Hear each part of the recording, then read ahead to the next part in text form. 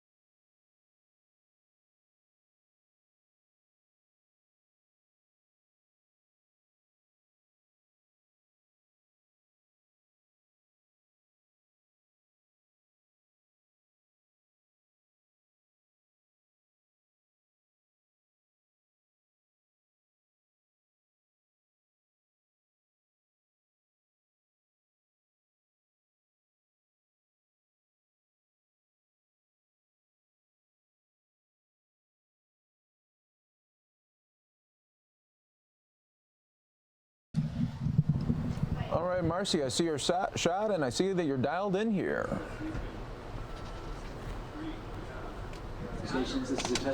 Hello, thank you, Mike. I am. Great, Marcy. Well, we're just 2 minutes out. We're gonna have you're gonna give us a great update here, and beautiful.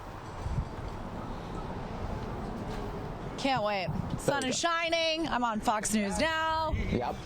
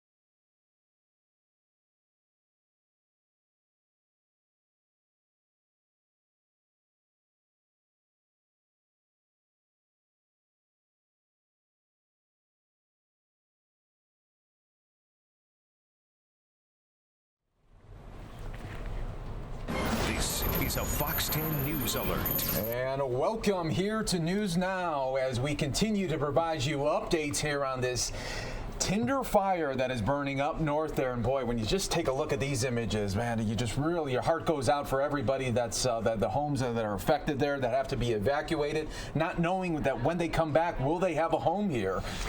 And it's rough because we know we did not have a great winter. This last winter season was pretty dry. We had a little bit of snow, but not nearly enough that you would like to see to really provide the health to these trees. Yes. So they're already pretty dry, and here we are now, just going into May. We still have to get through June before the summer rains come. That is so true. And now, hi everybody, Mike Page here alongside Ron Hoon. Welcome to News Now as we're going to get you caught up on all the top stories. But first, let's go to our very own Marcy Jones live with an update. Marcy, what can you tell us at this hour?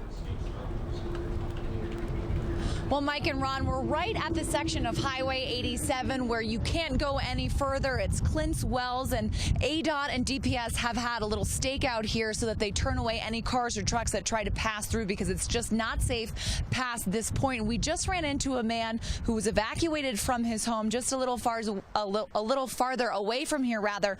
He said he was told that his house was destroyed. He was very upset, couldn't sleep for the last 2 nights. One of his friends actually snuck up to his house, saw that it was still standing miraculously, and he just got that news. So he was practically in tears saying, I'm so relieved. I just moved my mother's things into my house to remember her. She just passed away. He said nothing else around his house was standing except for the home itself. And that's only because the previous owner actually cut down all of the trees and shrubbery around that area because he was planning on doing construction. So that stopped the fire from getting to his home. So those are the kind of stories that are amazing that we love to focus on out here, because right now this is a tough and unknown situation, especially for those 500 firefighters out there battling this. And you know, it's really just such a fluid situation with the wind going different directions. They're trying to use every resource they have available. They told me earlier this morning around 1 o'clock they flew a plane above with infrared sensors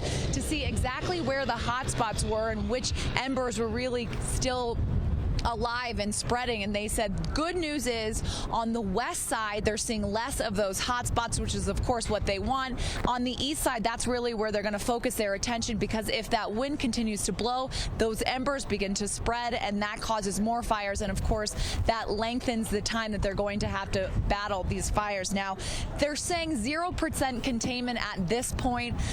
that number is very scary for a lot of people that don't know the logistics of firefighting, and they're saying the reason why it's 0% is because they're focusing on structures. They want to prevent all homes, all buildings from getting set on fire. Of course, safety is their #1 priority, so that's really what their focus is. As far as firefighters are going and their spirits, they say it was really lifted yesterday evening when they had a community meeting here. All the residents came out with thank you cards showing support and love for them, saying thank you so much for protecting our homes. And the fire officials say, you know, you might think that that's just a little thing, but that love and support and showing them that they really are grateful just really does so much for them while they're out there working so hard to protect our area. So that's the latest out here. Of course, as we keep saying, this is constantly changing. We're constantly getting updates. But for now, that's the latest information that we have, and we'll check back in with you in a little bit. Marcy, we've been watching the wind kind of whip around as you've been doing your report. It's kind of concerning. It seems like it's, if anything, the winds are getting a little bit more intense compared to earlier in the morning. That's absolutely correct, Ron. Earlier this morning when we got here around 6, because it is a pretty long drive from Phoenix, it was pretty still. And then all of a sudden, towards our last couple of live shots for the morning show, it really started picking up. And now it's a little intermittent, but the gusts of wind definitely do start picking up. And from where you're set up, you're far enough back down the highway. As you look on the horizon, do you see any smoke from where you are, or has it moved farther enough to the north? It has moved farther enough to the north, so we can't smell anything out here. We can't see any smoke, but it is farther enough to the north, and the wind actually, I think, is kind of carrying it away from us. Yeah. Okay. All right, Marcy Jones, they're live for us. Thanks so much for the live update, and be safe coming back here to Phoenix. Thanks, guys. Yep. All right, so we're just continuing on here with more of the top stories of the day. We're also following another big story here in Arizona, and that is, of course, the Red for Ed movement that is happening. We are on now day 4, Ron. And really interesting to see they were packed to the rafters yesterday as you go inside the legislative process here. And so they're in the governor says, and he sent that tweet out late Friday, we've got a deal, meaning there's a deal between legislative leaders and the governor to get the funding in place to try to resolve these problems. But you know what? Until it's actually passed, the teachers, it looks like to me, are really holding their feet to the fire. They are watching the whole process unfold literally from the gallery up top as they look down on what the legislators are actually deciding. Yes, definitely. And we have Carmen Blackwell there at the Capitol for an update. This is day 4, everyone.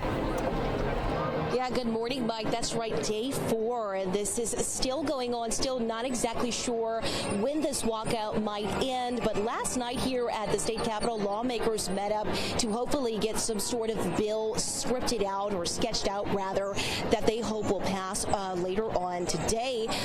Here at the House, you have a line of red, which is all these teachers. They're waiting to stand in line here, hoping to get inside so that they can sit in on the House floor, and they have letters in hand ready for legislators and lawmakers to read their concerns about their specific schools, their personal struggles, why they don't feel that Governor Ducey's 20 by 2020 plan is going to, in fact, work out for them and for their students.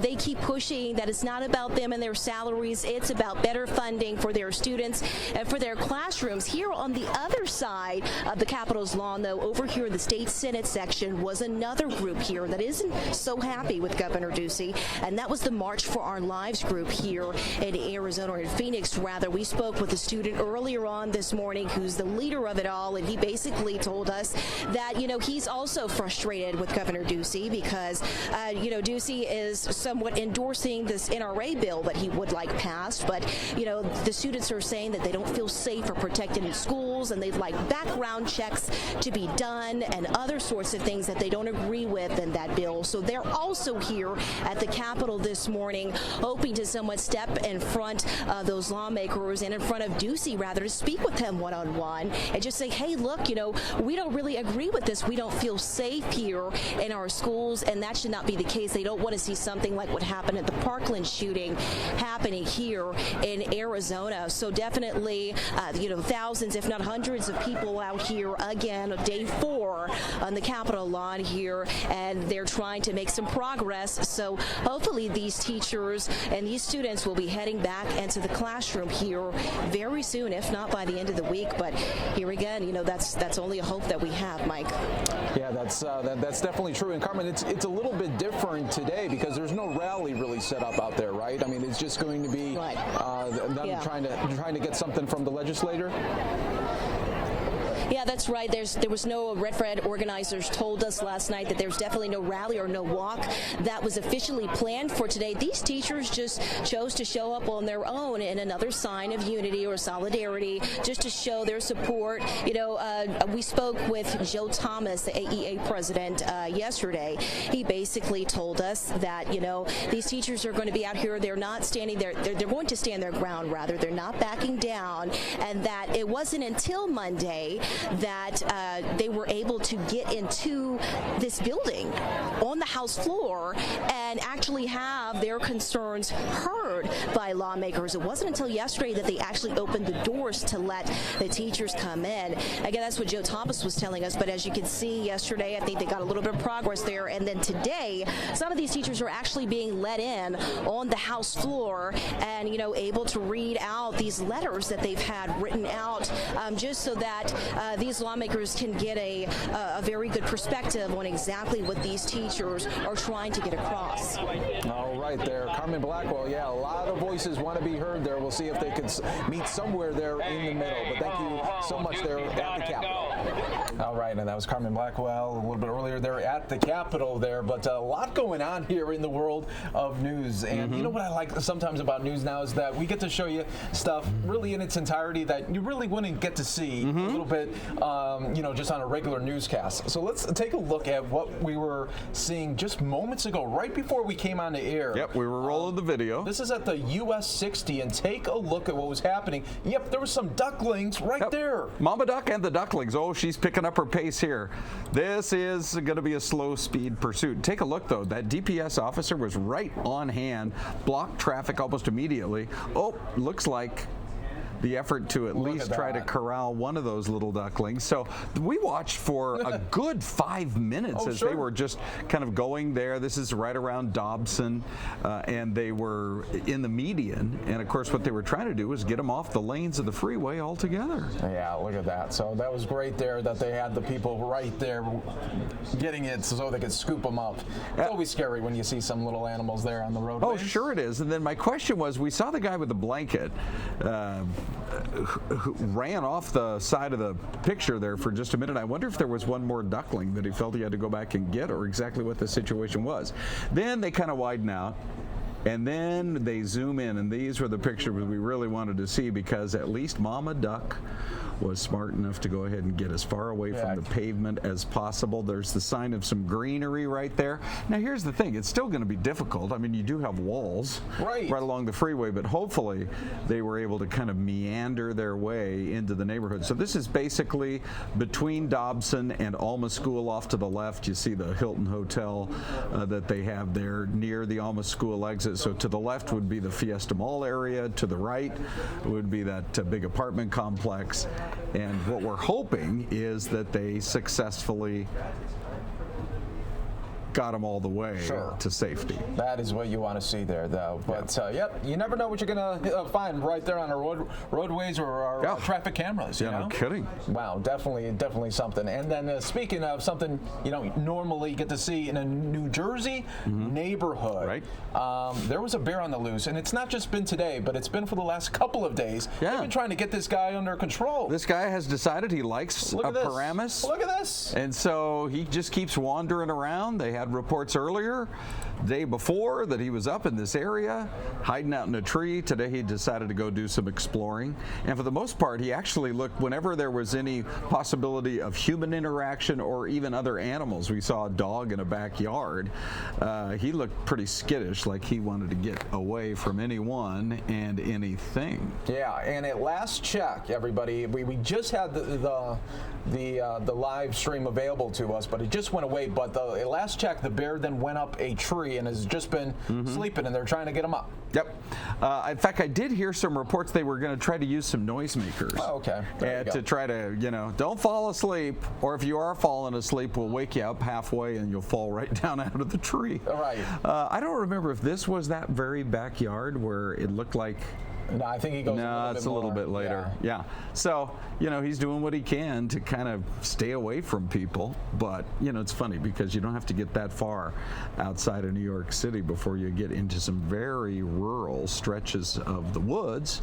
And this guy just decided to come out for a little look-see. Yeah, a little hangout there. So we'll continue to see if we could get an update maybe a little bit later today if we get that shot back available to us here. But I want to go to some other feeds that we're getting right now available to us just to set the stage for a little bit later here on News Now. We'll take you out to California. This is the California Attorney General speaking right now on immigration. Okay. So we'll go to that in a little bit. But also I just want to show you this is happening live now too in Washington. This is Mike Pompeo, from the State Department, now being introduced to his full staff. What's kind of funny is I remember a couple of years ago I was in Washington, D.C. I got up real early, and I wanted to go down to the Lincoln Memorial to see the sun come up. Oh, and it was going to be at about 6:45, 7 o'clock in the morning. And I had to park a couple of blocks away, even at that early hour. And I didn't realize that at the time how close the actual State Department building is to the Lincoln Memorial. Oh, is it right? Is it pretty much right? Yeah, Oh. It would be maybe 2 blocks to the north. Okay. Yeah, a couple of blocks north of the Lincoln Memorial. So they call it Foggy Bottom, that little stretch of Washington. And so, we've heard plenty of reports that the State Department has been a little demoralized over the course of the last couple of years. I think the quote that came out of this from earlier from Mike Pompeo was, "The State Department, we will get our swagger back." Oh, there you go. Yeah. Yeah. We'll see. We will see if that... Kidding. Mike, what a month it's been for him, right? Right. He starts the month of April by going secretly to North Korea. Yes. And he wraps the month up by going to Israel. And in between, they got to have the confirmation hearings in Washington. Yes. So, it's been a busy month for the guy, that's for sure. It really has been. And then coming up in just a little bit, about a half an hour, we're expecting this should be interesting. President Trump at the White House going to be hosting some of the pilot and crew from that Southwest flight that it turned out to be a deadly flight there that had to land, emergency landing in Philadelphia. So we'll hear from them at the White House. Well, that actually could have been that obviously was a very bad situation, and it could have been worse. Could have been way worse. In a situation like that, it requires some heroic action on the part of the crew just to get that aircraft down and safely landed. So pretty cool that the president is stepping up and saying, we got some heroes, both passengers and crew members, and we're not going to waste any time. Let's bring them to the White House and salute them. There we go. So we'll continue to monitor that and more. And who knows, if any breaking news does occur, we'll have you covered right here on News Now. But thanks, Ron. You bet. Thank you. And here's one more shot of the US-60. Who knows what animal we'll see next here. More News Now coming up next, everyone.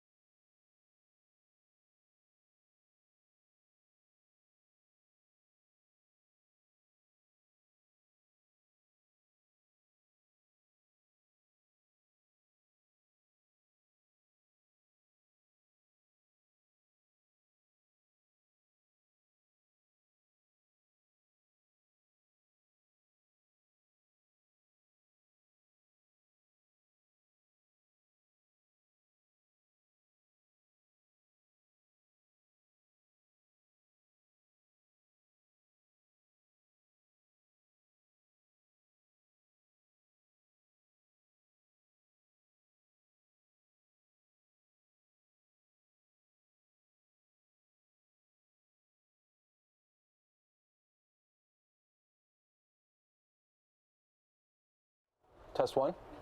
1, 2, 3. Got it.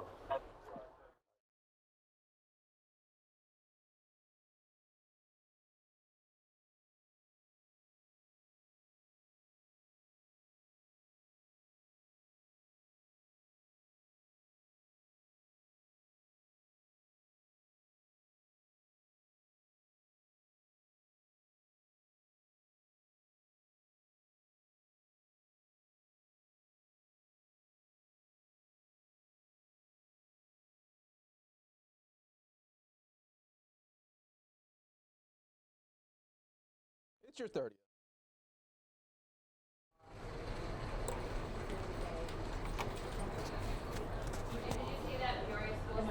Hi, and welcome back, everyone, here to News Now on this Tuesday. We appreciate everybody joining us here. Hey, it's already May 1st already. This year is just flying by. And how you doing, everybody? Mike Pace here as we continue on with News Now, bringing you the top stories here of the day. In about 15 minutes, we are going to be getting another Tinder Fire update there in northern Arizona. So that'll be coming from the Southwest Area Incident Management Team. We'll be taking that live for you in just about 15 minutes. So stay right here with us.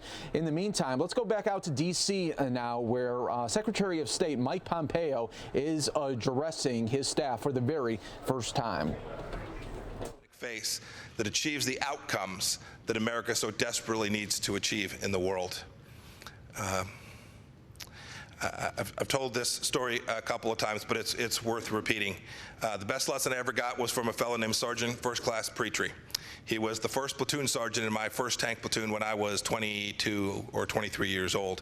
And I arrived there, and when I hopped out of the Jeep, he said, "Lieutenant, you'll do well to just shut up for a while."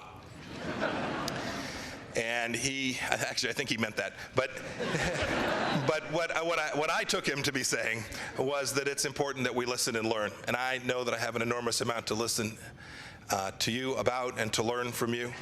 I talked about getting back our swagger, and I'll fill in what I mean by that. But it's important. The United States Diplomatic Corps needs to be in every corner, every stretch of the world, executing missions on behalf of this country, and it is my humble, noble undertaking to help you achieve that. So I look forward.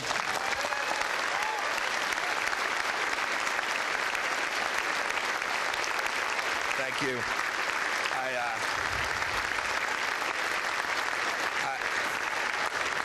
I look forward to meeting just as many of you as I can get a chance to do, to learning from just as many of you as I can, and to leading that team onto the field. I know that we will deliver for this president and for this country. Thank you. May the good Lord bless each of you. I'll see you all around the building. Thanks.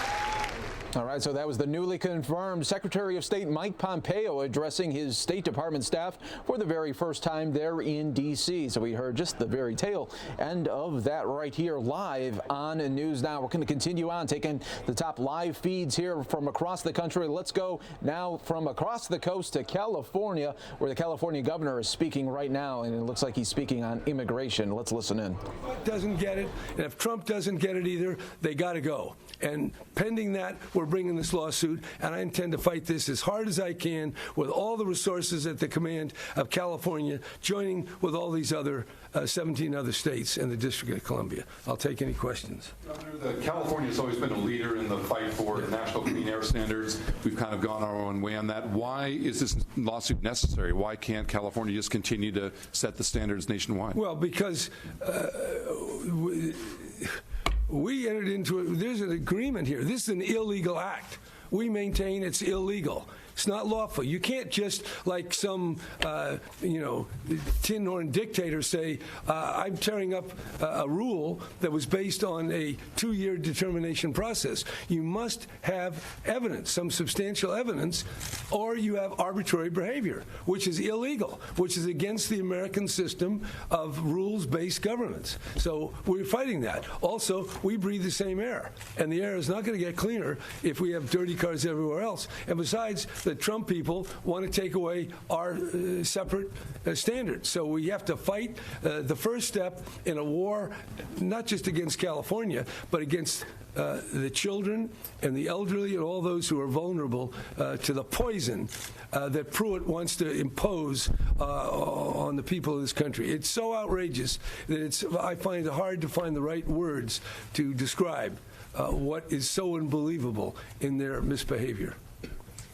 You mentioned, Yes. that we have a variety of other things in lawsuits against the Trump administration, immigration, healthcare. Do you see the fights on climate as the most important fight that California needs to have with the Trump administration?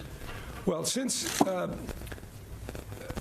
the climate disasters brought about through the buildup of methane and CO2 and oxides of nitrogen and CFCs and all the other greenhouse gases present absolutely catastrophic consequences for California, for America, and for the world.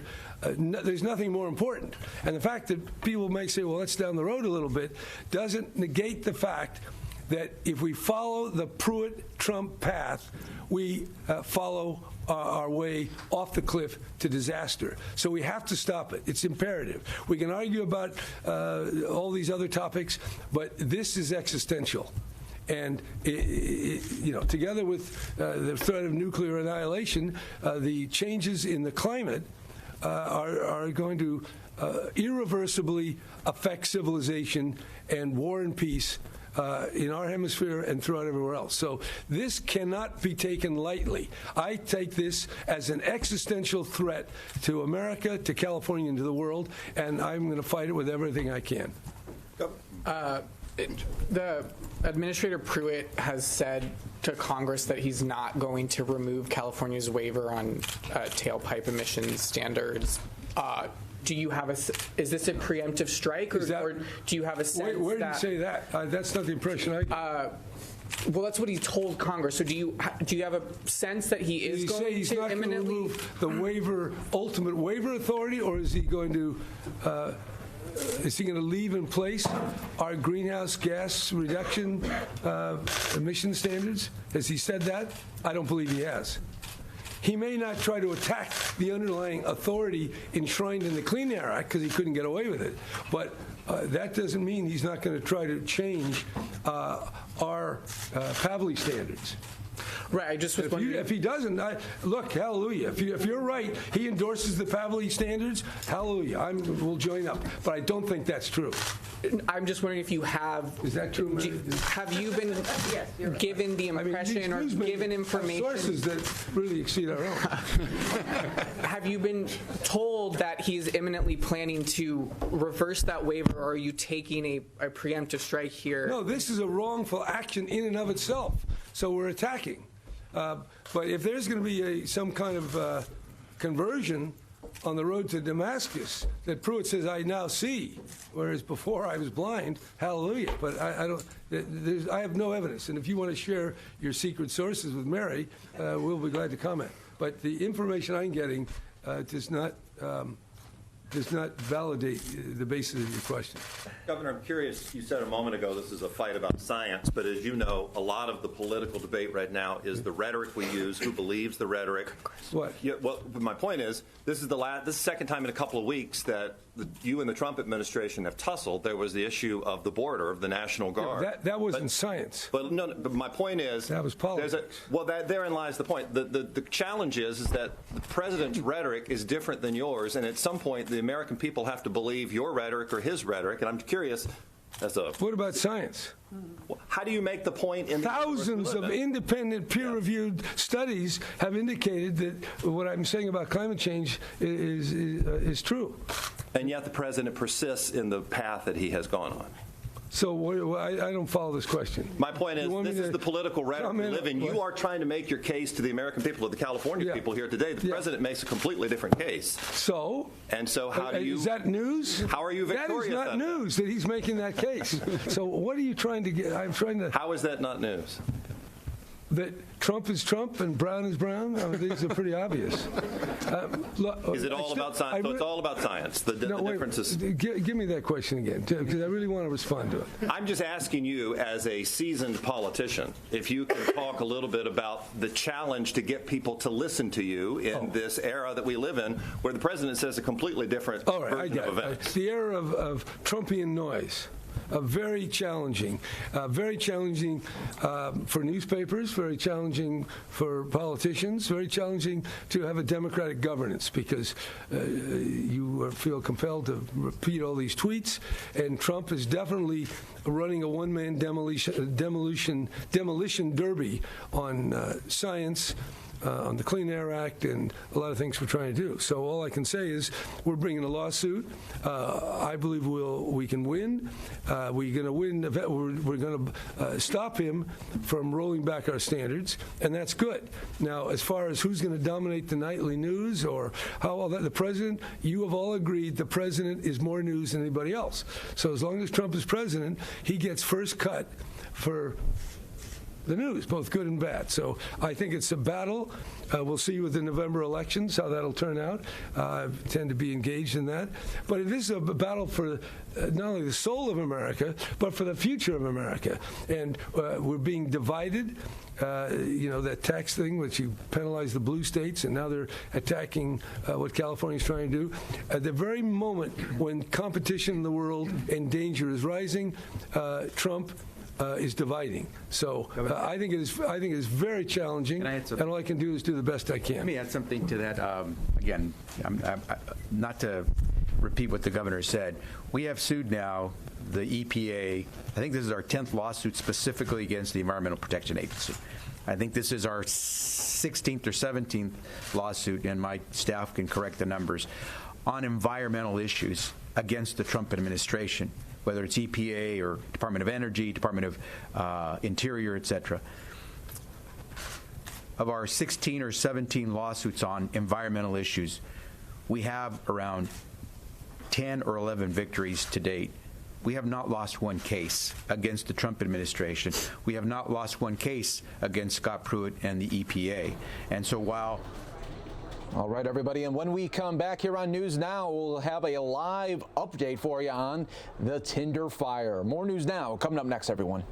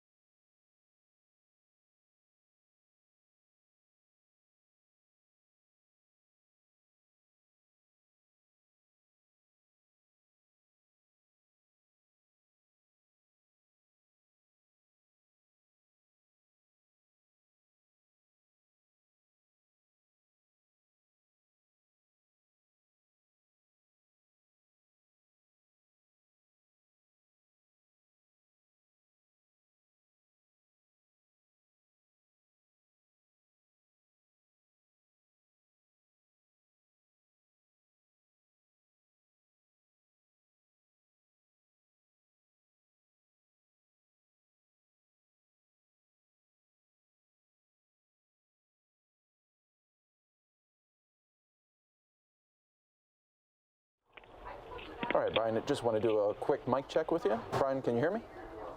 Yes, I can. Okay, great. So we're just a minute out, and the next time you hear me, we'll be good to go. All right.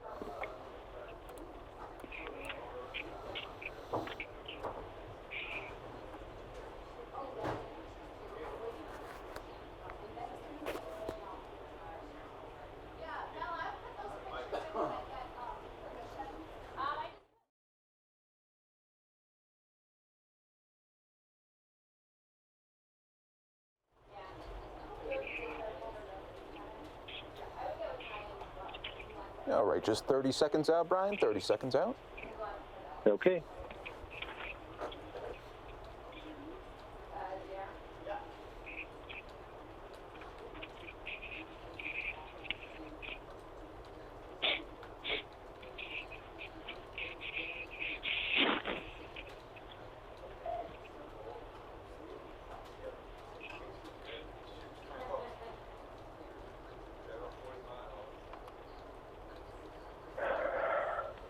And welcome back, everyone, here live to News Now, as we are going to be getting a Tinder fire update right now. And on the phone is Brian Scott with the Southwest Area Incident Management, also the Tinder fire spokesperson. Brian, what can you tell us? Well, good morning. Yes, we made some progress overnight, especially up into the development area, the housing area. Actually, the overnight crew, thankfully, had not very much work to do. Their job was to search out any remaining hotspots, and as our infrared map shows this morning, there weren't very many up there on that perimeter of the fire. The western and northwestern side is fairly cool. Okay, and tell me, how about the amount of firefighters right now? The last check was about 500. Has that changed at all? Yeah, we had 500, and then now yesterday we had 510, and today we're listing 559.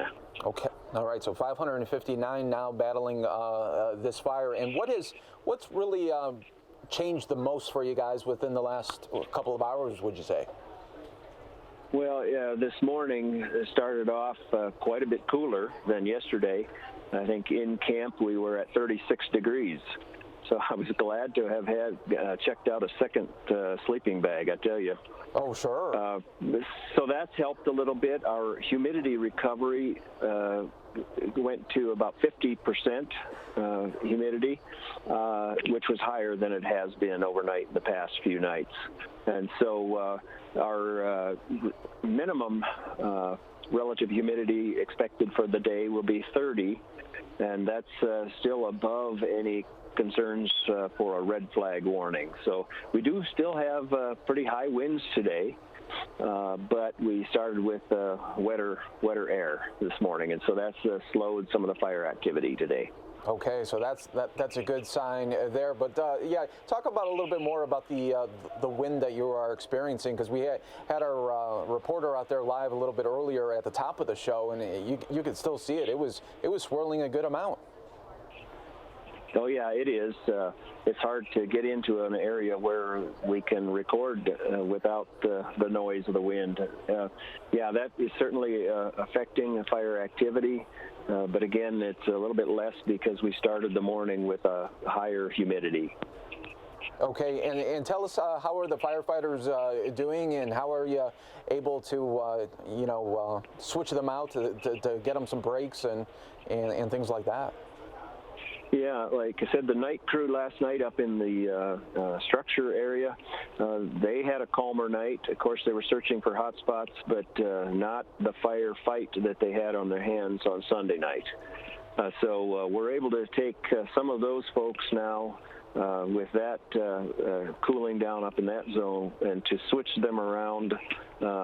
We've got some dozers and other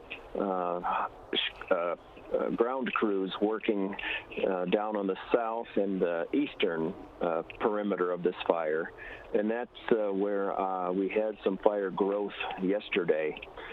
Today, this morning's fire acres is listed at 11,420. So that's an increase, and that's showed with our infrared flight of 1 o'clock this morning, looking for heat. Okay, and what, Brian, what would your message be to the people that live in the surrounding areas? What's your message to them at this hour? Well, we have worked really hard up in the subdivision area, and actually we're talking, there were discussions this morning at our briefing that we're starting to talk about the time to start letting them in, maybe a phased return for those that are further away from the fire perimeter. But we're getting a little bit better handle on that perimeter, and so we're starting those discussions. And whether that'll happen in the next 2, 3, 4 days, I'm not sure, but we're starting that talk. The other hot east, we want to try to stop this thing before it gets into that next deep canyon, which I believe is called Leonard Canyon. Because if it gets down into there, there's a lot of fuels, and that could make this fire a more long-term event. We sure want to stay away from that if we can. Oh, yes, absolutely, absolutely. And will there be any additional briefings today or tonight that the people should be in the know of? I don't believe there is any public meeting scheduled for tonight. We are trying to routinely send out our fire updates, and we've been a little bit challenged there, and we apologize for that. But cell phone coverage and internet access up here is very challenging, and we hope folks have been patient. But we're taking a lot of phone calls and trying to tell people what's going on, and we've been working hard with that.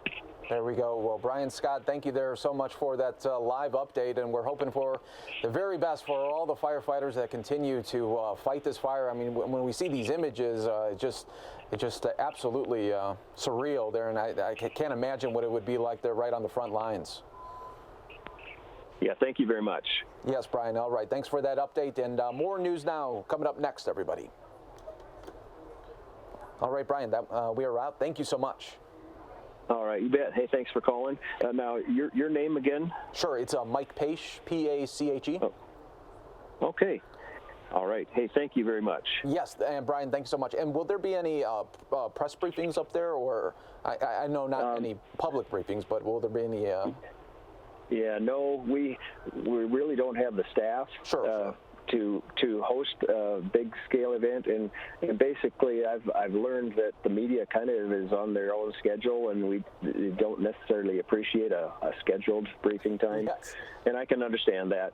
So we're facilitating as many interviews as we can down here at the roadblock on the south end off of Highway 87. So we've been doing that, and that's been my focus over the last 3 days now. All right. Well, Brian, thanks so much for that update, and be safe out there. All right. Hey, thank you very much. Thank you.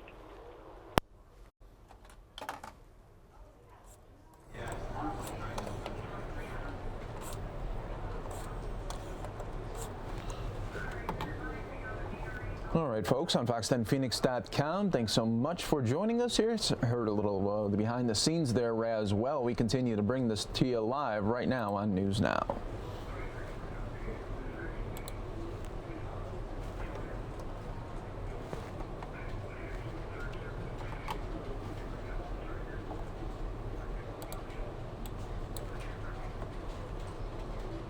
How about that, brother? Yeah, they just needed to get off the runway, get it spun up, and make sure it was cool. And now here we go. We're about to lift off, and we're airborne. Look at this thing. Who would believe that it could even fly? That is an unlikely aircraft, is it not?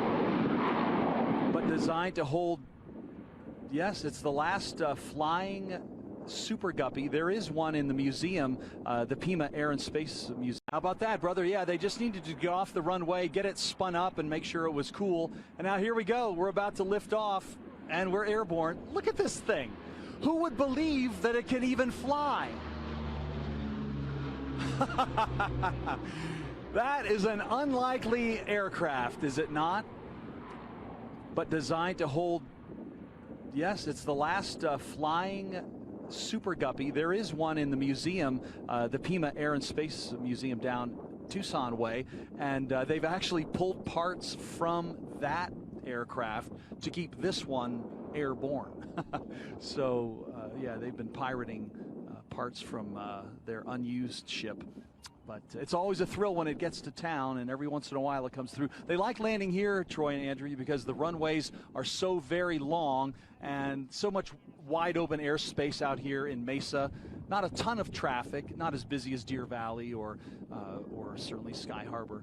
And so it's a nice, easy in and out. Plus, they all get to eat over there at the Barrio Cafe, which everybody loves. They just opened a cool restaurant there a while ago. Yeah, it is.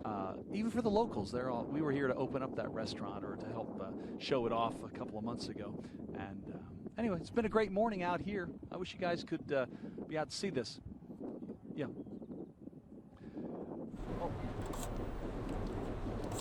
All right, so that was just a little bit earlier today. You can see Corey McCloskey having a lot of fun out there at the Phoenix Mesa Gateway as we saw that Super Guppy go up and away there. Yeah, that's always neat to see there, no doubt about that. And a little bit before that, I just want to show it to you just a little bit ago where our very own Corey McCloskey kind of got an inside look, right behind the scenes look, right before that beautiful plane went up in the air. Let's take a look at this, everyone.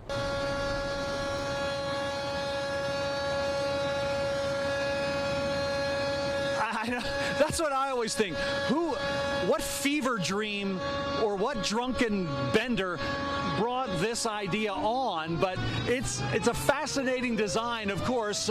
There aren't many like it. In fact, this is the only Super Guppy that's left flying.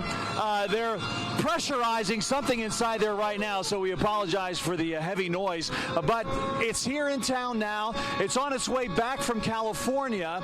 Its payload is the heat shield for the Orion satellite, or the rocket that boosts the Orion satellite into orbit. orbit. They were doing some testing in California, and now they're on their way back. Ryan Smith is with us.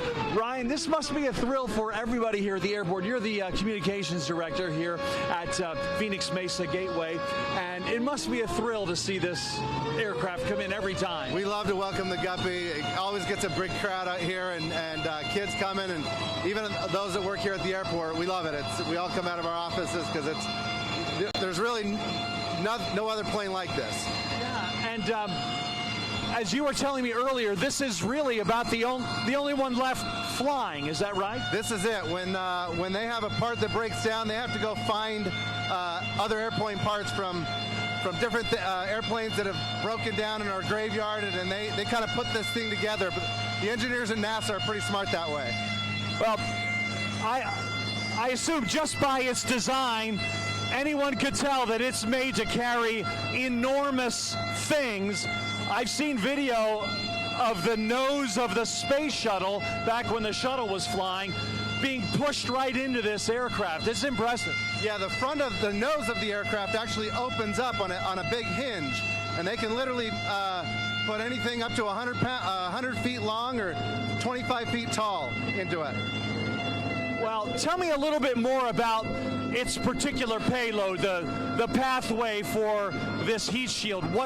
What's its purpose and where has it been? So what they do is it's designed and held in Colorado, but what they have to do is they have to do heat testing. So they ship it down here, they refuel here at Gateway, and then head up to Mountain View, California, where they heat test it, put it in an oven for 7 days to make sure that it's not going to burn up on its way to space, and then ship it back and put it on the rocket. Very good. Well, thanks. We appreciate it, Ryan. Next time we get together, you guys, we're trying to get inside the Guppy and see what it's like to fly this thing, and we'll hopefully carry the takeoff live for you around 9 o'clock. So we'll see you soon.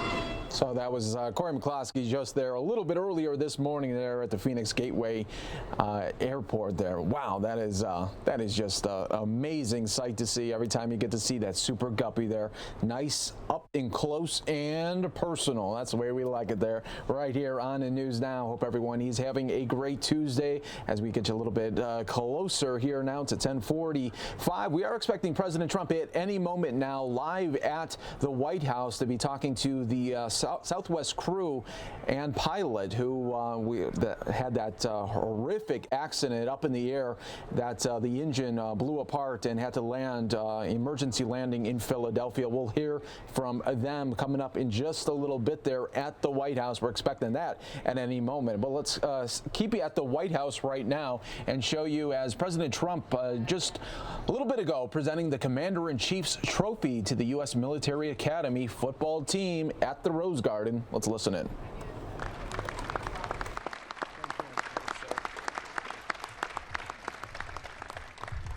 A special thanks to West Point Superintendent, Lieutenant General Bob Cashin. Where's Bob? Where's Bob? Come here, Bob. How do you like it, Bob? Bob Cashin, you remember our meeting? Yes, sir. Right? I do. That was a good meeting, right? It was. It was great. But I'm glad you did what you did. Yes, sir. And you have done a fantastic job. Thank you, Bob. You made the right choice. Made the right choice with you.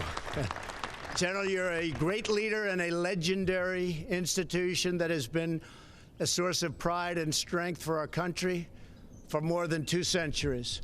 I'd like to welcome 2 West Point grads serving in my administration who are here today to celebrate the Black Knights history and really that historic victory. Secretary of the Army, Mark Esper. Where's Mark? Mark, how are you, Mark? Doing a great job. And a man that's gotten more publicity than me lately, our new Secretary of State, first in his class at West Point. Is that a true story? It is. Huh? Come on, tell me, is that true? He was first in his class, and he is who he is today because I was his TAC officer as well. That's right, sir. Mike Pompeo, and he's been busy. General, he's been very busy. He's been a busy guy. How's everything going? Good?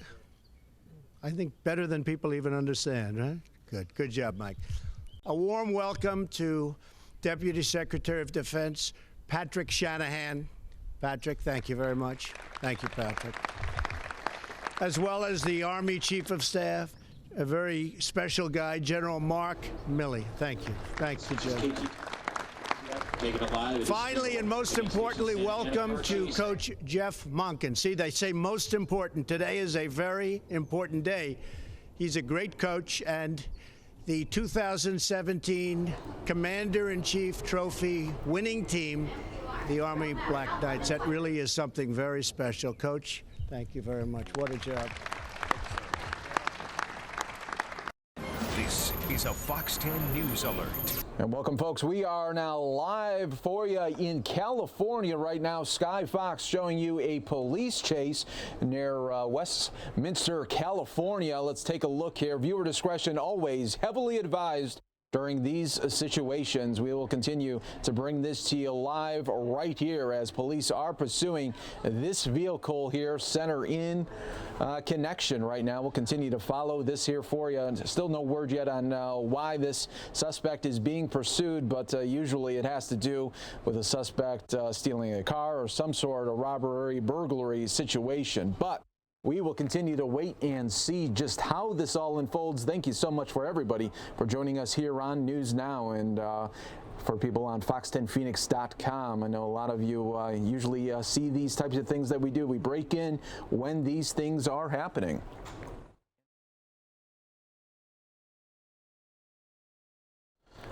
And we will continue to see just how this unfolds. You know, the very scary part about these types of chases is, you know, the suspect always just really is just thinking about themselves.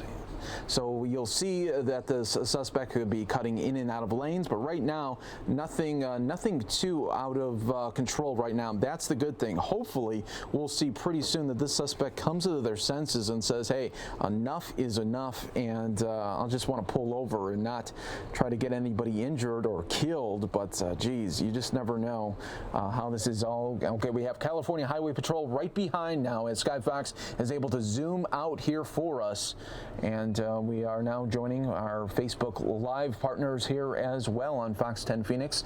Thank you to everybody for joining us during this police chase. As this is happening near the 405 there, Westminster, California at this time.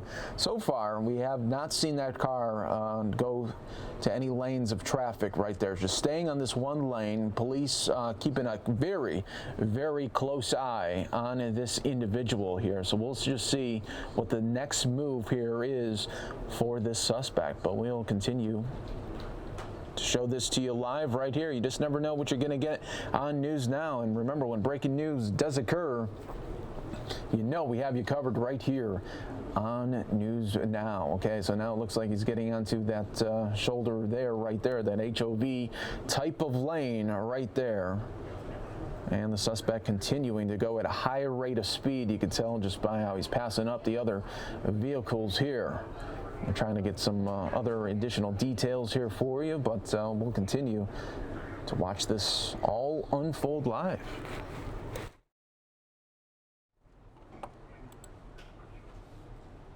All right, and we are getting some details here. This chase reported stolen vehicle, so that's something usually that we have seen in the past here. Usually a stolen vehicle, some sort of burglary that has come up with this chase here. But this chase, the suspect really not going anything in and out of traffic too bad here right now. But I'm joined by our very own Troy Hayden to give us some play-by-play as well. Troy. Hey, Mike, how are you? Yeah, good. Just sitting down in front of this here, so I'm thinking it's that little like silver type car right in the middle of the screen. Yeah, it's the silver car here, and once again, we've seen a chase where the suspect only caring about themselves. And really not thinking, because they've got helicopters above them and everything else. So is that a BMW? Looks to be it. Is it? It's an Audi. Okay. Yeah, so that's a high-performance vehicle.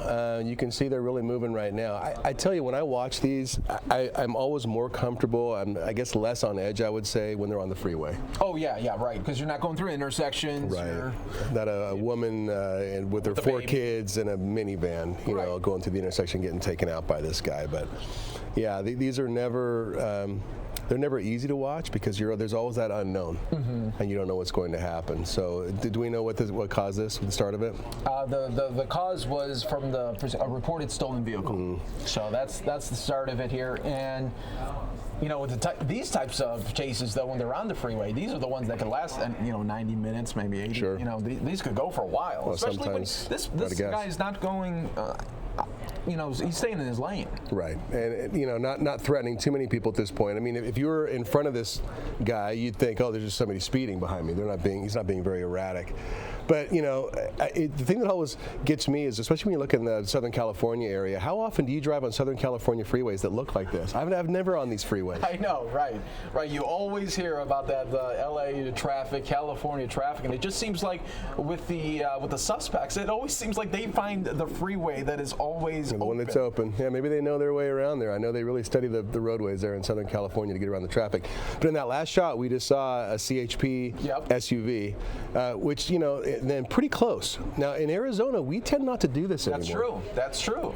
We back off. I mean, I think they found in a lot of these cases, unless you got a really dangerous felon with actively shooting a gun out a window. Go ahead. Zigzagging right here. Okay, now it's getting a little bit dicey. Now we're getting dicey here.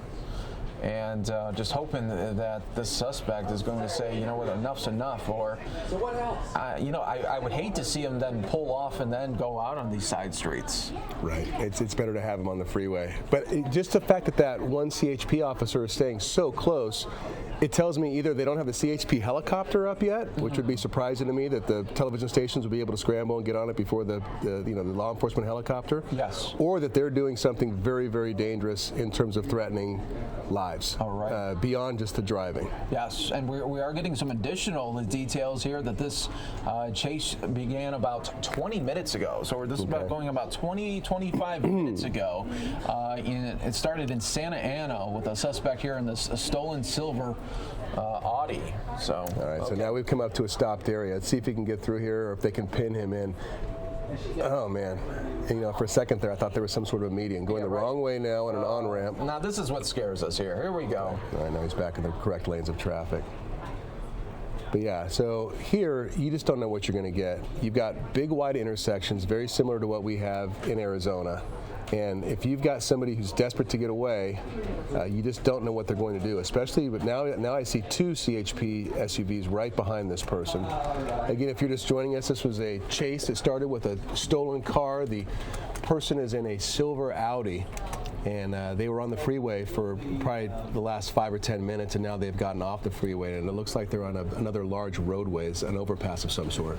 All right, so this is a chase that's going on now about 30 minutes here. We're getting to the top of the hour, getting close here, and we'll continue to see oncoming traffic. Yep. And this is where you just think, now other drivers on the road just don't have a lot of time to react. If somebody is driving at a high rate of speed and they come out of a blind spot. Yeah. And every time I watch these, I cringe during the intersections, especially because that they're 9 out of 10 times they're just going to go right through that red. They're just going to slam right through it. Train tracks, they just went over there. But again, they've found another road that there's very few cars on. Yeah, so this is underway right now in Orange County. If you're just joining us here, welcome to News Now. I'm Mike Pace, joined along by Troy Hayden as we continue. There's California Highway Patrol right there. Yeah, at least 2, 3. Look at that. Maybe 4. Lot now. So now you would hope and these are the larger vehicles too, these big SUVs yes. now, either like an Expedition type vehicle or a Tahoe or something like that, so that if they get this guy to stop again, you think they might bring the big SUVs in to try to pin him in. But then that's a huge danger for the officers, especially if they think this man might be armed, because now all of a sudden you're up very close to somebody who's got a weapon. Yeah, we don't know. There's been no confirmation that they have weapons. But no. But that definitely plays a whole nother angle into it. And then you got to figure too, if this person is willing to steal a car, if they're willing to go on a chase, what else are they willing to do? Right. Well, they get desperate, and oftentimes, it's the middle of a crime spree, or it's somebody who's on drugs and they're not thinking clearly, And the penalties for these sorts of chases, especially here in Arizona, they're not commensurate with what they're doing, in my opinion. I mean, in a lot of ways, I don't know if this be like almost like a negligent attempted manslaughter or something, because you're doing something so reckless. Oh, sure. That you could easily kill somebody, and the fact that you aren't is more luck than anything else. Right. And this reminds me, just the way this looks right now. Remember when we were doing it about a month ago, maybe a month and a half ago, when it was the local one in Tempe? Yeah. And boy, that was a scary one that ended in just a horrible crash. It was amazing that person survived. I totally agree. Well, you know, a foot either way. In that, so this has happened right near, I see it, and going the wrong way again on an intersection. This is right near ASU's campus in Tempe, and it's just exactly what we're talking about. They went into oncoming traffic. There was somebody who didn't see him coming, and they just kind of glanced off each other. It was a very violent impact, but it wasn't clean head on. It was kind of, you know, like headlight to headlight, the opposite sides head on. And the woman, I think, had like a broken arm or something. But to walk away from that, I was like, wow. And here we're hoping that that's not the case in this this story, in this chase. We're hoping that this guy's hopefully maybe run out of gas. At least stopped here. Something. You know, at least paying attention to what's going on. Now, the only real way you can slow somebody like this down with these traffic conditions is to try to get out in front of them and use those stop sticks. You know, and it's basically a long plastic tube, for lack of a better term, filled with hollow nails. And those nails, they look more like jacks, like the game of jacks, but they're hollow. So the second they get into your tires, they let all the air out, and you know that'll slow you down once you're driving on rims. But as long as you have a car like this, again, an Audi, you think it's probably got at least a V6 in it, which would make this, you know, pretty highly powered car. Okay, now we're going right there. No, and unless you can get out in front of this car. And that's always dicey too for the police, because they got to get right there on that curb almost to do a pit maneuver. Yeah, and it's almost, I don't want to say impossible, but it's very difficult to do a pit maneuver, which is when you get up behind the car and put your car into the back, like rear quarter panel, to spin it out, if they've got full tires. Because those tires tend to grip. Yeah, right. You know, so unless you've got them at the perfect spot where they're, say, you know, on a curve, and you can spin out their back if they're on a curve, it's very difficult to do. So the first thing you've got to do is get those stop sticks in. And so they've got to try to predict heavy traffic here. Where this person's going. Oh, can you get over that? Yeah. Oh, wow. Just barely got over it. I thought he was going to high end Just it there. barely got over it. Okay, now going through a parking lot here of some sort. Apartment complex, maybe. Yeah. Oh. They go. Hard They to see stop those right there. trees. Do we got him? They may have stopped him right there. No. Oh, here we go. Oh, T-bone. Brought him in. Oh, he got away. They did not get him.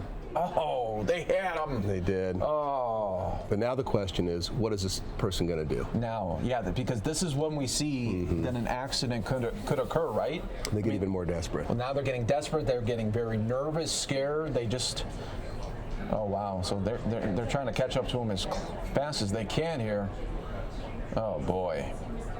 For those of you joining us here, welcome on News Now. It is 11 o'clock, and we are covering a police chase for you in Orange County, California. Viewer discretion is heavily advised here, as we just saw them try to take down the suspect. They almost did, but couldn't. And I'm joined by our very own Troy Hayden as well here. Yeah, they try to get in there almost like tweezers, you know, one side on the other to try to pinch him in there, and it didn't work. And they were so close to doing it. But now you've got somebody who's saying, wow, I almost just got caught, and now look, they're much closer than they were before. Yeah, they were. They're riding them a little bit more now.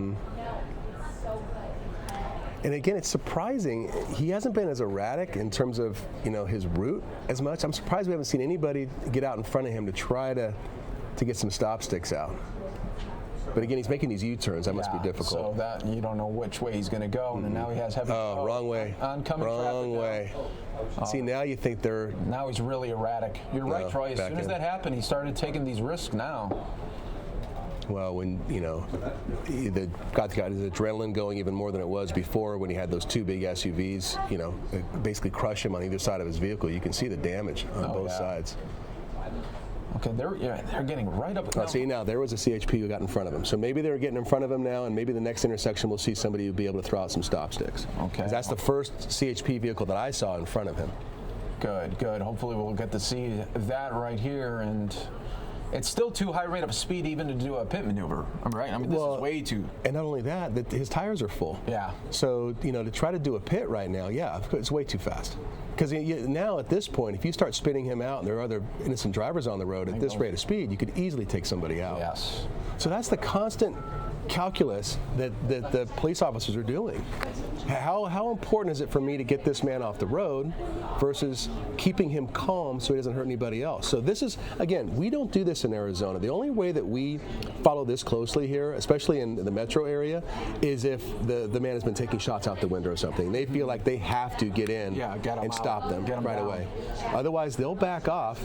And what we have here in Phoenix is we have a bunch of unmarked larger vehicles that will come in, and once they stop, they'll spin that car out or stop it. Yeah, this is a little bit different. You're right than what we would see in the Arizona chase. But another traffic, another red light. What happens now? See, right now, if he hits him right here. Get him now. Oh, no, he didn't. He held off. You're right. That would have been the only time that you have a shot at that pit is when they're turning like that, when the tires are full. You're right. The risk assessment that the police got to look at and then evaluate second by second. In real time. In real time. Yeah. This is not like something you could do, 2 minutes down and think about it in hindsight. Yeah, try to Monday morning quarterback, this kind of stuff. It's the same thing as a lot of the shooting scenes, when you have, is it justified, is it not? I've been through so many. Okay, here we go. Another red light on the sidewalk. Okay, now into a parking lot again. Gas station maybe, something fast food. Okay, now would be the time. Let's see. Strip mall. He's going to hit right there. Working man. Oh. No. Another opportunity where I think maybe they're making the decision not to try to pit him here at all. But every time now, every second that goes by, just another risk goes up. More people put at risk. More people. But fortunately, at least in this neighborhood, and it is kind of a quiet time of the day. It's only 10 in the morning there. They're an hour earlier. No, we're the same time now, right? Yeah, so the same time as we are. So, this is before the lunch hour. This is after the morning commute.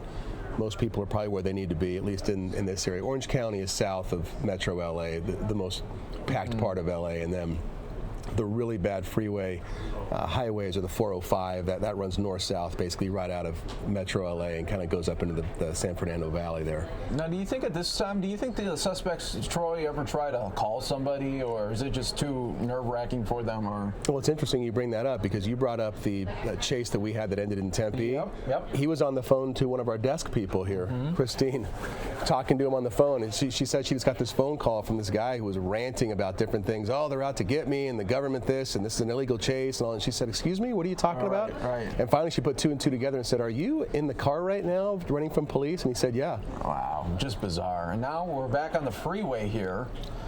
So now there was several opportunities where it looked like that suspect was going to be stopped, and it didn't turn out to be. And now back on the freeway here, and more high rate of speed that we'll be seeing here.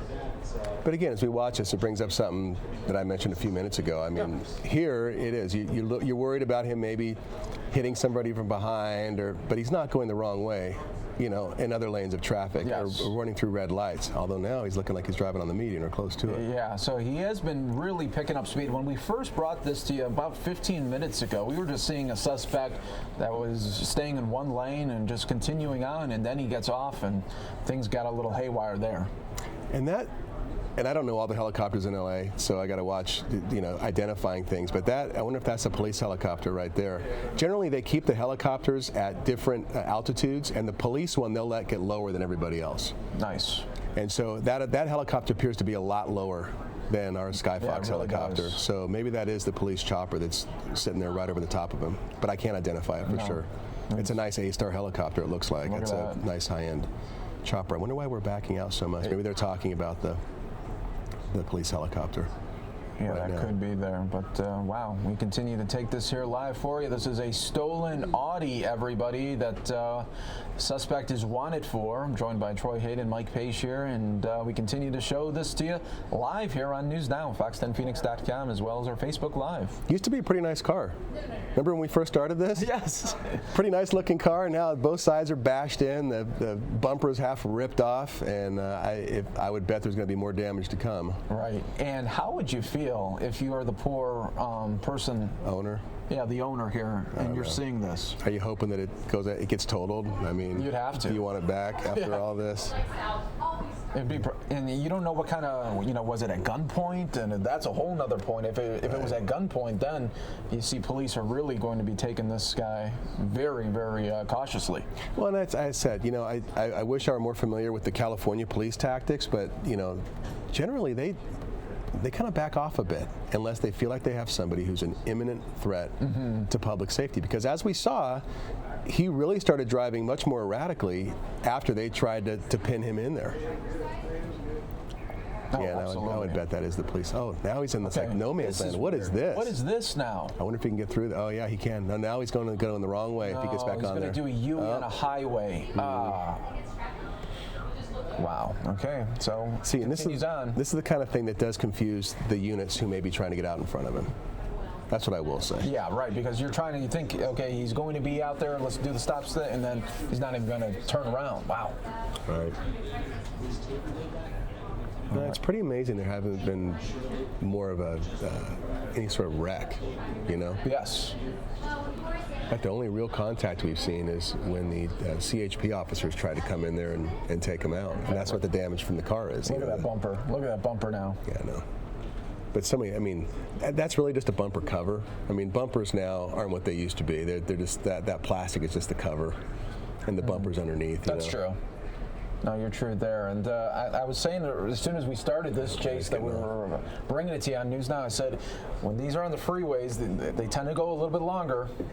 Just getting off the 5. I didn't catch what he was. The 5 is a major north-south artery that actually runs from San Diego all the way up to the northern part of the state. Runs all the way up to like Mount Shasta and Redding, and that's one of the biggest interstates in California, I-5. Wow, okay, so the suspect getting off here. Let's see what the next move. See, like right here is where he could spin him if he really wanted to. If he wanted to get in there and hit that quarter panel, but he doesn't. No. Okay, and now onto another freeway here, and the chase just continues here. And really, this could go on for quite some time the way that this is going right here. But you never know what the suspect is going to do next. Yeah, maybe he's got a high-powered enough car that he's able to stay in front of those. Now he's kind of, you wonder if these 18-wheelers if they're aware. Right. See, because they kind of had him right there. Come on. Boy, this is getting close. This is getting close, everybody. If you're just watching, welcome to News Now as we're bringing you the very latest out of Orange County, California. Mike Page here alongside Troy Hayden. Welcome, as this driver has been getting increasingly erratic through the last several moments here.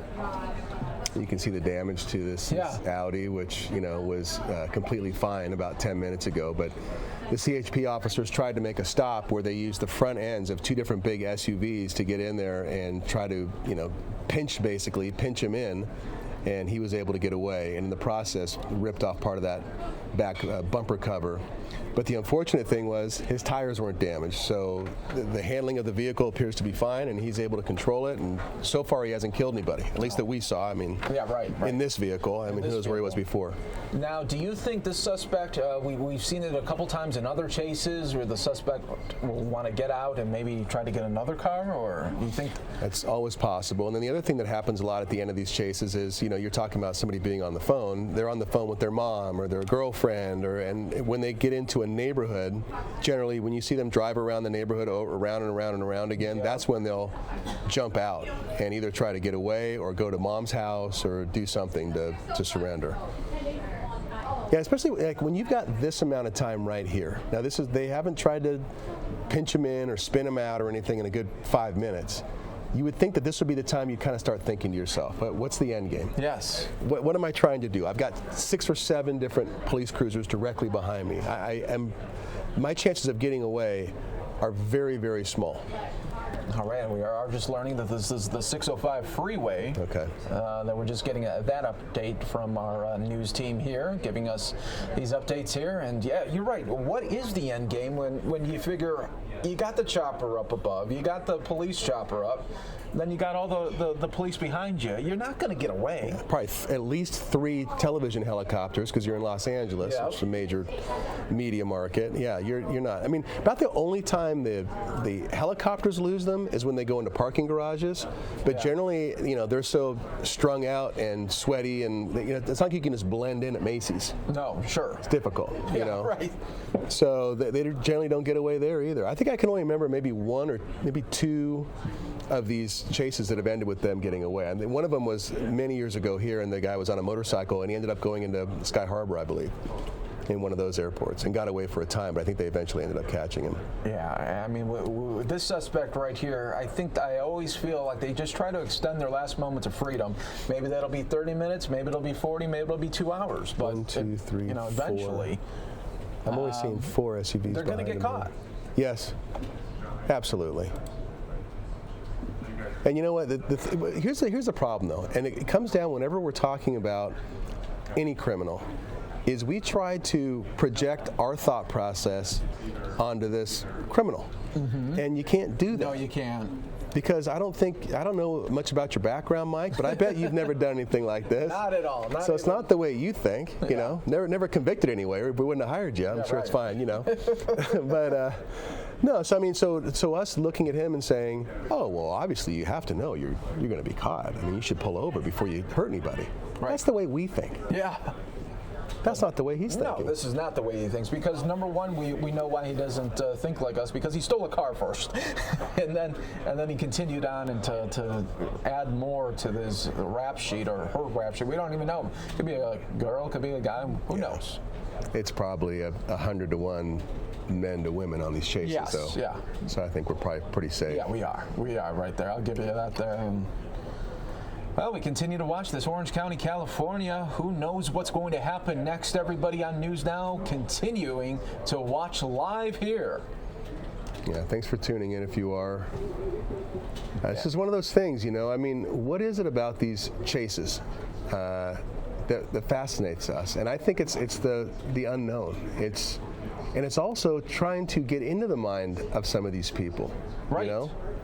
That is true. That is true. And for our viewers here on Fox10Phoenix.com and Facebook Live, let us know where you are watching from right now. We have viewers really from all over the country. And these people, when we push out these push alerts, it's amazing. Okay, here's to a see stop. Just how Here's many a stop. people watch these. No. Here we go. And I bet you said the country. I bet the world. Oh, yeah. Yeah, I saw a guy yesterday on our stream. He was from New Zealand. Oh, really? Yeah. I wonder if they do this in New Zealand. Yeah. I don't know. Or are they like, I bet there'd be like a herd of sheep that would get in the way. That's true. And they'd stop. That is really true. Yeah, but this is the way they do things in LA. And I bet we have more chases than this in other cities, but like I said, in LA, you've just got, they're very quick to get out on these, and there's so many media helicopters. That's true. Plus it's just a big city. And unlike New York, like everybody's got a car or access to a car in LA. That's true. It's a different kind of deal. Yeah, we don't see many chases through the streets of Manhattan, do we? No, we don't. No, we don't here. Okay, here we're getting close. Okay, ooh. Now, don't you think that would have been an opportunity to squeeze him a little? I don't know. I think it would have been tough to get in between him and the curb. Look, there have been some really good opportunities to try to pit him. Oh, wrong way again. Gosh dang it. On the median. Okay, this would be your There you go, right there. There you go. Good move. There, everybody. Okay, wait a second there. They got to get in front of him now. So remember, we don't know exactly what's going to happen at the end of this chase. Viewer discretion advised here. Viewer discretion is heavily advised, everybody. Looks like there's a wall they made. Well, he doesn't appear to be driving. Well, we may lose sight of him here. Not necessarily a bad thing. Well, now they've got him here, and I would imagine at this point they may be getting out with their guns drawn. So, how do we handle this on the internet versus on TV? Okay, viewer discretion is heavily advised, everybody. This is a Fox 10 News Alert. All right, and welcome here to News Now, where the pit maneuver just being taken place right now. They have that suspect stopped right here, and we are going to wait right here. Very best right here. If the police do come to that suspect, we are going to have to pull away here, everybody. But viewer discretion always heavily advised during these situations here. Good call. Stay right with us here, live on News Now, fox10phoenix.com and Fox 10 Extra. All right, so we have a delay button here. That's one thing I forgot. I'm not used to working on this with you, Mike. So we are able to delay this. So we're not going to show you anything that we shouldn't be showing you. But it looks like what we have right now, at least 3 now fourth is just pulling up, 3 CHP units. So I would imagine they're treating this, and I can see they are, as a felony stop. So they are going to stay clear of that vehicle. They're going to have their guns drawn. They don't know exactly what they're going to get. I do think it's odd that right when he got spun out, that there was no more movement out of the car, and the car didn't appear to sustain that much damage. Right. So, you know, you don't want to speculate, but I mean, what is this guy doing now? Not giving up, not trying to flee anymore. No. Now, at any moment, do you think he could put that in reverse and try to spin out? Oh, absolutely. I mean, we all saw the crash, right? Were you on News Now when we did that on 45? No. So our News Now audience on Fox 10 Extra didn't get to see that. We're going to pull that back in just a moment. Okay. So what happened was, you know, we've been talking for a good 5 or 6 minutes as to why that CHP SUV wasn't trying to do a pit maneuver and spin the car out. Well, he came around a corner. You can see there's kind of a bend right here, but it's not a very sharp corner. But they got behind him in the perfect area and spun him around, and so he backed into that kind of wood and metal median you see near the top of the roadway there. But it wasn't a violent crash. Let's show left is live, right is what just happened just moments ago. So let's show that to people here, just in case if you're just joining us here, want to see how this all unfolded here. So we were thinking, okay, that's going to be maybe where the pit maneuver is going to be, and then it's coming up right here. Yeah, so there's a very gentle slope, and right there. There it is. So he spun it around. Look at that. I mean, it barely touched. And why do you think he just stopped there then? Well, who knows what he did to himself? That's true. Yep. So we'll see. So Sky Fox continuing to show us live. We are back out live here now. Yeah, we don't know what happened here. It looks like he stopped controlling the vehicle at that point. It does. Right? Like it was almost an abandoned, slow roll across the road. Right. So whether he's on the phone, whether he was able to possibly hurt himself in there, or, but you know, I don't see these officers standing down. So they've got a much better angle than we do to look inside that car. And who knows? He could be on the phone with some sort of a negotiator. That's true. Right. Yeah, so we'll continue to monitor this here for you live right here on News Now. Very tense situation, obviously, for the police involved here. I give it up to the police. I don't know how they handle these situations. I mean, just think about it. You don't know what this wild card is going to do. And it appears, now we don't know what, and we're assuming it's a man because we don't know if it's a man or a woman, but we don't know what this person did before they stole this vehicle, right? So they may have an idea that, you know, he committed some sort of aggravated assault, or he had an armed robbery, or he may have seriously injured somebody. Who knows? He could be a murder suspect, and we just don't know. No, you don't know. So now they don't know either. Oh, I see a movement. We're seeing movement here. Yeah. We are seeing movement. Okay. Yep, that was a good spot there, Troy. I thought I did. Did you see it? No, I saw it. I saw it for sure.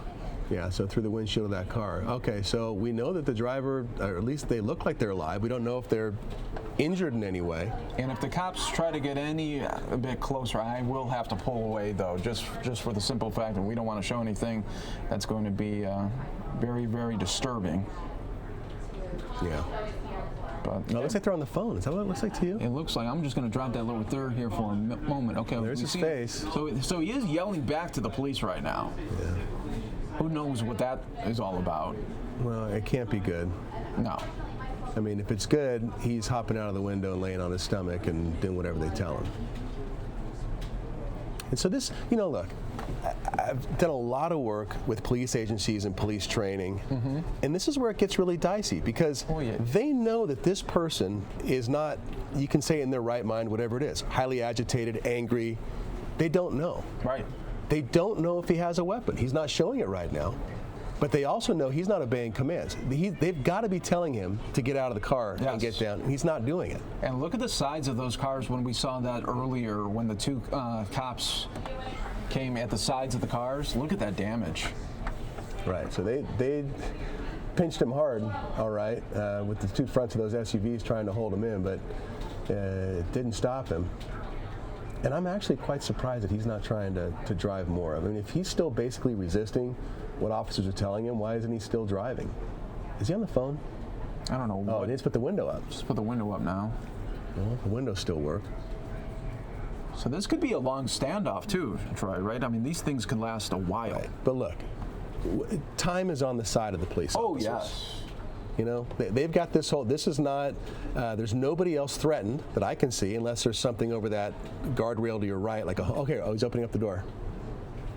Maybe this will come to an end right here. It looks like he's trying to put his hands up. Oh, he's got his hands right up. Okay, let's see the second hand. All right, where's the second hand at? Well, it's like he's passing a phone back and forth, it looks like. And he's showing them the phone, I think. You know, we just had that incident in Sacramento where the young man had the phone and they thought he had a gun. Yeah. And he was shot and killed. Oh, look, now, see, but the thing is, when they start reaching for their waistbands and things, you can't do that. Why is he... All right. Yeah, get down on the ground. Get on the ground. Very tense moment. He's almost moving like he's on something. Well, just look at his hand movements. Yeah. Look at his body language. Okay, that's... See, now when you reach back in the car and stuff, you can't... That's the kind of stuff that's going to get you shot. Yeah. And now, just get on the ground. Yeah, see, look what he's doing. That is absolutely the kind of stuff that gets you shot. Mm. All right, I give it to the police. I can't believe it. See, no, don't do that. No, don't. No, what's he doing? Yeah, there's something wrong with this guy. See? Now, like, imagine being a police officer. You have no idea. Obviously, he's erratic. He's got something going on. And he's not, okay, now he's obeying commands. Well, just keep it back there. Yeah.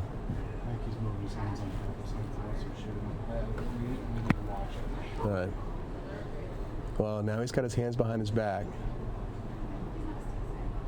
So they're still going to take their time. They're probably going to let him just kind of take a few deep breaths, make sure he's not doing anything weird. Okay, yeah, hands spread out. They want that.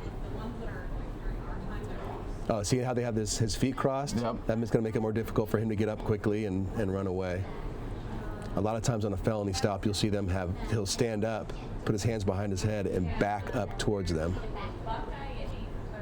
And that way it's also very difficult for him to turn around and produce a weapon and hurt anybody. Very tense, folks. Very tense moments here on News Now. If you're just joining us here, this police chase going for about 40 to 45 minutes. Oh, see, look, they got the shield, too. Got the shield right here. We're going to see it take. Oh, and they got the dog. Nobody wants to mess with the dog. All right. Let's go. One cuff. Good takedown by the police cuff. there. All right, done deal.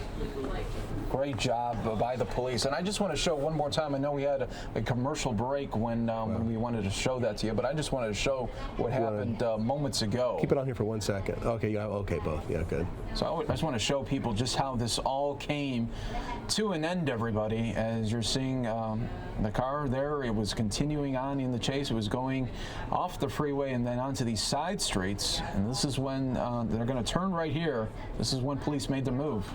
And didn't take much to tap it right. No, and it was a simple tap. Yeah, and it wasn't a bad crash either. I think he just gave up right there. Mm-hmm. But there was something going on with him. Yes. And I don't know if it was drugs or if he's got some sort of mental challenges or something, but he was not acting normally. All right, well, there we go. All right, well, thank you so much, Troy, for coming on and giving a little play. Nice job, CHP. Yes, good awesome job there. And more News Now is coming up next, everybody. Thanks to everybody for joining us here on Fox10Phoenix.com and Fox 10 Phoenix Facebook Live. Wow, very tense moments right there on News Now.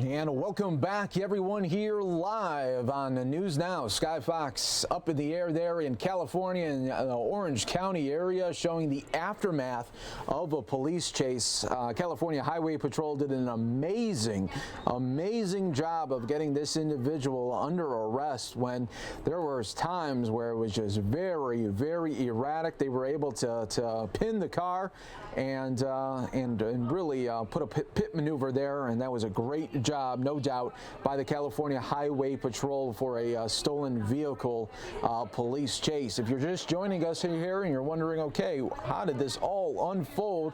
Let's rewind the tape just a little bit and show you this police pursuit as it was happening. We appreciate everybody joining us here on News Now as we continue to provide you the very latest news from across the country and, of course, right here on News Now. Remember, when breaking news does occur, you know we got you covered right here on News Now as well. So if you're just joining us here, this is just moments ago of this police chase there in near Orange County, California, and it was really something to see as police really had their work cut out for them, no doubt, as they really had to do pretty much just be very patient while that individual was taking a lot of chances, and we saw that all unfold right here on the News Now. But it was really something to see, no doubt there. And thanks to our very own Troy Hayden for coming up here, giving us play-by-play as well, all as that was happening just in real time. And we saw some real close calls, especially when it looked at, like, a couple times it looked like police had that individual ready to go, and looked like they could have done a pit maneuver a couple of times right before we saw that massive pit maneuver, but it never did play out until, of course, the very end. And great job by California Highway Patrol of just keeping calm. I don't know how they do it, especially when you're dealing with such a wild card of a suspect. You don't know what they're going to do next. You got to figure, first they stole a car, then they are continuing on that pursuit. They don't want to stop. They don't want to give up. And what are they going to do next? So that's always very tricky for police. You can't really get into a mind of a felon, you really can't, and you don't know what they're going to do. You know what you would do. You would stop, and you wouldn't have done that in the first place, hopefully. And so we'll continue to see here live on News Now here for us, everybody. Thanks to everybody joining us here. This is just moments ago for us here of the police chase there in Orange County, California. We provide you the latest breaking news alerts from across the country and, of course, in Arizona as well. But, when we have the breaking news out in California, we bring it to you. Police chases happening, and we bring it to you. Thanks to our viewers here on Fox10Phoenix.com and Facebook Live. Just joining us, this was a police chase that happened a little bit ago within the last hour.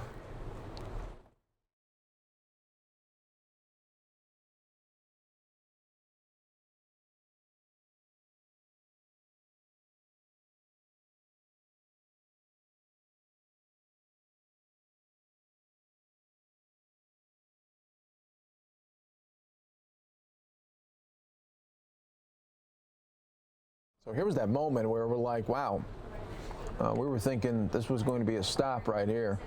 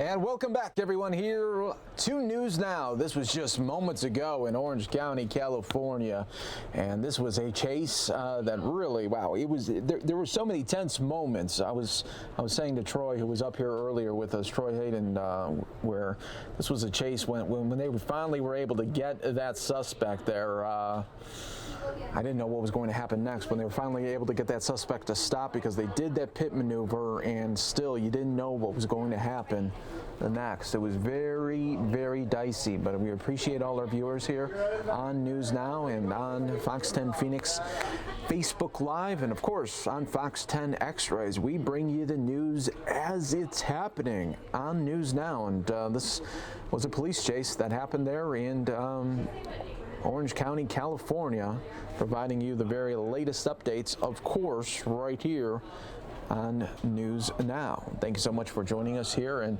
this really just shows you the awesome work that police do, not only in California, but across the country. And we've seen, no doubt, police be under attack for quite some time, and just to have the patience of what they do when you're dealing with a suspect who is totally out of control, where you don't know what they're going to do next. Those are the type of scenarios where and police got to make a decision and a call like in a split second. It's not like the movies, how you see a long drawn out battle or a gun battle. It's nothing like that. This is something that happens in a split second, that their lives can change. And wow, police once again just showing just the amazing patience that they have dealing with a suspect, especially going on a 45-minute plus chase throughout Southern California there.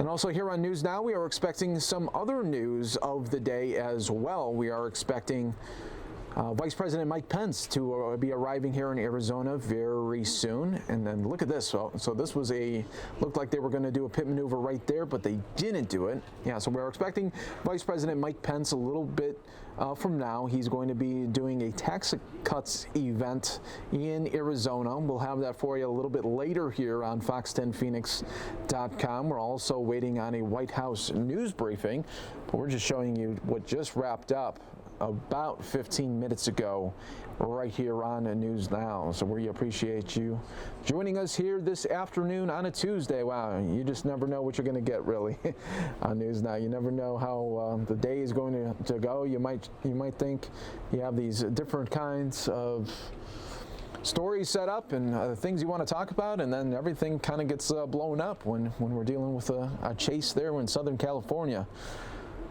And that's what we were bringing to you for close to about 40 minutes. We really caught the last 40 minutes of it, and it was a chase that went on the freeways a lot of the times, and then it went on these side roads. And I'll tell you this much. It scares me always when a chase is on the side roads, because a lot of the times, more of the times than not, the suspect is going to be running through those red lights and really not caring about people that are going on the opposite direction. We've seen this driver even go on the opposite roadways, so that's scary as well. But usually when we see this type of chase, then when it goes back on the freeway, it seems like it gets drawn out a little bit longer, because you're not dealing with stoplights, you're not dealing with that much traffic, especially in the California area, Southern California, around this time. Now, if this was about 3 or 4 o'clock, forget about it. There'd be parking lot situations that that suspect be dealing with. But he pretty much had open freeways here for most of the time, and when he didn't, he was able to get out there. So was able to get off onto the side roadways there as well. But wow, this was a chase that lasted about 45 minutes. Usually most police chases across the country, they don't last more than 2 to 3 minutes. By the time a chopper gets up, that's when it's pretty much wrapping up there. So they don't last too long, and when they do, we have it for you on News Now, because we usually take most of the police chases that happen during the week right here on News Now. And you can see that there was another chopper there. We don't know if that was a police chopper or another news chopper there in the area. But yeah, so many people were watching this chase from high above and from the California Highway Patrol view as well. And you know, just goes to show you once again, just the suspect knows that there's choppers high above them. They know that the California Highway Patrol is right behind their tail, and they just continue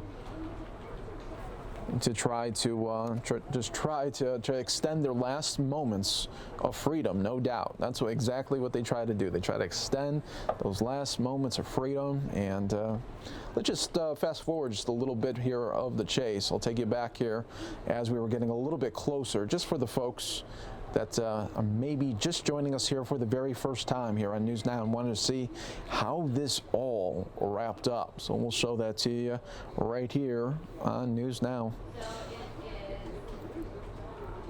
You know, this was a chase that lasted more than 45 minutes. It was getting close to an hour. You don't know just how long it could last, really. And when a suspect steals a car and doesn't want to stop by the police, that usually has a sign of saying, hey, they're not going to be stopping anytime soon unless they get stopped. We were just hoping that no innocent people would get hurt or the police. That's the last thing that you want to see is when people that have nothing to do with it get in a bad accident. I mean, if you go back to a couple of months ago and we had that really tragic accident in Tempe, and we saw that all unfold live here on News Now as well, that is exactly what you don't want to see unfold. But that's, you know, things we see. Look at, so he gets it there pretty much on that shoulder there, really almost onto the curb, continues on with the chase there, no doubt, and bringing this to you all live here just moments ago for you. Just moments ago, this happening here in Orange County, California. And look at that suspect weaving in and out of that traffic there, especially when it was at a red light there. And that's what is the scary moments here. When you're on these side roads, you get these red light situations, and you know that suspect is just gonna run right through them. And that's what we hate to see really here. And that's the last things you really want to see. But California Highway Patrol did a great job just staying right behind them, keeping the pressure on that suspect, making sure they let them know that they are right behind that individual.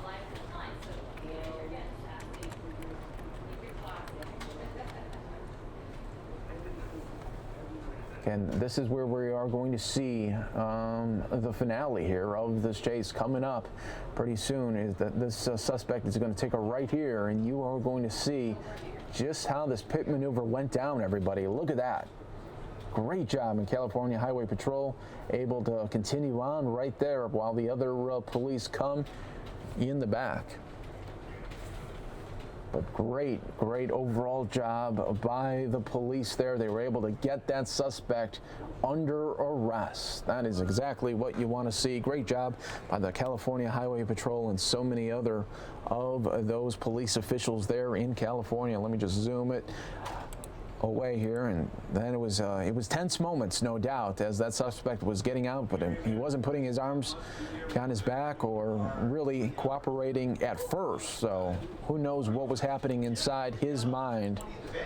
But eventually police were able to get that suspect under arrest, and that was Troy Hayden and I just a little bit ago as we wrapped up that coverage here. But we'll have more News Now here for you coming up. We are expecting Mike Pence, Vice President Mike Pence, at any moment as well, and then we're taking a live shot at the White House news briefing. We'll take either one, whichever one comes first to us, we'll bring it to you next here for you on News Now. And I also want to show you, coming up next, we will take you out to the White House, where President Trump talked to the Southwest crew and pilot of that emergency landing situation that we saw just a little bit ago in Philadelphia when that engine busted 30,000 feet above the air. We're going to bring it to you on News Now.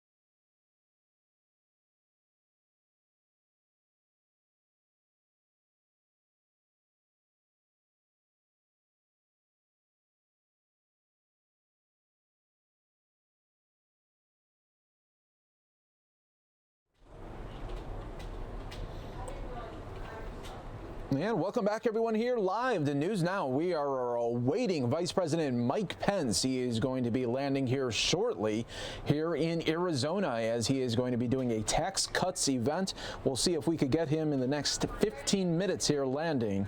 We'll have that for you right here on News Now. But hi, everybody. Very, very busy day here on the News Now. Thanks so much for joining us here today as we bring you the top stories of the day. And remember, when breaking news does occur, just like that police chase we had for you a little bit ago, we bring it to you live and raw and unedited right here on News Now. We're also expecting a White House news conference coming up in just a little bit, but I want to keep you at the White House, and I want to show you this was happening during the police chase, so we couldn't go to it live, but this is President Trump meeting with some of the members of that Southwest flight that was part of that emergency landing that happened there in Philadelphia. Remember the one with the engine that went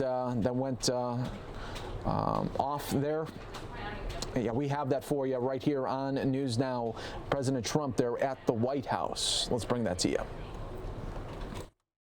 Really fantastic job in so many ways. While I'm en route from New York, and while they were flying, I've taken that route many times. I've landed at LaGuardia many times. They went from LaGuardia to Dallas's Love Field last month. An engine failed, crippling the aircraft, piloted by Captain Tammy Jo Schultz-Wisker. Come on, Tammy. Good job. And her son, who's, come here, going to the Air Force Academy, right? Yes, sir. I tell you, good genes. You believe in genes? He's got good genes. But Tammy did an incredible job. And First Officer Darren Ellisor, who joins us today also. Darren, great job. Is he pretty good? He's excellent. That's what I hear. Good. Thank you very much. Our hearts break for the family of the passenger who tragically lost her life, Jennifer Reardon. We send our prayers to Jennifer's husband and their two beautiful young children. We ask God to hold this family close as they grieve the loss of a loving wife and mother. And I've seen so much about Jennifer, and she must have been a fantastic woman, really a fantastic woman. So,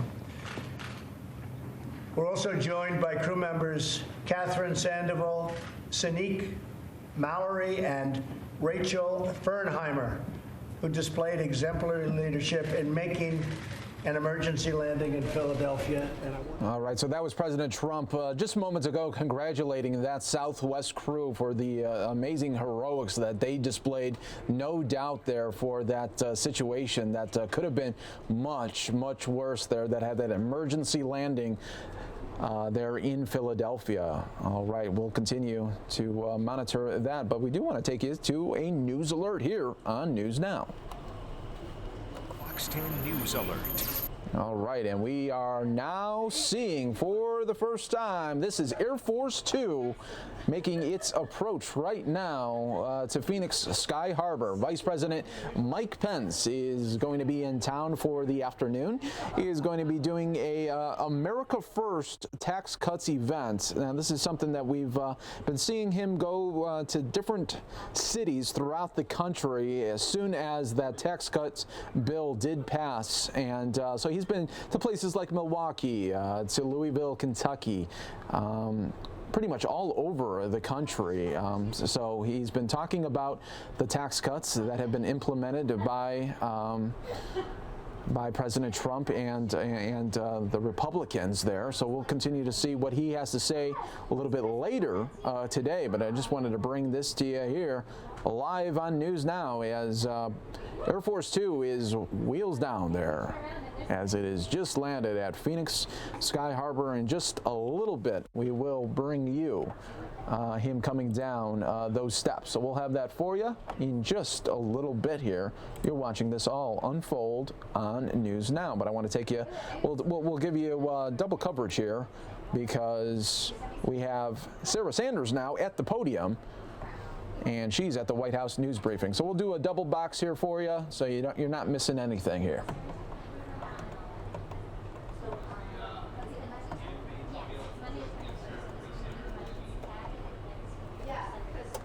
Safely in Philadelphia. We continue to pray for the family of Jennifer Reardon, who tragically passed away due to injuries she sustained. The President thanks all of these men and women for their bravery. Lastly, we strongly condemn yesterday's suicide bombing in Kabul. More than 35 people were killed, including at least 10 journalists. These journalists were in the area to cover a bomb blast when a second explosion occurred. Afghanistan's press corps is a powerful illustration of how that country has transformed. There's absolutely no justification for such a senseless and heinous act. And with that, I will take your questions. John? Sarah, the president has had a suggested list of questions from the Office of Special Counsel since somewhere near the beginning of March. We know that the special counsel wants to look into some 50 different areas of inquiry. Has the president had a chance to review those questions, digest them, and what does he think of the line of questioning? As with all questions of this nature, I would refer you to the president's outside personal attorneys, Jay Sekulow and Rudy Giuliani. Hey, Sarah. Can you tell us what the president's level of confidence is in Chief of Staff Kelly, and is he under serious consideration as the next nominee for the Veterans Affairs Administration? No, he is not being considered as the VA secretary. Both the president and the chief of staff are very happy with his position that he currently holds, which is chief of staff to the president at the White House. And I would refer you back to General Kelly's statement that he put out yesterday, specific to the comments, allegations about comments that he'd made. I spend more time with the president than anyone else, and we have an incredibly candid and strong relationship. He always knows where I stand, and he and I both know this story is total BS. I'm committed to the president, his agenda, and our country. This is another pathetic attempt to smear people close to President Trump and distract from the administration's many successes. Ask you about Iran, Sarah. You described it, or the NSC last night described it as a clerical error, but it was a significant editing error that has policy implications. Can you state from the podium what this White House believes is the current state of Iran's pursuit of a nuclear weapon, and if it's in full compliance with a joint comprehensive plan of action as the IAEA has said it is? We think the biggest mistake that was made was under the Obama administration by ever entering the deal in the first place. The typo that you referenced was noticed, immediately corrected, and we are focused on moving forward on the safety and security of our country. But you assert what that says, that there is no current program in Iran, and that it is in compliance with the deal, at least as it's negotiated. Well, the problem is that the deal was made on a completely false pretense. Iran lied on the front end. They were dishonest actors, and so the deal that was made on things that weren't accurate, and we have a big problem with that. Particularly the fact that Iran's nuclear capability were far more advanced and far further along than they ever indicated, which if this nuclear deal maintains as it is right now, when the sunset provision hits in 7 years, they will be much further along in the process and able to make a nuclear weapon much quicker than they've ever indicated before. And that's a big problem. John?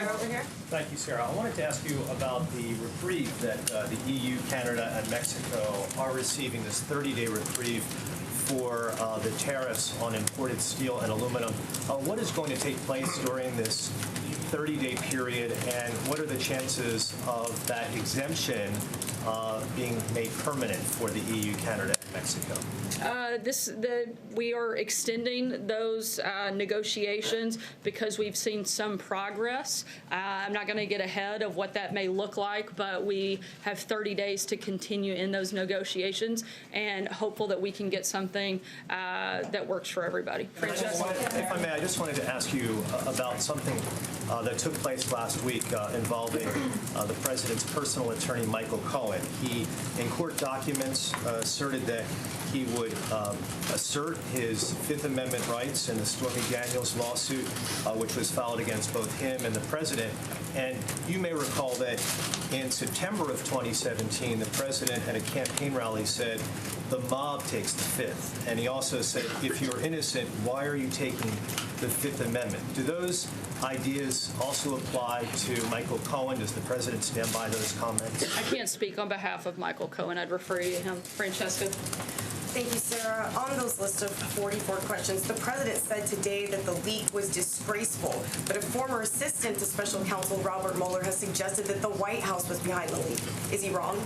Once again, I can't comment on anything regarding those questions, and I would refer you to the president's outside counsel. That was a question about specifically the White House being involved in it. It was actually specific to the president, and that's why I'm referencing and referring you to the president's personal attorneys who can speak on that matter. A question about the White House specifically then, is the White House concerned, as Congressman Adam Schiff has said, that so many of the questions point to obstruction of justice? We here at the White House tried never to be concerned with anything dealing with Adam Schiff. Blake. Thank you, Sarah.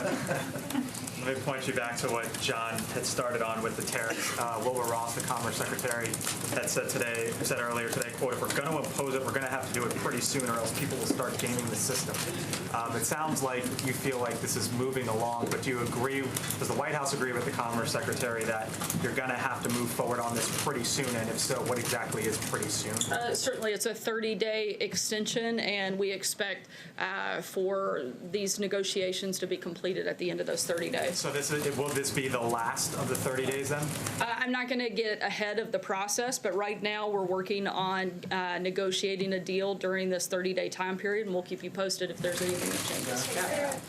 Clarify Dr. Lonnie Jackson's status. If he's no longer the president's personal physician, why not?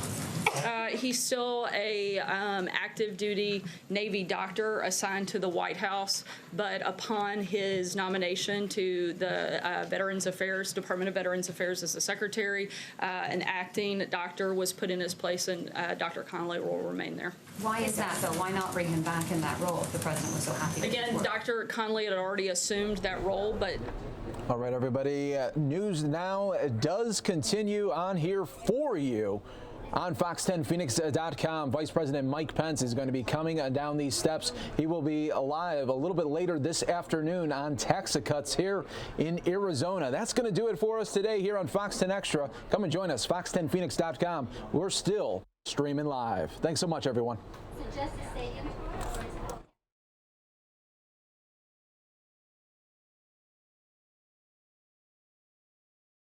To be pretty upset about it. No, that is not my understanding. And my second question, Sarah, just relates to the... Actually, this is your third question. Thank you. You talked about, you made it very clear you don't want to get into this list of questions from the New York Times, which is fine, but the president has tweeted about it. He's talked about how none of these questions relate to collusion, but that's not true. Over a dozen of them do. We've talked about accuracy from the president in the past. Why is he mischaracterizing these reports? Once again, I'm not going to get into the back and forth on matters involving the special counsel, and I would refer you. Involving the special counsel, that's the it certainly has implications with the special counsel, and I'm not going to get into a back and forth on it. I refer you to the president's personal attorney. Sarah, just to follow up on Hallie's first question, there are some today who are essentially saying that what has happened with the president's former personal doctor was a burglary. The way Keith Schiller busted in and essentially... I don't know if some. I think there's one, but not some. Well, what's your response to that characterization? Once again, that it would be a standard procedure for the president and newly elected president's medical records to be in possession by the White House Medical Unit, and that was what was taking place, is those records were being transferred over to the White House Medical Unit as requested. If I could ask a second question, there are some allies of the president's up on Capitol Hill who are apparently drafting articles of impeachment for the Deputy Attorney General, Rod Rosenstein. Is it the president's belief that Rod Rosenstein has either committed a high crime or a misdemeanor? I'm not aware of any belief of that. Does the White House then not endorse that drive? Would the White House call on these members not to pursue that?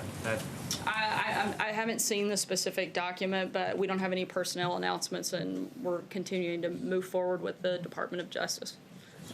Sarah, there are two questions. There are questions percolating about James Shaw Jr. And the president. The president has he called him? Is he planning on meeting with him? He's talking to heroes. He had the heroes of the Southwest flight in the Oval Office today. You said something about James Shaw Jr. last week, but is the president himself going to reach out to him? Will he come to the White House? My understanding is that there has been an outreach effort to bring him here to the White House, and I'll keep you updated on that as I have more information. Okay, and second question. Payoffs, hush money, Russia trolls, Facebook, WikiLeaks, DNC had Comey email investigations on the eve of the election, allegations of collusion. Do these issues give support to those who say, who offer questions about the president's legitimacy? I'm not sure I followed the question, but I think the fact that millions of Americans came out and voted for and continue to support this presidency makes him pretty legitimate. Steve? Sarah, explaining the announcement yesterday, how is that affecting the president's thinking about what to do about the Iran nuclear deal? Certainly the fact that the deal was made under false pretenses is problematic, but the president's been very clear that he thinks the deal is one of the worst that we've ever seen, and we'll keep you posted when he's made a final decision on that front. When did the president first hear about this? Was it in early March when he spoke to Prime Minister Netanyahu? I'm not aware of the exact date that the president was made aware, but the White House and the president were made aware prior to Israel's announcement yesterday. Last thing, was this coordinated yesterday with the White House? Did Netanyahu give you a heads up and say this is coming? This was something that the Israelis did. However, they did give us a heads up that it was going to take place prior to the announcement. Sarah, back to the president's tweet this morning. He said there is no question on collusion, but when you look at these specific questions about outreach by the campaign to Russia, aren't these questions about collusion? Once again, I'm not going to get into a back and forth about questions leaked or anything having to do with the special counsel, and I would refer you to the president's attorney. And just one more, does this list factor at all into whether or not the president will or will not speak with the special counsel? Once again, I would refer you to the president's outside counsel. Sure. But in terms of that, though, the president has said before several times he would like to sit down with the special counsel. Where is he on that? Do you believe he has made up his mind on that? Again, I would refer you to the president's outside counsel to. At all, do you think? Again, I'm not going to get into back and forth on any matters related to the. Let me try a different topic if I can. On the NSC, the NSC says it was a clerical error.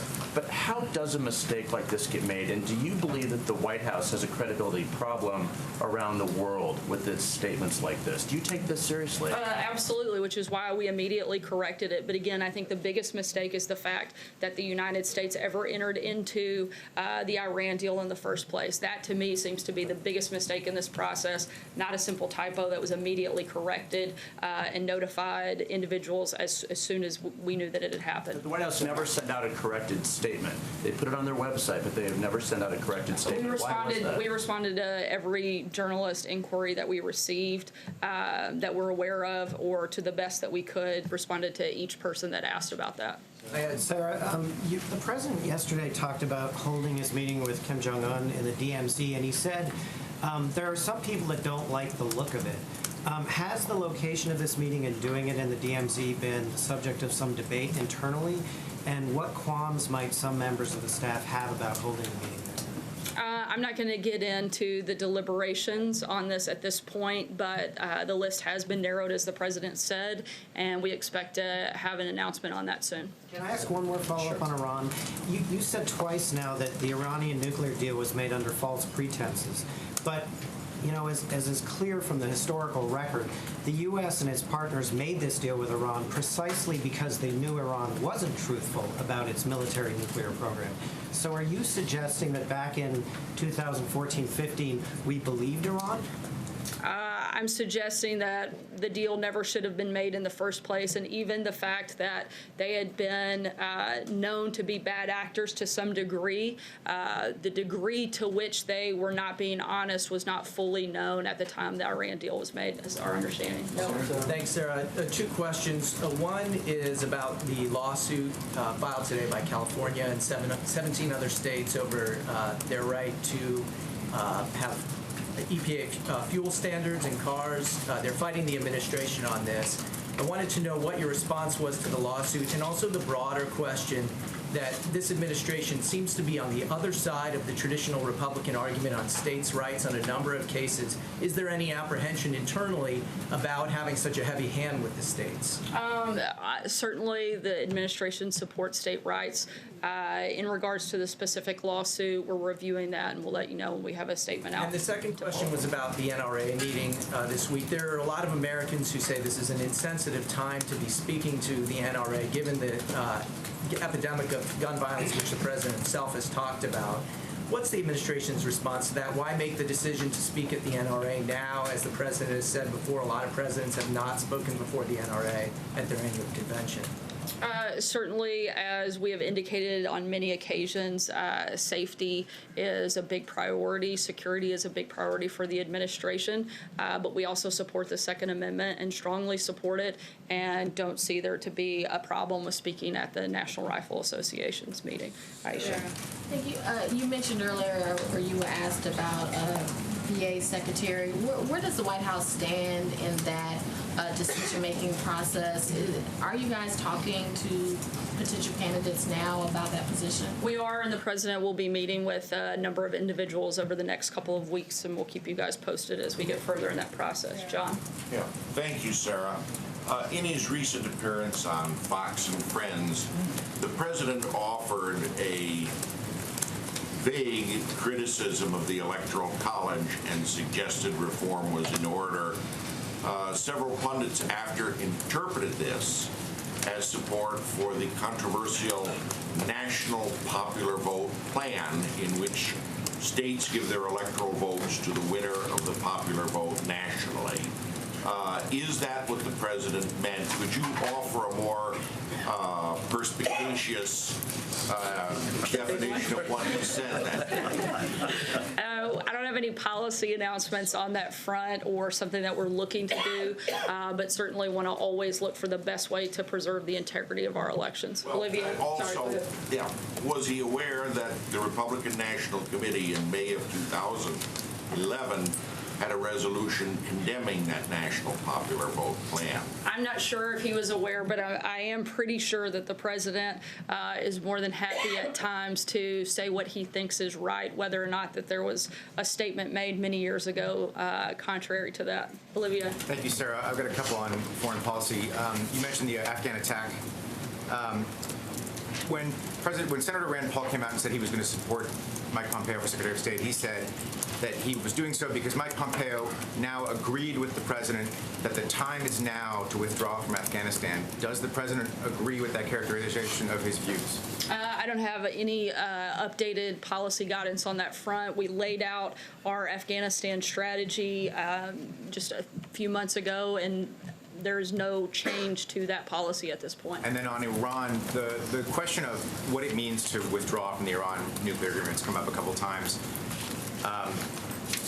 In the president's mind, does that mean immediately reimposing sanctions, doing what's called snapback, or does it mean something else? I'm not going to get ahead of anything the president may or may not do, and once he makes a final decision, he'll make that announcement. Last question, Brian. Thank you very much, Sarah. When the president spoke with Israeli Prime Minister Benjamin Netanyahu on Saturday, did the Israeli trove of documents about Iran's nuclear program come up? And did the president encourage Israel to release those documents on Monday? I'm not sure beyond the readout of the call, but I do know that we had discussions with Israel about their rollout, and we were notified prior to their announcement being made yesterday. Did the White House have us encourage Israel on the timing of the release?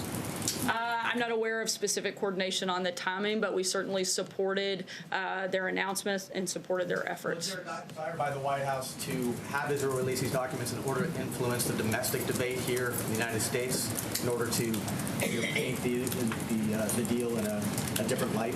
I think there was a desire to make sure people understood the truth and had all of the information that was out there. Thanks so much, guys. Thank you. John.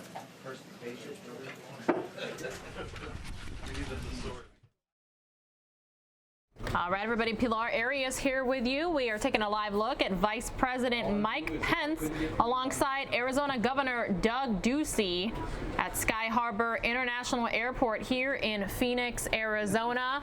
Meanwhile, what I'm going to do, I'm going to double box for you a Red for Ed rally that is currently happening at the Arizona Capitol as these politicians are at the airport. Let's listen in.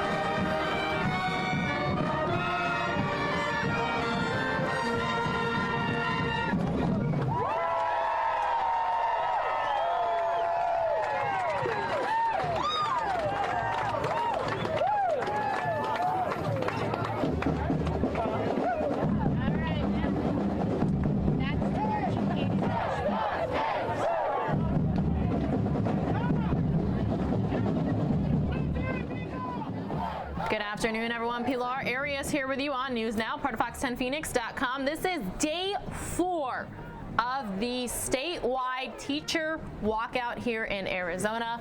Teachers still there at the Arizona Capitol as Governor Doug Ducey just welcomed Vice President Mike Pence to Phoenix, Arizona. Going to say hello to you here really quickly. Hope you all are having a fabulous day. Happy to be here with you. It is Tuesday, and a busy Tuesday it is. Busy start to the month. Also happening at the state capitol right now in the Rose Garden is a March for Our Lives rally. I'm going to have that for you in just a moment. I'm going to start it from the beginning so that way you don't miss a beat. Going to take you back out to Red for Ed really quickly though.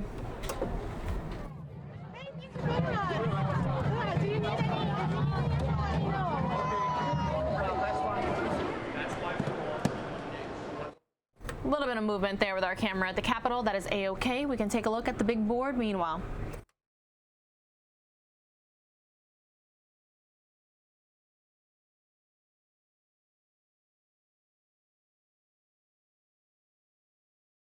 But instead have passed amendments further weakening this piece of legislation that was endorsed by the NRA itself. This is not a victory. This is a missed opportunity for the governor to take real leadership on an issue that is killing 35 people every single day. We will be back, and we will keep trying because the legislative session may be ending, but we are registering voters, and we are mobilizing so quickly. We are happy to announce that we are quite confident we've reached our 2,000 VR goal of registering 2,000 people by the end of the 20th National Walkout Day. And we are continuing voter registration drives in the classrooms of schools across the state. And we will keep registering voters into the next school year, and we will keep knocking on doors, reaching out, and talking with the people who are running against those who refuse to take action this summer. Because we have an aggressive field plan for the next school year, and we will increase youth turnout, and we will increase voter registration, and we will vote you out of office if you lacked in the conversation this time around. You will be sorry, Governor, and you will be sorry, Senator Smith and other representatives here at the Capitol who are ignoring the students and the teachers alike. Jordan, I know you have several issues with what the budget is revealing, but it includes that the school counselor funding $3 million, and there's also a $7 million on top of that from federal funding. Do you feel like that's a step in the right direction? Is it a step in the right direction? Yes, but it's still not enough. $9 million total still isn't enough to put a counselor at every school here in the state. And we are at a 900-to-1 ratio. One counselor is not going to do it. Two counselors might not even do it to decrease it to the 250-to-1 recommended ratio.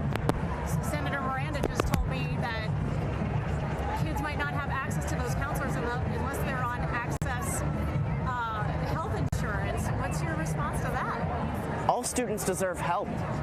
It does not matter your income. It does not matter the color of your skin or who you are or where you live. Every student deserves to have the help they need because counselors and lower classroom sizes and our lovely teachers are the ones who help identify the kids who are becoming the shooter and going to the tipping point of hurting themselves or others. We must invest in these people, and if we don't do it sufficiently now, when will we? Some officials have been wanting to steer away from cops on campus and more towards counselors. Where do you guys stand on that? We absolutely believe that funding counselors is much more valuable and much more of a stronger investment because a police officer and a teacher armed with a gun can only stop a shooter after the first shots are fired. But a counselor and a funded classroom size with lower classroom sizes and our wonderful teachers can keep that shooter from developing in the first place. What do you think about the activity that's happened? Senator Miranda telling us that she was working with Senator Smith on some amendments, so it sounds like some bipartisan activity is happening. Does that give you any hope that you might get closer to your goal? Yes, they were talking, and we look pleasantly on conversations between the aisle, and we really hope and wish that the Republicans will take more of a heed on what we and Democrats and Republicans and their constituents are saying. But this is apparently the brokered deal, but that brokered deal is so far from what we asked for.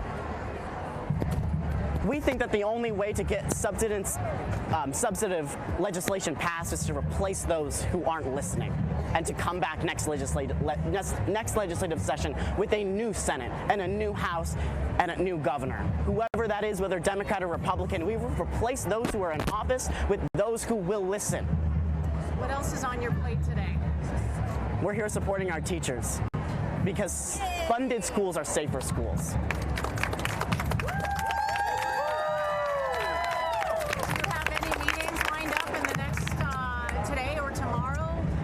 We did meet with Senator Miranda yesterday, and we hope to meet with some other lawmakers. But the vote is happening right now, and it seems that we won't be able to push anything until the next legislative session. So we will be getting up, registering to vote, and taking action to replace those who didn't listen this time around. Yes, right. Anything else you'd like to add? No, I can pass it on to the next person. Go for it.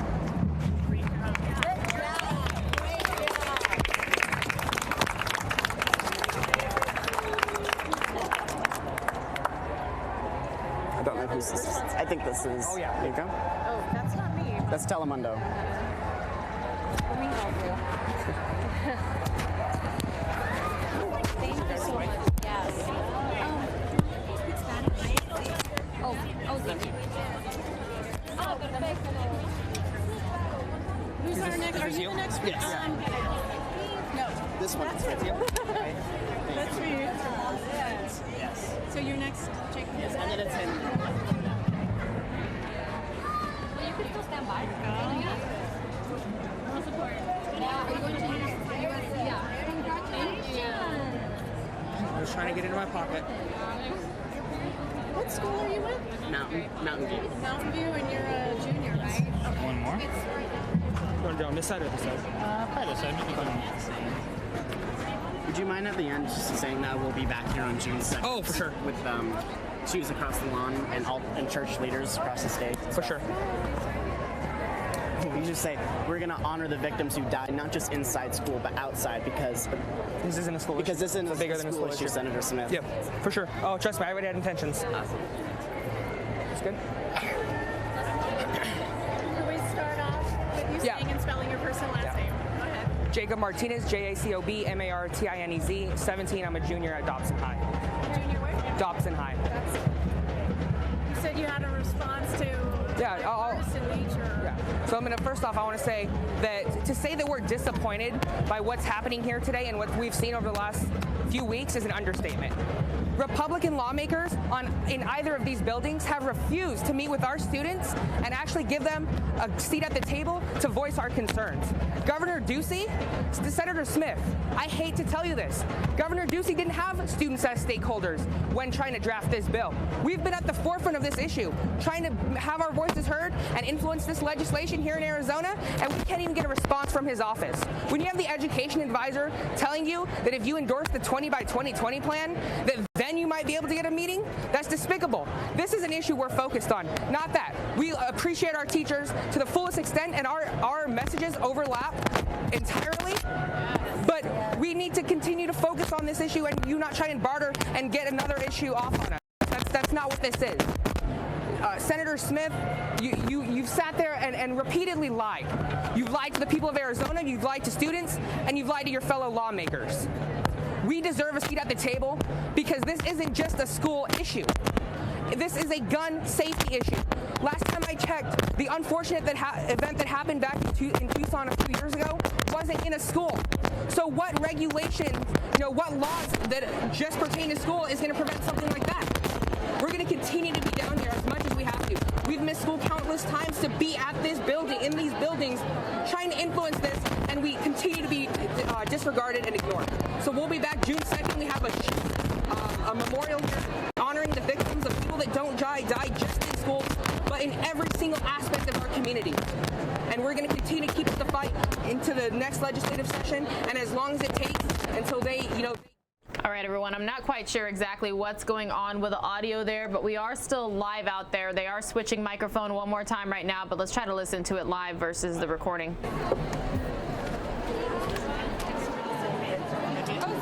Means anything to you? Ever since we started doing these things, they've now restricted the amount of people that can go up to 15 and put a sign on the 20,000. Ever since we started having it. So, it's a little funny. I just think it's hilarious. If you guys want to we're going to march through, so if you want to get, we're going to march, yeah, if you want to. Okay. So they're going to march. We're going to go up to the 8th floor if you guys want to come. Hold on. I just want to get a picture with you guys.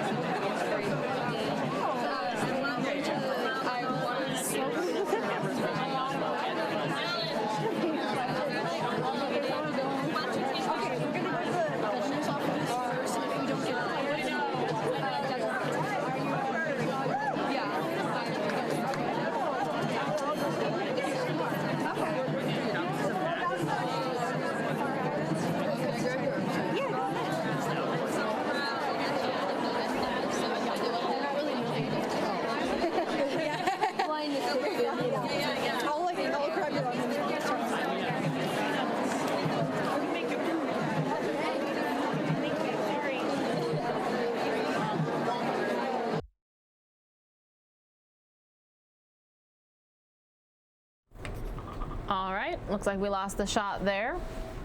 March for Our Lives rally at the Arizona State Capitol. Busy day at the Arizona State Capitol. Going to continue to watch the big board. If this is your first time watching News Now, welcome. We're happy to have you. My name is Pilar Arias. Looks like the Dow Jones Industrial is down about 170 points, below 24,000 here, everybody.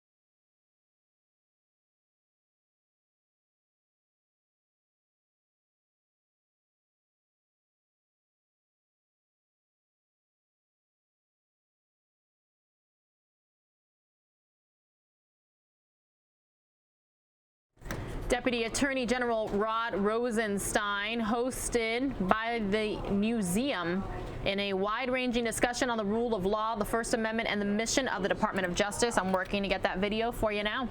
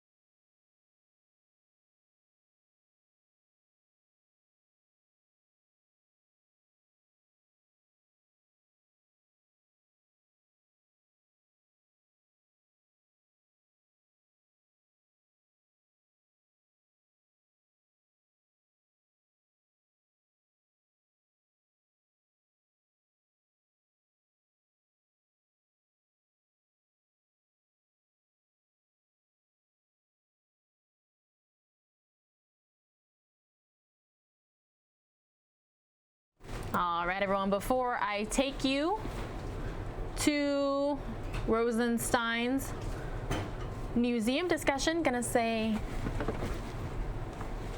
hello one more time. Hope you all are having a fabulous day. Pilar Arias here with you. Wow, what a busy first day of the month, huh? It's May, officially May 1st, busy beginnings of the month, busy Tuesday, that car chase out of Los Angeles. What did y'all think about that? Our viewership grew. Thank you to everybody who shared the stream. Really appreciate it. All right, time to show you Rosenstein at the museum. Fellow under Chief Justice Warren Burger, and in 2011, the Supreme Court Fellows Alumni Association recognized him for his scholarly and professional achievements in advancing the rule of law. Ron was also a scholar for many years at our own First Amendment Center. The mission of the museum is to increase public understanding of the importance of a free press and the First Amendment. Since we opened the museum on Pennsylvania Avenue more than 10 years ago, more than 8 million visitors have experienced the story of news, the role of a free press in major events in history, and how the 5 freedoms of the First Amendment — religion, speech, press, petition and assembly apply to their lives. The Freedom Forum Institute, our education and programs partner, convenes programs like this one today so that people of all beliefs can come together to discuss pressing issues related to our First Amendment freedoms. Each and every day, through our exhibits and programming, the museum and the Freedom Forum Institute inform our visitors about the valuable role journalists serve in our democracy. We'd like to welcome and thank our museum members and our friends of the First Amendment Society, whose continuing support makes these programs possible.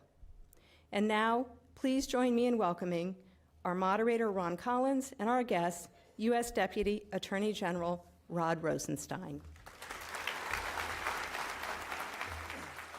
Thank you, Jen. Great to be here. Thank you. Thank you.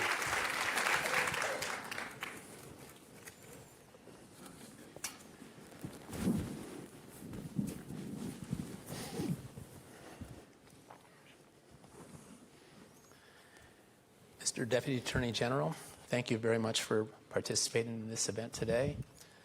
I'd like to begin with a question that's on everybody's mind. Uh-oh. And I would appreciate a clear and direct answer to set the record straight. How do you pronounce your last name? Is it Rosenstein or Rosenstein? So there's no right answer to that question. My family, my father pronounces it Stein. That's how I pronounce it. But I actually have relatives who pronounce it Steen, so I'll answer to either one. All right. You agreed to do this public interview with no screened questions in advance, in the presence of the press, and without any reservations other than pending cases. The question I have is, why? Well, I couldn't turn down this invitation, particularly on Law Day, which is very significant to me. I've devoted my career to the rule of law in the Department of Justice, and I think it's important for us to take opportunities like this to get out the word about the rule of law, to explain what it means and why it's so critical to our democracy.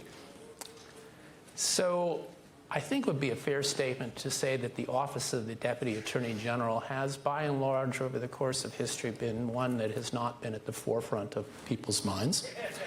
I assume that most people, even those in the academy, couldn't identify past Deputy Attorney Generals. So tell me, what happened? Well, I'm looking forward to regaining my anonymity, but it's funny, I have been in the department for almost 30 years, and but for that, I might not have known the deputies either, but I do, because I've been in the department. We've had some really superb men and women serve as Deputy Attorney General. When I took the job, I'd been U.S. Attorney for 12 years in Baltimore, and my family and I live in Bethesda, just outside D.C., so we're in the D.C. media market. As a result, the kids didn't really see me much in the media while they were growing up. And my younger daughter was 14 at the time when she heard I was going to become deputy.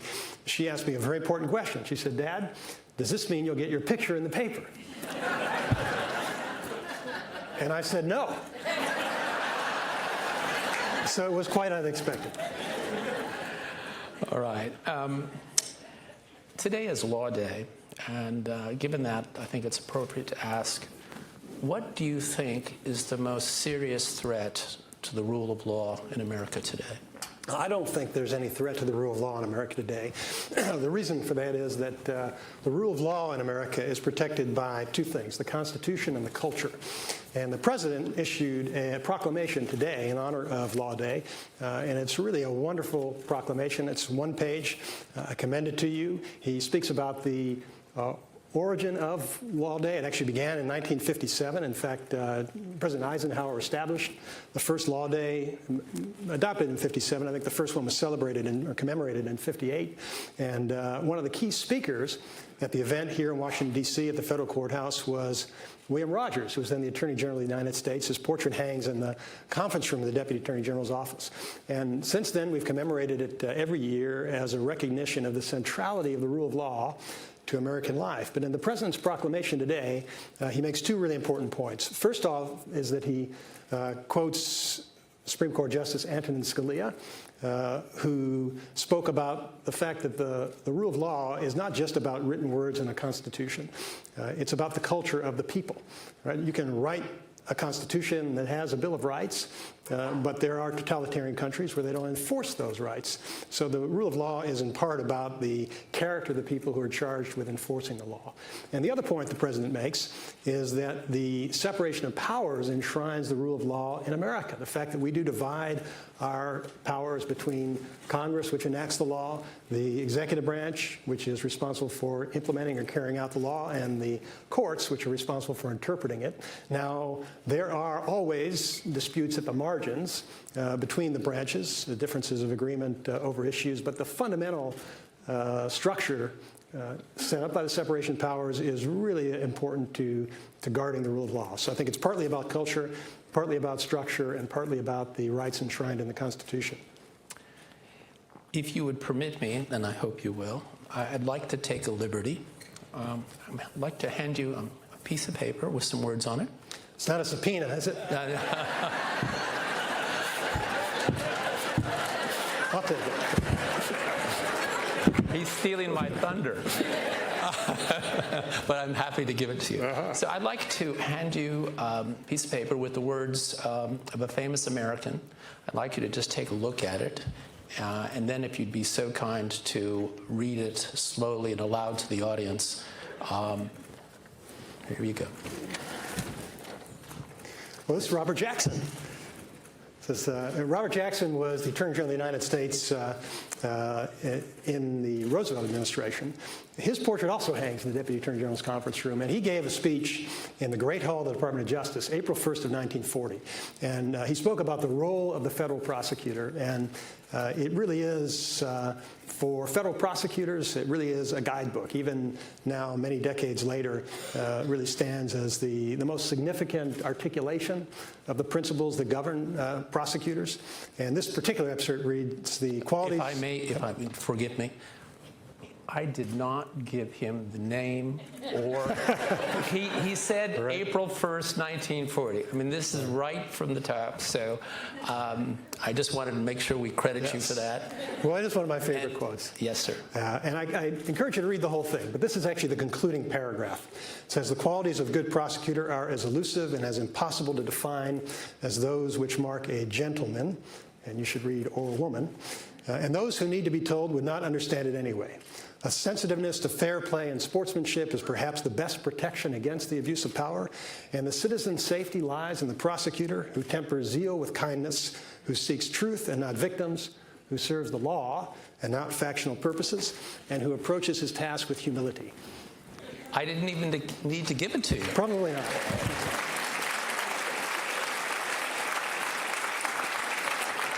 Humility is not a word very much honored in this town. Can you say a few words about humility and being in public service? I actually have not spent that much of my career in Washington. I've spent about half my entire career with the Department of Justice, but about half of it with the U.S. Attorney's Office in Maryland, outside the D.C. Beltway, so it's really a different atmosphere. There is something different about Washington. It's the intensity of the media scrutiny, the significance of the people that you interact with in Washington that makes it very different. But for prosecutors, there's a certain discipline that comes from our role in the judicial system. And the most significant aspect of it is that when we make an allegation of misconduct in the Department of Justice, when we accuse somebody of criminal wrongdoing, we have an obligation to prove it in court beyond any reasonable doubt. So we have to have admissible evidence that complies with the rules of evidence. We need to have eyewitnesses, first-hand eyewitnesses who are credible to testify about what they've seen. We present our evidence in a court before a judge who applies the rules. We have a jury of 12 random citizens, and only if every one of those citizens agrees beyond any reasonable doubt with the government's case do we prevail. And of course, on the other side, you typically have a very skilled defense attorney who has the opportunity to introduce evidence on the other side. So that imposes on prosecutors, I think, a certain discipline and humility, because you recognize what it takes to put these cases together. And it causes us, in the best of times at least, to be much more cautious about allegations that we make, to be much more concerned about whether or not we're going to have the evidence to back up any claims that we make. And I think that does require a certain level of humility. So, given your admiration for the former Attorney General and then Supreme Court Justice Robert Jackson, I'd like to read you another line from that speech and ask for your comments. At one point, Mr. Jackson said, your responsibility, and here he was speaking to attorneys in the Department of Justice. It took place in the Great Hall there, as you know. And he said, your responsibility for law enforcement and for its methods cannot be wholly surrendered to Washington. Mm-hmm. How do you interpret that? What does it mean? What does that statement mean to you? Attorney General Jackson was speaking to U.S. attorneys, the senior law enforcement appointees from around the country. I think it was the second annual gathering in the Department of Justice. That Great Hall is still where we hold our gatherings. The building had only been built a few years before. It's a very majestic spot. And what the Attorney General was conveying to the U.S. attorneys was he was recognizing the tension between their traditional independence as U.S. attorneys making independent decisions in their judicial districts and the leadership and guidance from Main Justice in Washington. Now, this was a couple of generations ago.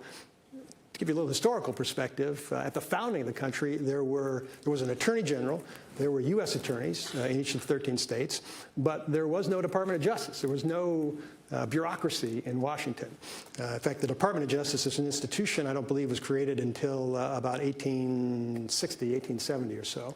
And so over time, in the era where Jackson was speaking, and also if you can imagine what it was like in the early days, there was very little ability to control things in the field. If you're the Attorney General sitting in Washington, your U.S. attorney in Maine is not available on email. You can't call him on the phone.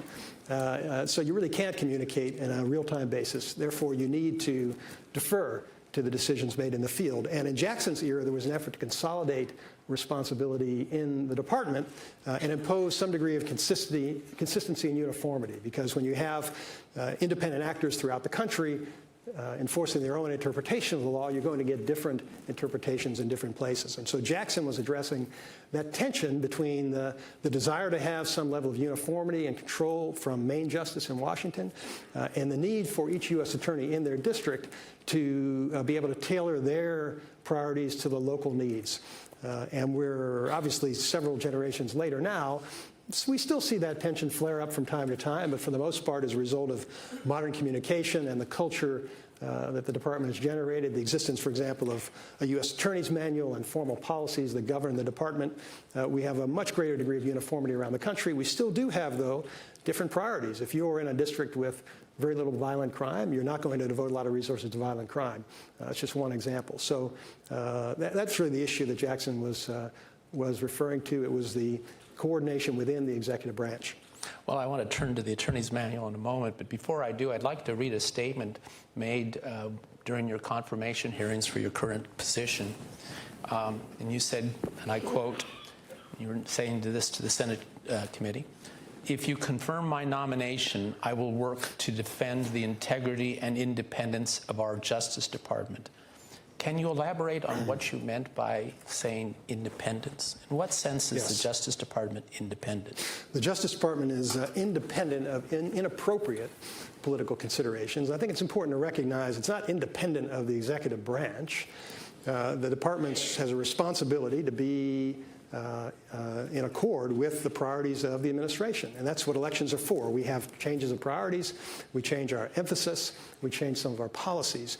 But in the individual decisions we make, for example, about who to prosecute in particular, those decisions have to be made without regard to politics. So we decide we're going to focus on violent crime or public corruption, for example.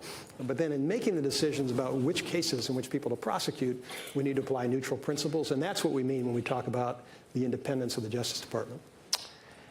The Department of Justice is, as you just mentioned, a part of the executive branch, but it is also the entity charged with enforcing the rule of law. Given how human nature works, there are certain to be conflicts between the two. Can you tell us how you go about managing those conflicts?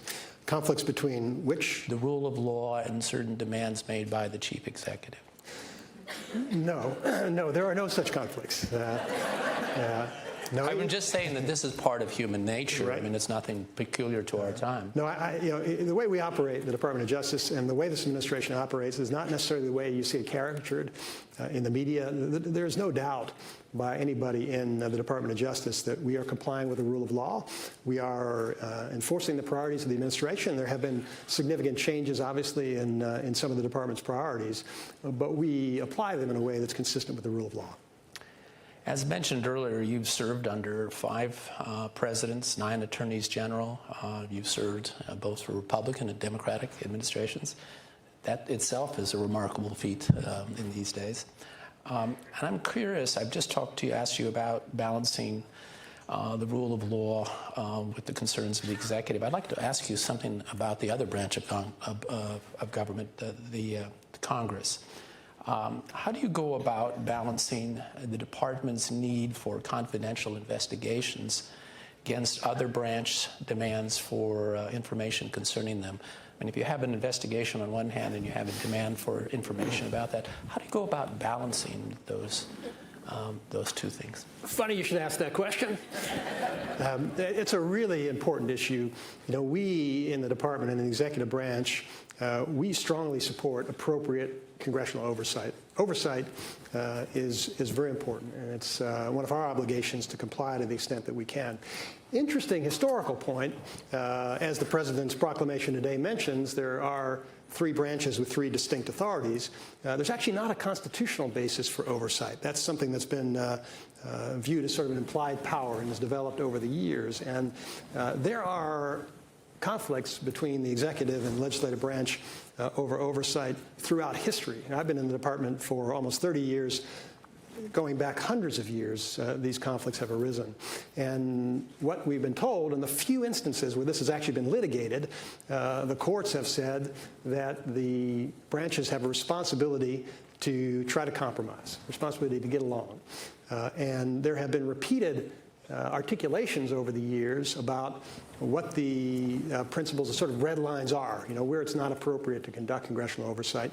Justice Jackson, when he was Attorney General, actually wrote a very well-known Attorney General opinion around 1941 where he addressed just that issue, and he refused, flatly refused, to give Congress access to FBI records.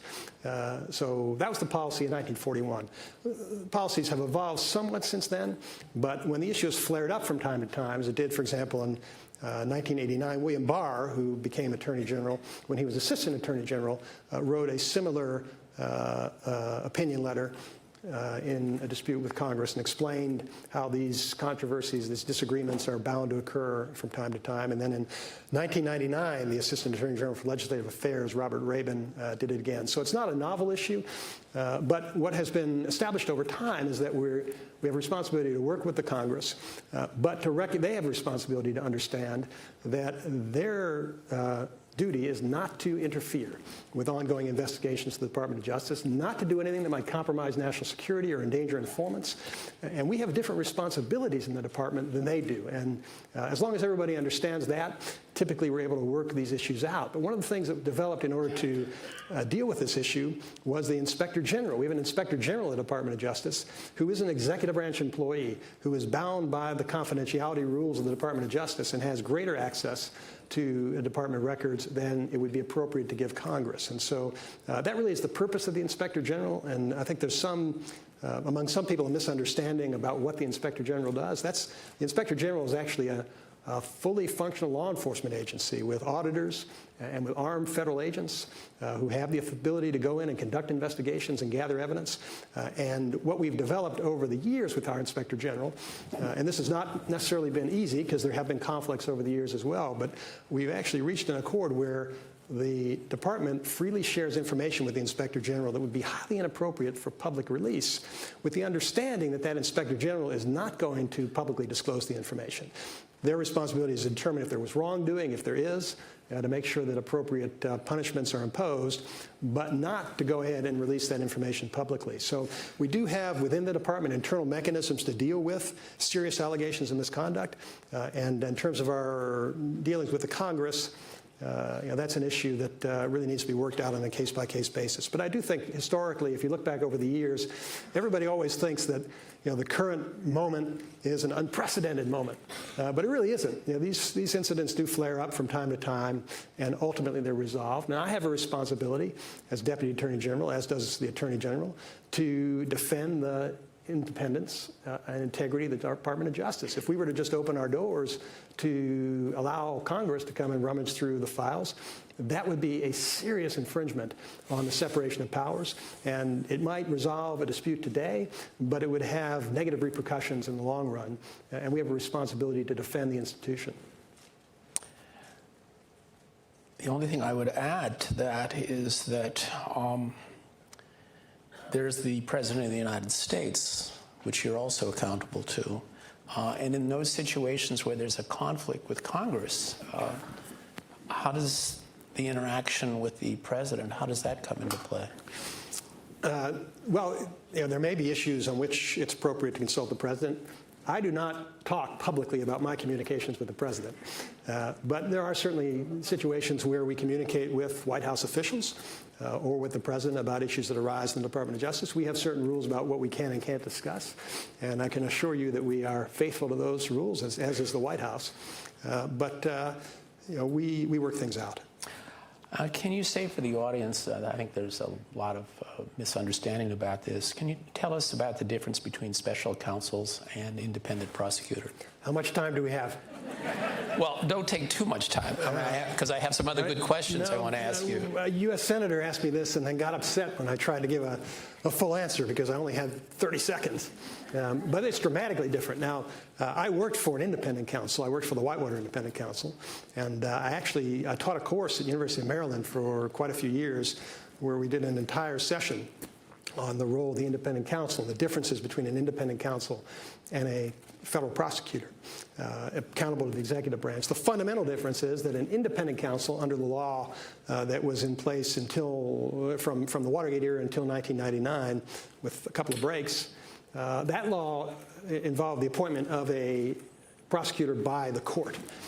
And that is very far from our traditional model because everybody in the Department of Justice is ultimately accountable to the Attorney General and to the President.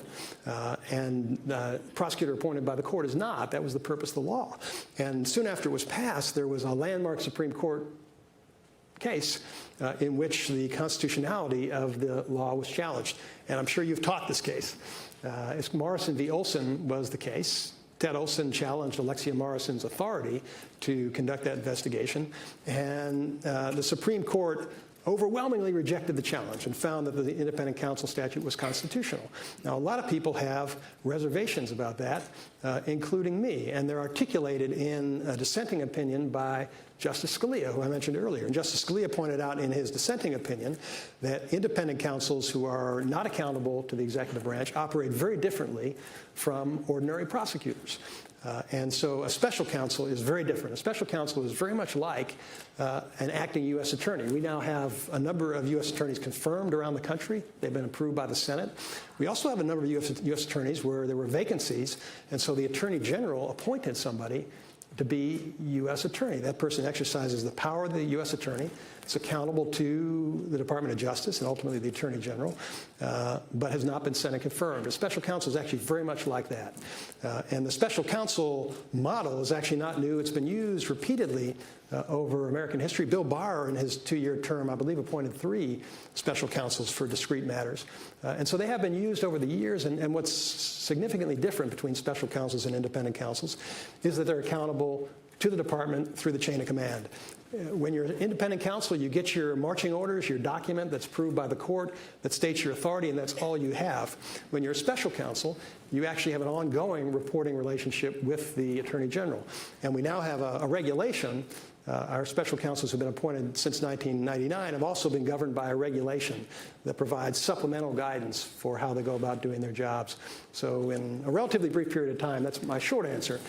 It's dramatically different. There is accountability, which I think actually is very important. I respect the Supreme Court's judgment in Morrison v. Olson, but I think it's actually very important that a special counsel is accountable to the Attorney General, and that if there are any violations of department policies or principles or prosecution standards, they can be corrected because the special counsel reports to the Attorney General.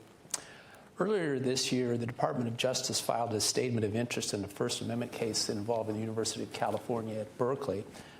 In short, the issue at stake was a charge of exorbitant security fees for certain controversial figures who spoke, or allegedly controversial figures who spoke on campus. The Department of Justice filed a statement of interest supporting the First Amendment claim there. And I'd like to read you a passage from that statement of interest filed by the DOJ. And it says, "The United States has an interest in protecting the individual rights guaranteed by the First Amendment." Mindful of those words, can you explain to us what U.S. Attorney manuals are? Just say a few words about them. And then really the heart of the question I want to get to, particularly in this venue, is would you comment on a recent story in BuzzFeed that the Justice Department deleted language about press freedom from its internal manuals? Can you tell us about why it felt the need to do so? Yes, thank you for asking that question. This is the ideal forum actually to address that. That particular change actually was made last fall, and I don't know whether somebody saved it for a day after the White House Correspondents' Dinner or why it popped up on that particular day, but it's a great, very cute talking point. DOJ eliminates First Amendment from U.S. Attorney's Manual, but it's completely misleading, let me assure you. That particular section of the manual is what used to be referred to as the media policy. It's in the U.S. Attorney's Manual, Title I, Section 7. And what we did, we rewrote the whole manual. We actually did that part at the beginning because we wanted to clarify the department's policy on confidentiality. And so we actually rewrote the entire section. Rather than focusing exclusively on media, it focuses on the confidentiality obligations of our employees. And it emphasizes that when you get non-public information in the Department of Justice, you should presume you have an obligation to keep that information non-public. Just by virtue of your employment, you're going to come across information. Some of it's classified, some is grand jury information, some is personal privacy information that might be embarrassing to American citizens, information that might jeopardize cases or informants, and you have an obligation to keep that information confidential. So the section was rewritten with that in mind, and I think if you read the whole thing, it's actually pretty well done. But there was a section that had the title First Amendment, and that's no longer there. But the First Amendment is protected here. In the U.S. Constitution, it's not protected by the U.S. Attorney's Manual, but it is protected by the Department of Justice. And so I can assure you that our employees, particularly our employees who deal with the media, are very cognizant of First Amendment concerns. But that's not a viable defense if you disclose classified information.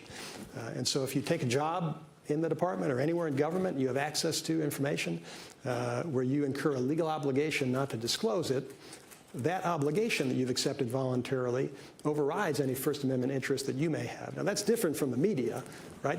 That's one of the ongoing battles that we face in government, is that the media's interest is in getting our people to leak, and our interest is in preventing our people from leaking. And we respect you doing your job, but we have to do our job. Well, on that very point, does the department have any plans to change its policies concerning the subpoenaing of reporters? We're reviewing that. This policy that Ron is referring to has been modified over the years, most recently, I guess, about 4 years ago. And there have been some concerns that a number of our prosecutors have raised about aspects of the policy. The policy actually does give reporters special privileges because it protects them from subpoenas. It requires elevated approval within the department and provides certain procedural protections that don't exist for non-reporters. And so there are some aspects of it that we are evaluating. We've actually we have an organization of media representatives that come in and meet with me every 4 or 5 months or so. And so we discuss proposed changes with them. We haven't made any changes, but it's possible. There are some aspects of it that we are reviewing. Would the department be willing to meet with members of the press anytime in the not-too-distant future to discuss these matters? How many? To your discretion. Well, yes, we do. I mean, that's my point. We really do. We have a media, I think they call it the Media Advisory Group, and it includes, I think, reporters and also media executives. I think there were probably about 8 people who attended the last meeting, and I find that to be really valuable. You know, we value the feedback. We recognize, you know, changes we make may not be popular, but we prefer to get the feedback in advance. As I understand it, and as reported in a March 23rd, 2018 New York Times story, the department reversed its own recommendation on bump stocks. Is that true? And if so, why the change? That's a caricature of the policy. The department had, what we've done this year is we're looking at whether or not it's appropriate for ATF to regulate bump stocks. And my understanding is the department previously hasn't done that. I'm not sure if it's a matter of changing positions because it's not a position, I don't think it's a position we've taken in court. It's a matter of lawyers looking at the law and figuring out whether or not the proposed regulation fits within the law. We actually issued a month or 2 ago a notice of proposed rulemaking and solicited public comments. We got a lot of public comments, and I don't think a decision has yet been made about whether to proceed with that. In his majority opinion in District of Columbia versus Heller, Justice Scalia made the following statement: "Nothing in our opinion should be taken to cast doubt on laws imposing conditions and qualifications on the commercial sale of arms." Given that language, do you think a narrowly tailored federal law banning the commercial sale of AR-15 semi-automatic weapons could withstand constitutional scrutiny under the Second and 14th Amendments? So that sounds like a constitutional law exam question for your students. It's not one that would be appropriate for me to answer. When these kind of issues come up in the Department of Justice, I don't just pop off with my opinion. We actually have lawyers who are skilled in this sort of thing who will do an analysis and will work it through the chain of command and reach a reasoned decision. So it's many of these issues are complex legal issues, and I wouldn't want to offer an opinion off the cuff.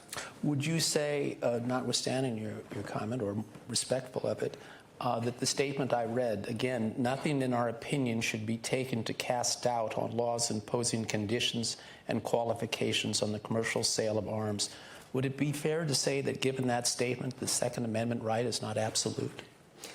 You know, I regret I'm not going to comment on that. You can't ask Justice Scalia, sadly.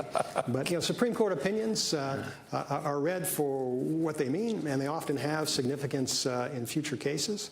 But, you know, the general proposition in the law, we wait for a particular case, and we look at the factual circumstances and then consider how to apply the precedent. How many U.S. attorneys remain to be nominated and confirmed? Do you know? Not many. There are 93 U.S. attorneys around the country. 94 judicial districts. We have 1 U.S. attorney who serves Guam and the Northern Mariana Islands. I believe we're more than 2/3 of the way through in terms of nominating, and there are many folks who are in the pipeline. It's actually a lengthy process. To be approved as U.S. attorney, you go through the selection process, and then once you've been tentatively selected, you go through a background investigation that can take 2 or 3 months, and then you have to go through Office of Government Ethics, which reviews your finances. That can take another month or 2, so it can take a long time to get people through that pipeline. But there are only a handful of offices that do not have either presidentially appointed, Senate-confirmed U.S. attorneys already in place or somewhere in the pipeline. We actually moved fairly quickly in filling those positions, and Congress has actually moved fairly quickly in confirming our U.S. attorneys, in contrast to some of our main justice and other D.C.-based officials. This past March, Attorney General Sessions said that the department was committed to moving promptly and aggressively on federal gun prosecutions, namely situations where people lie when they apply for an application for a weapon. Can you tell us what's going on in that area? Yes. Well, that's a very good example of how we make a policy decision in Washington, and then we roll it out to the field. So the Attorney General notified our U.S. attorneys that he wanted them to devote more resources, to be more aggressive in pursuing cases of people who make false statements in the course of buying firearms, often or primarily misrepresenting that they have no disqualifying felony conviction when in fact they do. And so that guidance goes out from the Attorney General. The two relevant agencies are the United States attorneys, the 93 of them around the country, and the Bureau of Alcohol, Tobacco, Firearms, and Explosives, which is responsible for investigating these crimes. And so in order to implement this policy, I'm responsible for overseeing those agencies and making sure that the ATF agents are devoting more resources to investigating these lie-and-buy cases, and that the federal prosecutors are devoting the resources required to prosecute them. This is a relatively new initiative, so it's too soon to see results, but you would anticipate that over the next 6 to 8 months, we'll see an increase in the number of false statement cases brought relating to firearms purchases. Another deletion from the U.S. Attorney, as I understand it, from the manual, concerned gerrymandering, racial gerrymandering. Can you tell us about why that decision was made to delete that? Yes. My understanding, I asked about this after the story showed up in the newspaper yesterday, and my understanding is that there are, as Deputy Attorney General, some people assume that I'm micromanaging things, but I'm not, unfortunately. And so issues would come to my attention if there were a dispute between the relevant parties.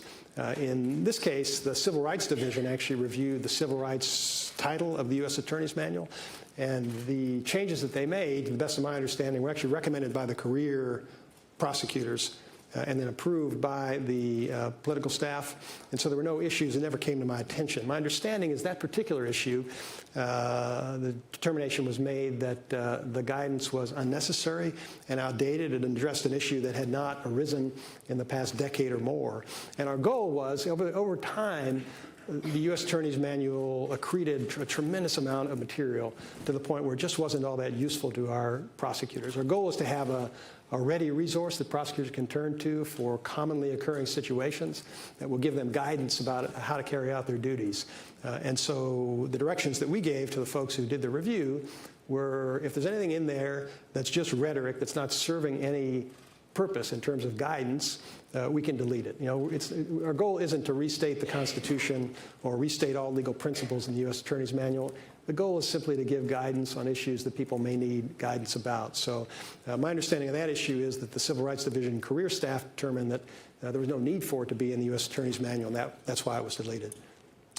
I have several more questions, but in the interest of uninhibited, robust, and wide-open discussion here in this venue, we'll be turning in about 4 minutes or so to questions from the audience. But I would like to ask one other question before we turn. Last year in the Constitution Day address you gave in Philadelphia, you made the following statement. The Constitution comes with a condition. We need to keep it. And you emphasize this, I recall the word keep. Can you share with us your ideas on what you meant by that? Yes. Yeah, that actually related to a comment that Benjamin Franklin made when he was leaving the Constitutional Convention. Franklin lived near Independence Hall, which is where the founders met.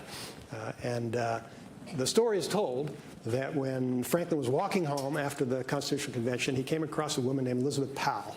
And Mrs. Powell asked him, Dr. Franklin, what kind of government have you created? And when you think about it, it's a great teaching point for American history because this country had been a monarchy. We were under the leadership of the King of England. And it wasn't clear after we declared our independence what sort of government structure we would have in America. And so Mrs. Powell didn't necessarily know what we would have. And Franklin's answer was a republic, madam, if you can keep it. What he meant by that was that the founders had created the document, they had written the Constitution, but it was up to the people to decide whether that Constitution would be faithfully executed. I think one of the particularly revealing aspects of the story, it may be an apocryphal story, but one of the particularly revealing aspects of it is that Mrs. Powell, of course, being a woman, didn't even have a right to vote at the time. But Franklin said it was up to her and not him to keep the republic. And so that was the point of the comment, and it relates to what the president said in his proclamation today and what Justice Scalia wrote about the rule of law being dependent not just on the words on paper, but upon the culture and integrity of the people who are responsible for implementing it, and ultimately the people who are voting. Well, with that, I would like to allow a little bit more time for questions from our audience. Please keep in mind that you'll be allowed one question, no follow-ups, all right? and a question, not a long diatribe. Please identify yourself, your name and your affiliation at the outset. And as I've said, please remember that questions involving pending investigations or matters are beyond the pale. You can ask it, but that will be the use of your first and last question. With that, let us turn to the public. Sir, please introduce yourself, your name and your affiliation. Hi, Chris Strom with Bloomberg News. Thanks for doing this. I'm wondering what your mindset is on whether a sitting president can be indicted. If not, why not? And if not, or is there any consideration being given to changing department policy? Okay, that was 2 questions. Chris, this is not a press conference. So I'm not going to answer this in the context of any current matters, so you shouldn't draw any inference about it. But the Department of Justice has, in the past, when the issue arose, has opined that a sitting president cannot be indicted. There's been a lot of speculation in the media about this. I just don't have anything more to say about it. That's when the issue arose, somebody in the department reached a legal conclusion, and that's what it is. Gentlemen, please identify yourself. My name is Richard Green. I'm a former lawyer. Happy Law Day. And appreciate the integrity you bring to your position. In any legal transaction, real estate or any contract, if there is fraud or illegality, that contract, that transaction can be rescinded. Why, if we have found or can find collusion or violations of elections law or any other illegality in the 2016 election, if it is found, why can't the election be rescinded, declared void ab initio, and redone? Because of this. Yeah, to the best of my knowledge, there is no procedure to void an election. That's all there is. Sir, please identify yourself and your affiliation. My name is Jake Gibson. I'm with Fox News. Thank you very much. Can you assure the American people that you're the right man to oversee the Mueller investigation in the sense that it was your memo that was essentially used in the firing of Director Comey, at least in part, and now Mueller reportedly is investigating that very firing, among other things? So that violates the rule, but the short answer is I don't comment on investigations. I don't comment on what we are investigating. I don't comment on what we're not investigating. And I can tell you a lot of things I read in the media or see on cable TV just aren't true. And people say, well, if it's not true, why don't you correct it? And the answer is because that's just not the way we operate. You know, we conduct investigations in secret. If we have a basis to prosecute somebody, we prosecute them. If we don't, we close our file and we go home. Hi, my name is Josh Sachs. I'd like to ask you a historical question, if I may. One of your more famous predecessors, relatively famous, William Ruckelshaus. How would you assess his character for choosing to, instead of firing Archibald Cox at the direction of President Nixon, choosing to resign, knowing full well that someone down the chain of command probably would carry out that order? So this is a Watergate reference. The Attorney General, Elliot Richardson, had made a commitment to the Senate that he would not fire the special prosecutor, and he felt obligated to fulfill that commitment and therefore resigned rather than fire the special prosecutor.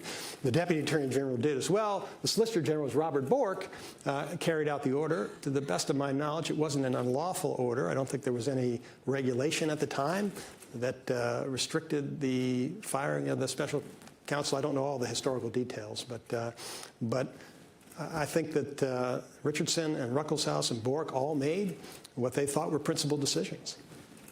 Yes, ma'am. Hi there, Laura Jarrett from CNN. Thanks so much for doing this, Mr. Deputy Attorney General.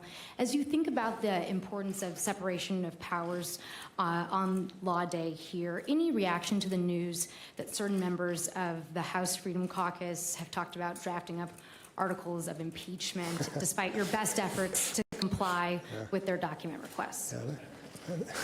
They can't even resist leaking their own drafts. Would you care to elaborate on that? I saw that draft. I mean, I don't know who wrote it. It really does illustrate, though, a really important principle about the rule of law and a distinction between the way we operate in the department. And we make mistakes. That's not to say we're flawless. But the way we operate in the Department of Justice, if we're going to accuse somebody of wrongdoing, we have to have admissible evidence and credible witnesses. We need to be prepared to prove our case in court. And we have to affix our signature to the charging document. That's something that not everybody appreciates. There's a lot of talk about FISA applications. And many people that I see talking about it seem not to recognize what a FISA application is. A FISA application is actually a warrant, just like a search warrant. In order to get a FISA search warrant, you need an affidavit signed by a career federal law enforcement officer who swears that the information in the affidavit is true and correct to the best of his knowledge and belief. And that's the way we operate. And if it's wrong, sometimes it is, if you find out there's anything incorrect in there, that person is going to face consequences. Sometimes there are innocent errors, but if not, you can face discipline or potentially even prosecution. And so that's the way we operate. We have people who are accountable. And so I just don't have anything to say about documents like that, that nobody has the courage to put their name on and that they leak in that way. But I can tell you, there have been people who have been making threats privately and publicly against me for quite some time. And I think they should understand by now the Department of Justice is not going to be extorted. We're going to do what's required by the rule of law, and any kind of threats that anybody makes are not going to affect the way we do our job. We have a responsibility, and we take an oath. That's the whole point. When you take these jobs, you need to be appointed by the President and confirmed by the Senate, and that actually is a pretty thorough process. And then you raise your right hand and you swear an oath to support and defend the Constitution of the United States against all enemies, foreign and domestic. You promise to bear true faith and allegiance to the same, and you take this obligation freely without any mental reservation or purpose of evasion, so help me God. And that's your responsibility. Everybody in the department takes that oath. We have 115,000 employees, and if they violate it, they know they're going to be held accountable. And I know those folks know that I'm not going to violate my oath.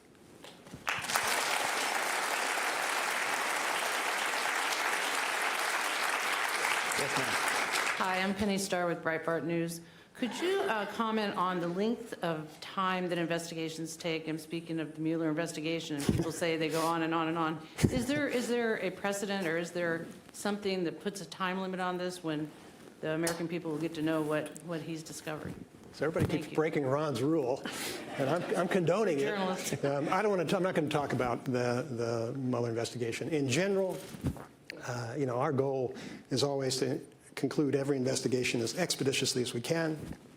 And certainly any investigation that I oversee, I'm not talking about anyone in particular because I oversee a lot of investigations, we recognize the need to move them as expeditiously as possible. Yes, ma'am. Yes, my name is Laura Greenberg. I'm neither a lawyer nor a member of the press, but merely a concerned citizen. Deputy Secretary, you said at the beginning that you were not concerned about a breakdown in the rule of law, and you cited several factors, one of which was the culture of integrity and a belief that the people who are implementing the law were doing so fairly. If we have a president who is conveying exactly the opposite message and impugning all of those people, or many of them, is that not a reason for concern? Yeah, as I said, the responsibility for implementing the rule of law is in the Department of Justice. And I understand the point of your question, but I think you also have to recognize the President's responsible for appointing the leadership of the Department of Justice. And I can tell you, because I work with these people day in and day out, he has appointed a leadership team for the Department of Justice that respects the rule of law. And that's why I'm quite confident that we're going to comply with the rule of law. Yes, ma'am. Louise Helen, I also am a citizen. I'm wondering what you think is the differences in priorities with the current administration and the Department of Justice for First Amendment rights about employment. So hiring, firing, there's protected classes, but how is freedom of speech changing in the employment category? Okay. So hiring and firing and the First Amendment, I'm not aware of any change in the department's policies in those areas. Do you have anything specific in mind? Well, specifically, there's been a lot of things coming up, like, the NFL and different other issues where the question is, what's an ability of someone to protest while they're in an employment situation? Yeah, I mean, these issues don't all implicate the Department of Justice, but the specific answer to your question is no, I'm not aware of any change in our Civil Rights Division with regard to hiring and employment. Yes, ma'am. Sarah Lynch with Reuters. Thanks for doing this. The FBI search recently of the president's personal attorney's offices and home has raised a lot of questions. There's been a lot of dialogue in the press about protection of attorney-client privilege information, and the president himself has lambasted the search. I know you can't speak specifically about this case, but in general, can you talk about what the Justice Department's policies and procedures are when a rare instance like this occurs, and how there are safeguards in place to protect attorney-client privilege? Yes, I can answer the second part of your question. Yes, I've been in this business a long time, and it's not unknown that we have reason or cause to conduct investigations that involve attorneys. Attorneys, unfortunately, sometimes are involved in crimes just like any non-attorneys, sad to say. But when those situations arise, just like with reporters, we do have additional safeguards within the department. And so the department's policy, and I'm not going to talk about a particular case, but the department's policy actually requires for a search of an attorney's office that we take extra precautions. So the threshold is you have a federal agent, a career federal agent, has to swear under oath that information he's providing is true and correct, and it has to establish probable cause to believe a crime has occurred and that evidence may be located in the property to be searched. It has to be approved by the U.S. Attorney's Office, and if it's a sensitive matter, it may go all the way up the chain, potentially to the U.S. Attorney. In addition to that, for attorney search warrants, we require consultation with the Department of Justice in Washington. And so they're required to come to the criminal division of the department. We have an office called the Office of Enforcement Operations, and they consult with OEO. And the primary purpose of that consultation is to ensure that appropriate precautions are taken, because what we're looking for, if we do search an attorney's office, we're not looking for privileged information. We don't want that. In fact, we can create a lot of problems for ourselves if we inadvertently get access to privileged information. So we establish what we call taint teams or screening teams to make sure that we don't get privileged information. And so that consultation requirement exists. And then, of course, in cases that may be of broader significance, the general policy in the department is that you provide notice up the chain of command because we prefer to hear about things from our own staff before we read them in the media. But the approval requirement, as I said, is elevated, and it's going to require a review within the U.S. Attorney's Office, within the FBI, within the Justice Department's Criminal Division. Of course, ultimately, this is all up to a federal judge. Now, a federal judge needs to review that affidavit and assure him or herself that the affidavit establishes probable cause that would justify the search. Now, I caution you that doesn't mean a crime occurred. And sometimes people make the mistake of assuming that a search warrant means that somebody's guilty of a crime. It doesn't. It means there's probable cause to believe that there's evidence that may be relevant to a crime. But the question of whether or not a crime occurred is a separate issue to be resolved at a separate time. Our clock is winding down, so if you could I'd like to get 2 questions in, if we can, so please. I'll be short. My name's Al Belcourt, just a member of the museum. Drawing upon your experience over the past several years and picking an arbitrary point 5 years ago and today, would you comment, please, on the morale of the line attorneys of the department and the special agents of the Bureau? So I think the morale of the attorneys of the department is very high. And the reason I think that is because I talk with them quite often.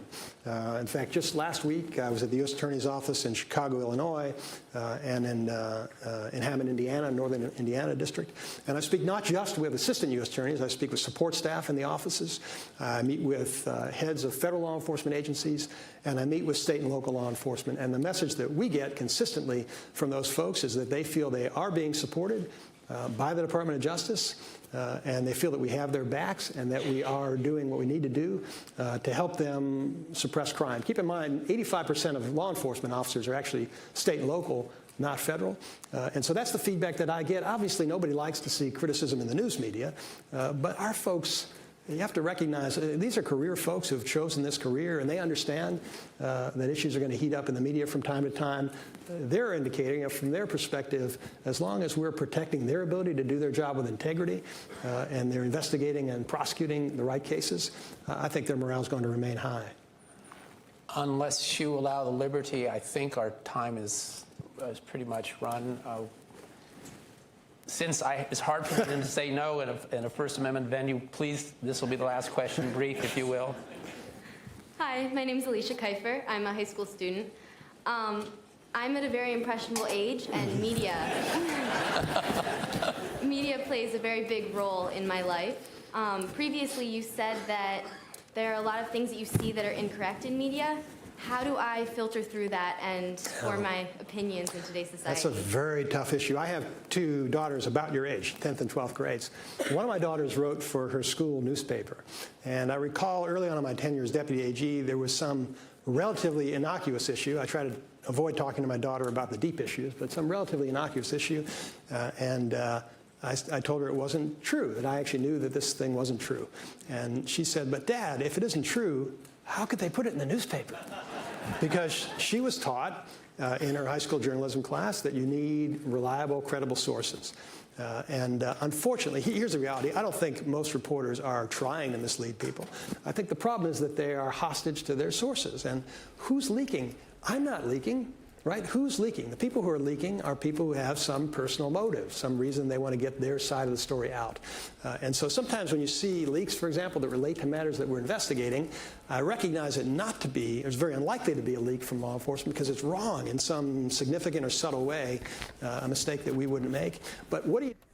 All right, everybody, in just a moment, he's calling right now. Fox 10's John Hook is at the Pence event. I'm going to take you there live now first. I'll grab the phone for you and we'll talk to him.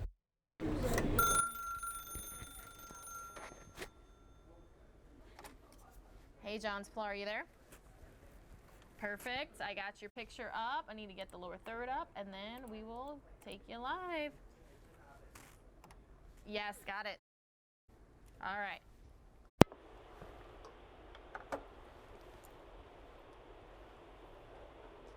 All right, everyone, we have our Fox 10 Phoenix's very own John Hook there at the Vice President Mike Pence event, America First. John, how's everything going out there? Pilar, it's going fine. It is filling up, probably about 200 strong, that will take in this America First discussion about the tax cuts and what they have meant to small business and business in general and to individuals here in Arizona. That's what the Vice President is here to do today at this event, but it has been a fundraiser as well this morning and tonight, a fundraiser in Paradise Valley right after the conclusion of this event, and then they'll fly back to D.C. tonight. It looks like there's quite a large crowd there. Yeah, they've got a pretty good crowd, and we weren't sure if you had to pay to come to this, and you didn't. You just had to sign on online and register, and there are people from all over the state. I met some folks from Mojave County who wanted to come down here. So it's not just locals in terms of the greater Phoenix area, but even beyond. I met a guy from Tucson who used to watch me down there when I worked at KVOA, and he stopped me and said he wanted to make the drive up and take this in with the Vice President. So there's a lot of interest, and it's not just the political types here. There was a guy who I've been corresponding with a little bit on my Facebook page who's a teacher, very concerned about Red for Ed, obviously, and he's here to, as he put it, present the other side. So you get a little bit of a mix in the crowd like this. John, it seems like the Vice President is holding these events all across the U.S. Should we expect to hear much of the same from him today, or anything different, we think? I don't think much different. I think he's really trying to tout the benefits as he sees them of the tax cut that came late last year, and I think he's trying to sell it across the country. He's done 12 of these across the country. This, I think, is the 13th. And, he's kind of been the one selling it and pitching it and saying, this has been good for America. Don't believe anything you read to the contrary, that in general, this has been good for the country, and it's improving what we're bringing in tax revenues because of increased business activity. He's going to sell that point, saying that it's been good for the country and good for the coffers. to have this tax cut that's helped a lot of people in his view. All right, we're about 45 minutes out from this event starting. Were you able to, or are you going to be able to speak to the Vice President one-on-one? Well, that's the plan. I plan to speak with him right after the event, and that'll be at about 3:50, and we may be able to live view that to you. So that is the game plan right now, and so far that game plan is holding. They warned me at the White House that sometimes these things are subject to change because of scheduling and crisis. If anything were to happen where he had to shuttle on out of here, obviously the interview is the first thing that's going to get scuttled. But so far it looks like we're going to get to speak with him, which I'm looking forward to. All right, Fox 10 Phoenix's very own John Hook, thanks so much for calling us in there live from the event. You got it, Pilar. Take care. Take care.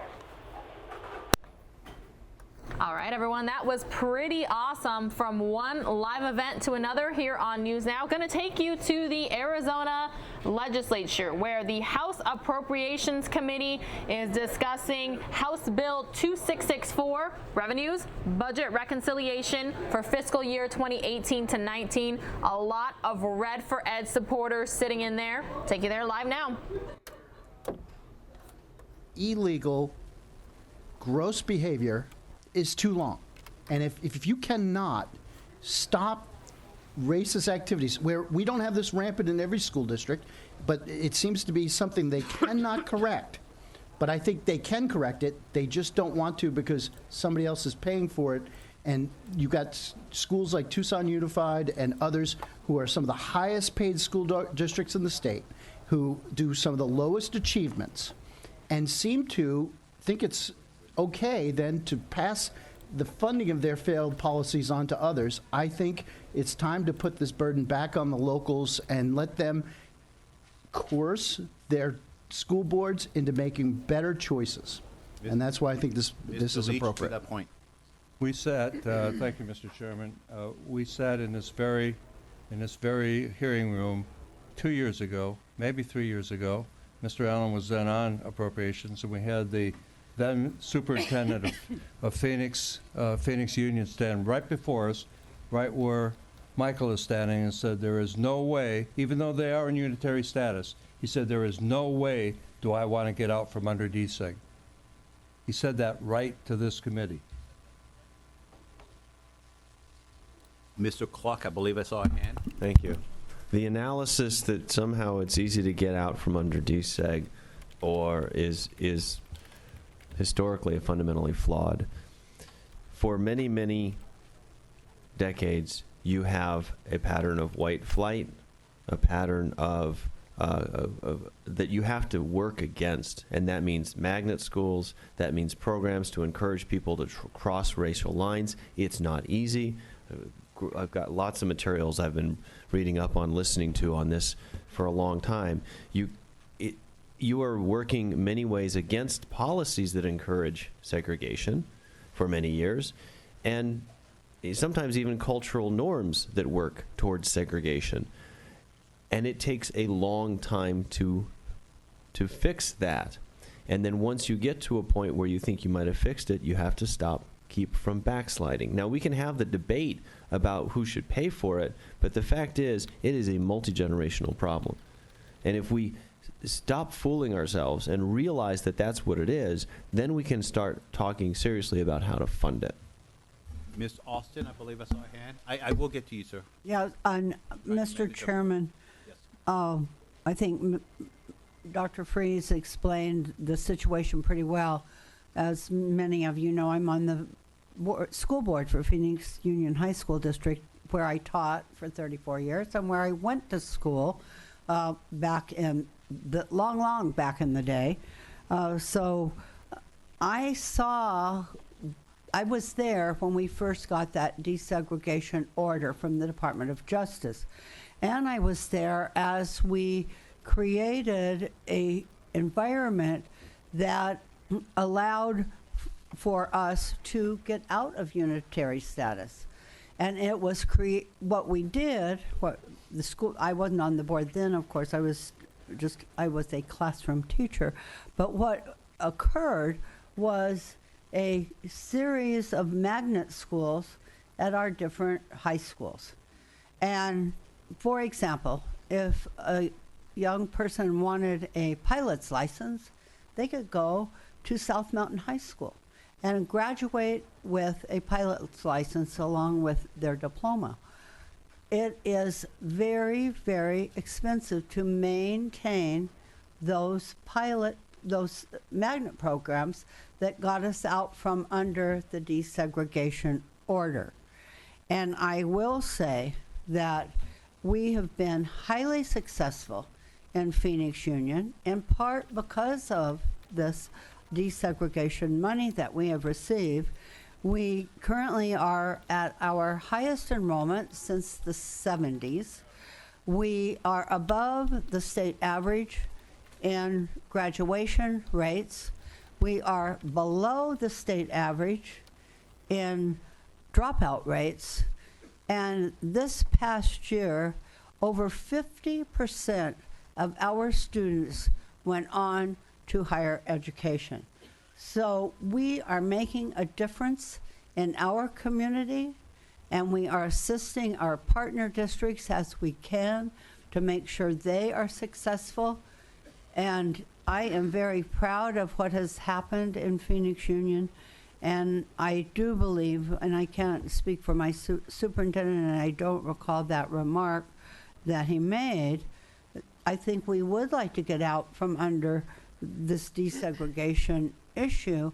However, we cannot give up the funding that we need to keep the programs healthy and our kids thriving and maintaining good job markets and all of that. And I would invite any of you who are interested to please come to Phoenix Union, come see what our magnets look like, come see what our small schools look like, and I think you will have your eyes open about how a few extra dollars, well, more than a few, can change the whole outcome from the district. So please join us this summer, and we'll show you around. Thank you. Thank you. I have a whole bunch of names here. One moment. So you continue, Ms. Austin, to amaze me in a positive way. And just thank you for all the different things you have done in your life and the knowledge that you bring to this committee. I just needed to tell you that. You're welcome, ma'am. Mr. Allen, I believe I saw a hand. I have like 4 people on my list, so I am Thank you. rotating around. Thank you, Mr. Chairman. Members, this bill doesn't take a cent out of DSEG funding at all. This, of any of the schools. This just says we're shifting it from one property tax to the other, so that the net effect on that is a little bit more towards the district in which is using these funds, so that the local community can vote their values according to what it really is costing them. That's all it says. I've heard members say that this is not easy. You know, it's not easy to get out from these orders. But I'm sorry, Israel was longer in the wilderness than some of these have been in DSEG. There's an appropriate amount of time to deal with an issue. 40 years is not it. I mean, the idea that somehow we would have these DSEG and orders where people had acted so poorly that they landed up in court and lost, and the fact that we continue to have these circumstances where these orders are against us is appalling. And I think it's a difficult thing to even hear. And the idea that somehow, because the funding's better, we would let ourselves live under that stigma, I think is wrong. And so I oppose this activity carte blanche. I think that we should do everything we possibly can to get right with the law, and we should get the funding back to a more standardized educational funding model so that they're making rational decisions for the taxpayers. And that's why I think I support the overall bill. Thank you. Ms. Norgard. Mr. Chairman, and I just wanted to point out to Ms. Olson that Phoenix Union wasn't affected at all. But Mr. Chairman, Mr. Mann, do you have the percent that the individuals will pay? I think it was 1.13% more, and what the businesses will pay with the DSEGs in there. I'm sorry, Madam Chair, Representative Norgard, can you repeat the first part? Can you give us I think ATRA had done an analysis on the percent more that the individuals will pay within the DSEG district and what the businesses would pay as an increase in the DSEG district? Mr. Chair and Representative Norgard, I don't have it as a percentage, but I do have numbers as far as what the estimated dollar amount would be that each school district would be responsible for gathering from their tax base. Thank you. Well, the largest one would be Tucson Unified is $16.7 million. Phoenix Union is $720,000. Roosevelt Elementary $439,000. Phoenix Elementary almost $95,000. Cartwright Elementary $155,000. Isaac Elementary $226,000. Amphitheater Unified $1,500. Wilson Elementary $1,800, and Maricopa Unified about $3.6 million. And to that point, those districts would not be losing that; they would just be receiving it in a different way. Is that correct? Mr. Chair, that is correct. We have a number of people still. Dr. Freese? Thank you, Mr. Chair. I want to refocus the discussion on what the bill does, and we can talk about the importance of DSEG programs and things at another time, but this bill shifts the property tax to a secondary property tax. That means that people in these school districts that were just listed will not have the protection of the homeowner's rebate, will not have the protection that was guaranteed in the Constitution of the state of Arizona, that their property taxes not be more than the 1%. So now what we're saying is, sorry, you that live there no longer get the protection of the Constitution. This seems to me a little frightening. Michael, how would you respond to that? Is there an answer there? No, Mr. Chair, I can't respond to that. Got it. Thank you. Ms. Austin? Yes, could you make that information available to the committee, or at least to myself, of the number of school districts and what their burden would be? Because that was an issue I wanted to point out. It's not just Phoenix Union and TUSD. It's a lot of small school districts who have very, very low tax base. And whether you have a high tax base or a low tax base greatly changes the burden on the individual homeowner. Some of those districts that you read off, Isaac, I think Murphy, Cartwright, some of those absolutely it would kill the homeowners. To that point, this bill is not taking dime one. It keeps sounds like we're taking something. Nothing is being taken. Okay, the dollars are the dollars. Michael, I do have a question. How many of those districts that you read off are actually 1% districts? Mr. Chair and Representative Leach, those are the only districts that are affected by the 1% and receive DSEG. And do you know the number of how many districts are under DSEG order or OCO? Or Mr. Chair, Mr. Leach, I'm sorry, I don't. How many? 18. 18. So the total amount, the last numbers that I had seen were about a year and a half ago. The DSEG tab is $212 million that goes into these select schools that as Mr. Allen has pointed out, have had, and many of us, our opinion, have had ample time to address this situation and right the wrong. We don't give that extra benefit to the other schools, the other 200 districts throughout the state, and that's why people don't want to get out from underneath the DSEG. They want to stay in. But this takes nothing. This takes not $1. So I will ask you to email that information to all the members, House members on the Senate, House Republican and Democrats, since we'll probably be voting on this bill tomorrow on the floor, so all members have that access. Randy, you're up next. Yeah. So Dr. Freese, we had you next if you want to ask a question. Yes, thank you, Mr. Yeah, Chair. we have you on the list. Michael, so help me with this. Increase additional state aid to Maricopa Unified School District by $602,000. I heard you mention that they are also part of this shift. Are we protecting them to some degree? Mr. Chair and Representative Freese, this essentially would hold the residential primary taxpayers harmless from this in Maricopa Unified. So let me make sure I understand. In Maricopa Unified, we are doing a maneuver in the budget here to protect them from a property tax increase from this shift. However, in Tucson, we are burdening that property owner with the tax increase. They will realize a tax increase. Let me put it in a different way to make you more comfortable. In Maricopa Unified, they will not see a tax increase in their property taxes. In Tucson Unified, they will see a property tax increase.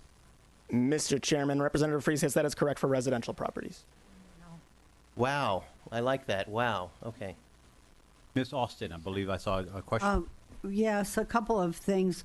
I've got a faithful watcher out there who gives me information, and the information she shared a couple of minutes ago, that it was not the current superintendent of the Phoenix Union High School District who made that comment. It was the previous superintendent of the Phoenix Union. To that point, Ms. Austin, that's what I said, the former Oh, superintendent. sorry, Mr. Leach. But I would, thank you. It's okay. I would like to know all the districts that are under DSEG orders and all the districts that would be affected by this provision in the bill, if you don't mind. And before midnight? Thank you, sir. And again, to all members, House and Republican, please. I know I do. I know. Members, additional questions? Hi. Ms. Norgard. Mr. Chairman, and this was actually for Dr. Freeze because he's Tucson, but here's an article on March 11th, 2018 from the Star Opinion, and it's talking about how the Tucson Unified School District is working to try to get out of this. So I was just going to try to reach out to some of the Tucson folks to see if they were a part of this parents meeting at the TUSD school board Okay. meeting. If he comes back, we can possibly do that. We do have there's two people that signed in to speak that are here. I would love them to come up and speak, members, and then we can continue this conversation if you don't mind. Mr. Vice Chair, I don't know the ladies' names, but go ahead and guess. Was Elizabeth? Yep, you get to go first. Introduce yourself, who you're with, and again, we're doing 1 minute at a time, and then Q&A. Thank you, Mr. Chair. My name is Beth Simic. I am president of the Arizona State PTA. Desegregated funding affects more than 246,000 students in 19 districts statewide, or about 25% of children in Arizona's K-12 education system. Not one of those children is insignificant. And we can't help where low-income families live. The districts currently using desegregation dollars predominantly serve low-income and minority families and minority students. Forcing an additional increase in property taxes around schools that receive desegregated funding creates the very segregation that we're trying to get rid of. This would most significantly affect 90% of property owners in the Tucson Unified School Districts where families are struggling. By punishing poor people for being poor, this doesn't make any sense. I am asking for you to please reconsider this portion of House Bill 2664. And additionally, I would like to note that putting a tax cut into a bill where you're already increasing taxes to poor people makes no sense. And as the kids would say, appears shady. So I would like to open the floor to you for any questions, sir. Members, any questions? Seeing none. Thank you very much for testifying. Thank you. The next person is... And I was just reading down the list, so I didn't see who made motion, but please come forward, identify yourself for the record. Hello, my name is Allison Coleman. I'm here on behalf of myself. I don't represent anybody. Okay. And same rules apply. You're doing great so far. Go ahead. Thank you. Good afternoon, committee members. My name is Allison Coleman. I have proudly taught in the Phoenix Union High School District for 6 years. I am the daughter of Cindy Coleman, a retired teacher and a single mom, granddaughter to former Representative Luann Preble and retired Colonel Bill Preble. I am here today to continue the tradition of civil service that my family has long adhered to. I want to thank you all for your service to our state. And say hi, Mom. She's watching. As a 6-year teacher in PUHSD and a product of TUSD, I have seen and experienced the great opportunities afforded to us through magnet programs. The state has collectively paid money towards the desegregation lawsuit for 40 years. The language reflected in this bill shifts the burden of funding to those who were actively segregated against the same people who have brought forth the lawsuit to begin with. and it targets some of the poorest people in the state.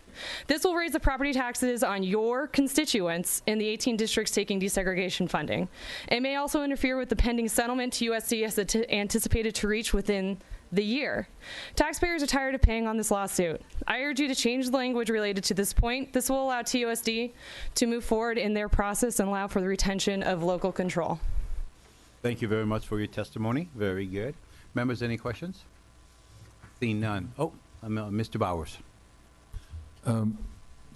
Thank you very much for coming. Would you please tell Luann and Bill, I think Bill's deceased now. He How many is. years? It has been, excuse me, Mr. Chairman, Representative, it has been 7 years. Please tell Luann I said hello. Thank you. Mr. Clark, I wasn't sure if you had a question or not. No. Okay. Members, any additional questions? Seeing none, thank you very much for testifying and sitting here all day. And you're also welcome to my classroom anytime. Okay, members, we don't have anyone else signed in to testify. Members, is there any other discussion on it? Is there any questions for each other on it? Mrs. Fernandez. I wanted to ask if this isn't, Mr. Chairman, if there wasn't any money involved in this, you said, I think it was Mr. Lease that said no one, is going to get hurt with this. Why are we doing it? So to that point, the schools will receive the same amount of money. Yes. And I think that's the point the vice chair was making. I look at this as a reverse sweep. And what I mean by that is we are sweeping money from the state of Arizona and redistributing it. And this we affect now the districts that are affected, which is, I see, very appropriate. I guess I'm just wondering why. Why are we doing this? A reverse sweep, you see it very appropriate. I mean, why are we doing it? Because you feel it's appropriate? I mean, who's it going to benefit, I guess, is my question. To that point, thank you, Mr. Chairman, Ms. Fernandez. If you go back in the history of the it came off Prop 13 off of California, it's the 1% cap. There was nothing put in that proposition that even guesstimated that anybody would ever go over the 1%. This is just please bear with me, it's a little bit of a history. Go ahead. And so gradually things, change in different areas of the state. And maybe for those issues that Dr. Freese pointed out, for different taxing policies and the way different areas were set up. But it was never estimated. So when somebody did go finally crack the barrier of the 1% cap, everybody looked at, like many times we look at each other in this committee and say, now what do we do? And it was very easy because there was an avenue, a revenue trail that we already had for state funding for schools. And they said, well, it's not that much, Ms. Olson, it's not that much. I don't know what that first not much was, but it was insignificant. I said, so rather than causing a problem, we will just backfill that. Well, that's where the problem started. And so we continually backfilled it until it was in, when was it? We were sworn in 16 when that first bill was read. It was like $27 million of not much money going back in. What's that? No, it was 27. Yeah, FY16. Yeah, correct. Okay, and so that's where it started. That process that's not set in Constitution. And so it is correct. It is the right thing to do. As for items mentioned before or reasons mentioned before, if you are in fact having a problem and we hear it all the time. I hear it from both sides of the aisle. Local control, local control, local control. But you never listen to us. Well, we do. We do. And so, as I said, and I'll say it one more time, people in Lake Havasu, the people in Kingman, the people in Globe really don't want to pay for those deseg districts that are height. And I don't blame them. I don't blame them. What? Would you just out of the goodness of your heart say, you know what, I need to go on vacation, and would you just give me $5,000? That doesn't happen. And that's where we are. This doesn't go to the DSEG question. That tax is still going to be out there. Mr. Chairman, so, Go ahead, Mrs. Mr. Medina. Leach, can I ask you, those people that you mentioned, did they ask you to carve out Maricopa County and just saddle? Not my Pima? verb. It's not my verb. Well, you're part of the team, and this is what we got. So how did Maricopa County get carved out? I don't know that. I'm sorry, wait a minute. Mr. To that point. I think Dr. Free says he knows that. I can postulate that. Hold on, the chair actually gets to pick who goes next, and I think Rusty Bowers had his hand up first. Well, Mr. before Chairman, everybody else. earlier, one member was chastised for interrupting another. And my point is, I would just like to see equal pay all the way around. Let's all let each other speak and then interrupt or be chosen by the chair, if that would be all right. I agree, and I will do my best to do better. Dr. Faris, I believe. I wanted to address the how did Maricopa Unified get protected? I think probably one of its representatives worked that in so that their vote on the budget would be secured. Again, postulating. Also wanted to ask Michael a question, if you could come back up. Michael, come on up. Thank you. Mr. Chair, Michael, so you mentioned 16-some million for TOSD? Mr. Chair, Representative Free says 16.7 million. And what is the cost to a property taxpayer in TOSD? Mr. Chair, Representative Free, I'm not sure if I have that. Hold on. I think somebody else might be able to provide that information if you can't. Mr. Kelly, Michael? Well, Michael, what do you have or don't have? Mr. Chair, Representative Freese, no, I apologize. I don't have that specifically broken down by property. It would depend on the value of the property. John, are you signed in? Oh, here you are, if necessary. John, come on up and introduce yourself, please, and tell us who you're with. Thank you, Mr. Chairman. Members of the committee, my name is John Kelly. I'm with Tri-Advocates, and I represent Tucson Unified School District, and this has been a familiar topic for us. All right, everyone, Mike Page is up next. So what I'm going to do is I'm going to take you to the Pence event. It'll be starting in about 15 minutes, and you're going to watch it full live here on News Now, part of Fox10Phoenix.com. Growth rate, not one, in 8 years. We need to get the country moving. And the two things that will get the country moving are deregulation, we're working on that, and comprehensive pro-growth tax reform that creates more jobs and opportunities and make it less likely people take their jobs overseas. We need to simplify the tax code for small businesses and let them focus on what they do best, which is refining their products,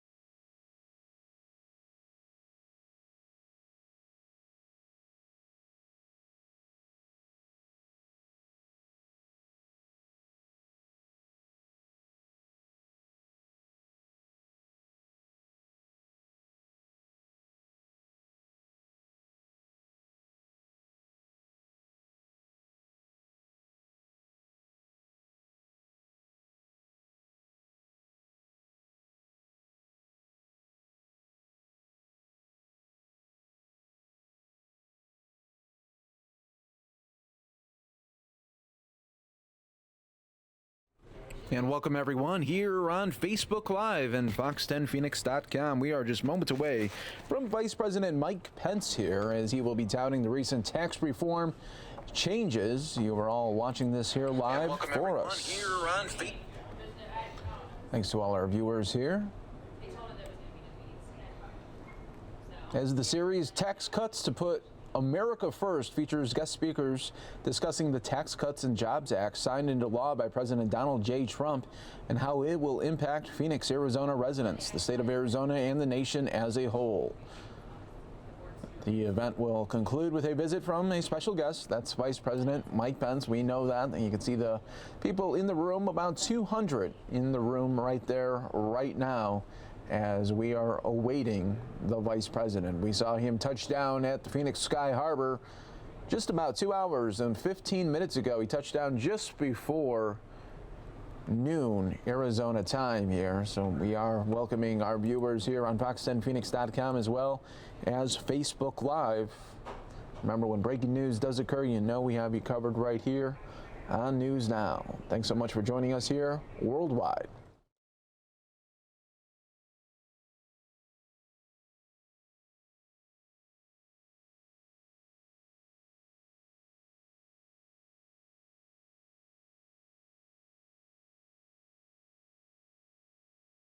Folks, and also let us know where you are watching from in the stream. We always appreciate our viewers from all over the country.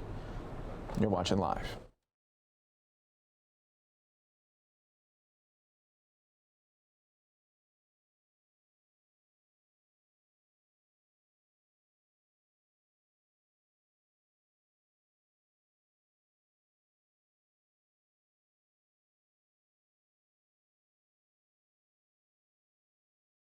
Also, let us know there in the chat, do you think that the tax cuts have made a big change here in the economy? And also let us know, have they made a big change in your pocket? Love to hear those responses.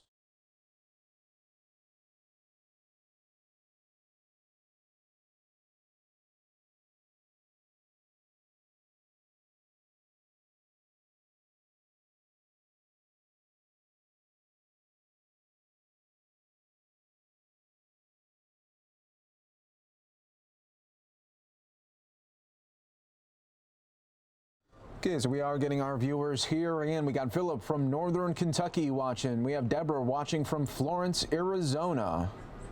Pete saying, I have more of my money. Kathy checking in from Texas.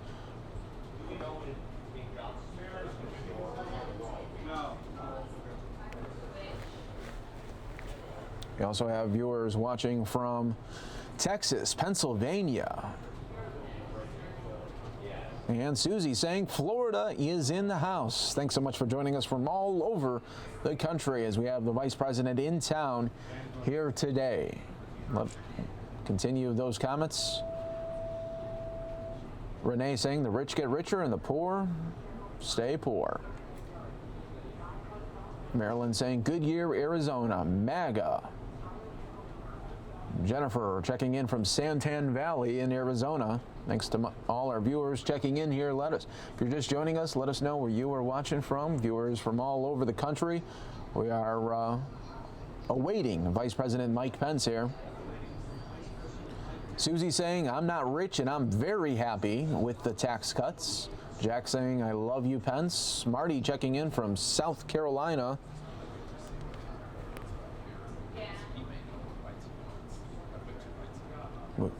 We got Dee Dee watching from California. We got Danae there from Peoria, Arizona in the house.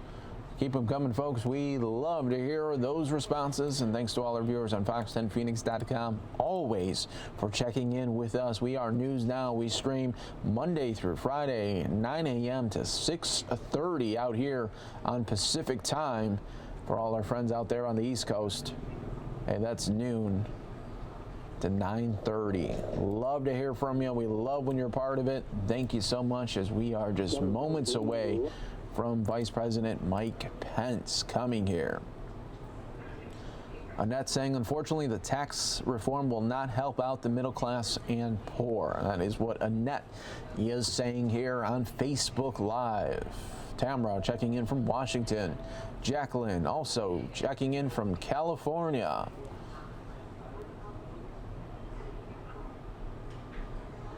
We got Trey checking in from Gilbert, Arizona.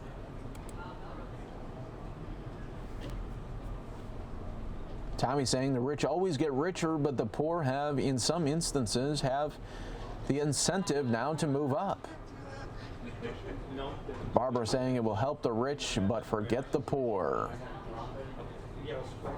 Sandy saying love our ex-Indiana governor. Checking in from Indiana there, Sandy. Welcome to Facebook Live here.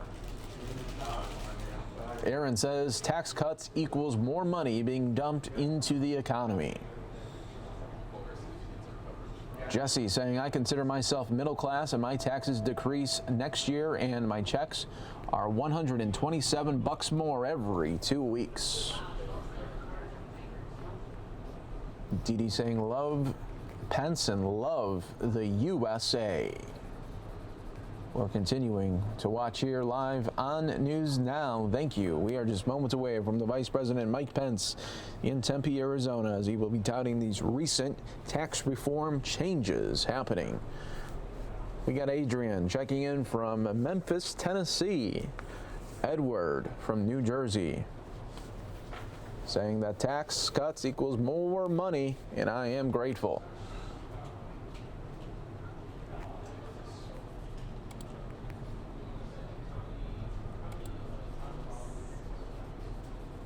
Karen saying, who let him in? Go home, Mike Pence.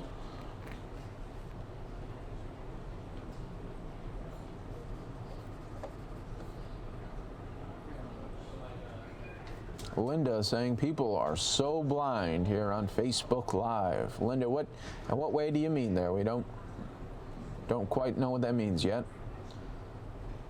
Joseph saying tax fines for every time there is fake news story, especially from the local news. And James saying, why do Americans drive Uber for $95 a mile but need... And here we go. We are continuing to follow live here on News Now. Moments away, Vice President Mike Pence, everyone.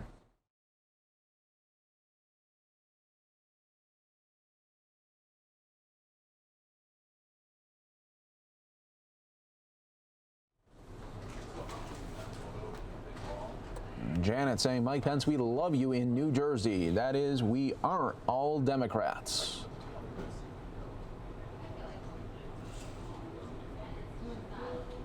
Melody saying, way to go, Mike Pence.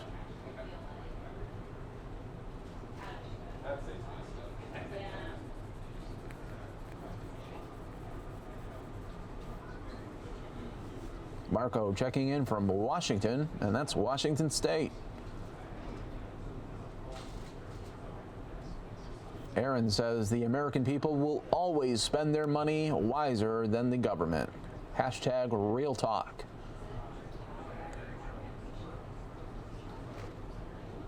And the lights are getting dimmer. It looks like we are just getting very close to this program starting for the America First rally happening at Tempe, Arizona.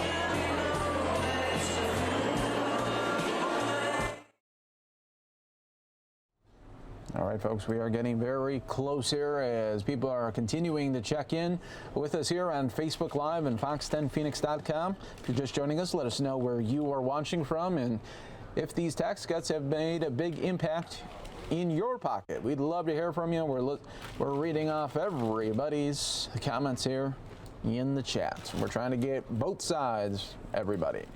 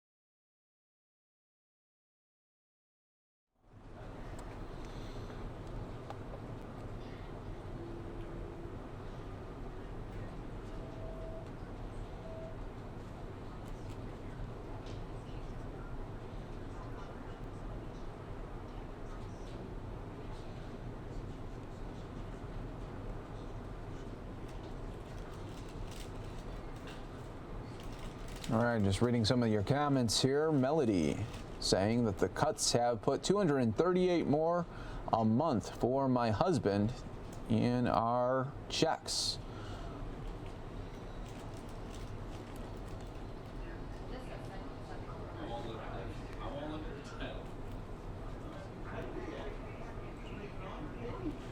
All right, and this event is starting. Let's listen in. There's the former governor there, Jan Brewer, speaking. Thank you so very, very much.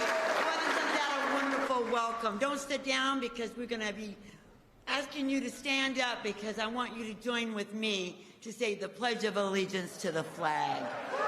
Please join with me. I pledge allegiance to the flag of the United States of America and to the republic for which it stands, one nation, under God, indivisible, with liberty and justice for all. Now you can all be seated. Yes.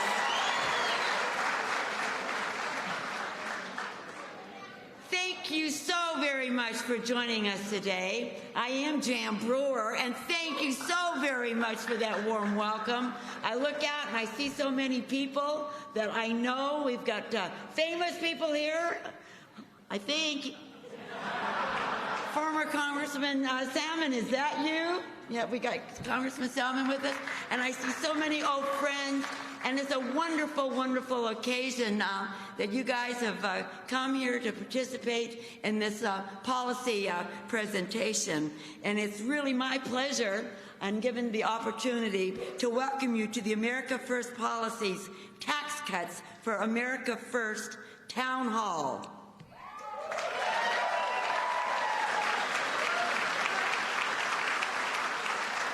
Good things are happening. America First Policies is a nonprofit, grassroots organization supporting key policy initiatives that will work for all citizens and put America first.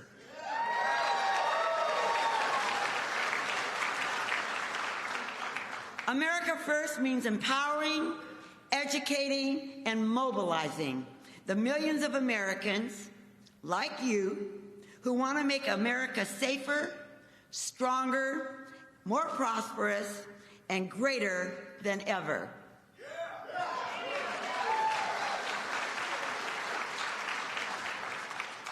Because Like you, we believe putting America first means fighting to stop countries like China from taking advantage of us, stealing our jobs, and dumping products here while they keep American products out.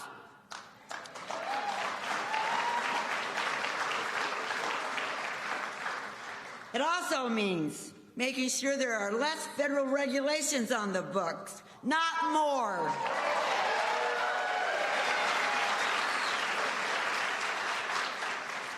And reining in an overzealous government bureaucrat. Putting America first means fighting for the judges that uphold the Constitution, not rewrite the laws as they see fit.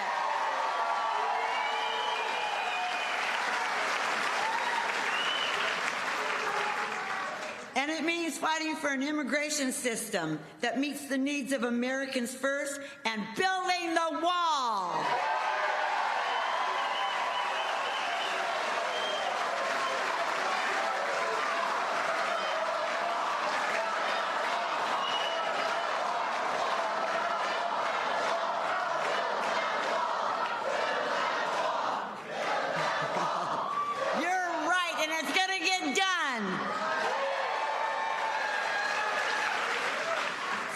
America First Policies was on the front lines, fighting to make sure Congress passed the biggest tax overhaul in a generation.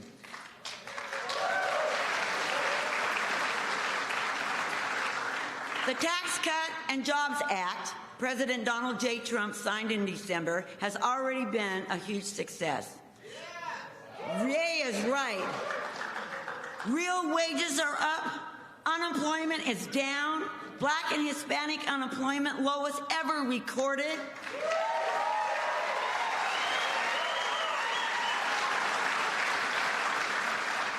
Manufacturing is back. Retirement accounts are stronger than ever. And we finally eliminated Obamacare's individual mandate that was forcing Americans to buy insurance that they couldn't even afford and they didn't want. But we're not done. Are you tired of winning? Well, okay, I'm with you. Join us all as we fight to drain the swamp.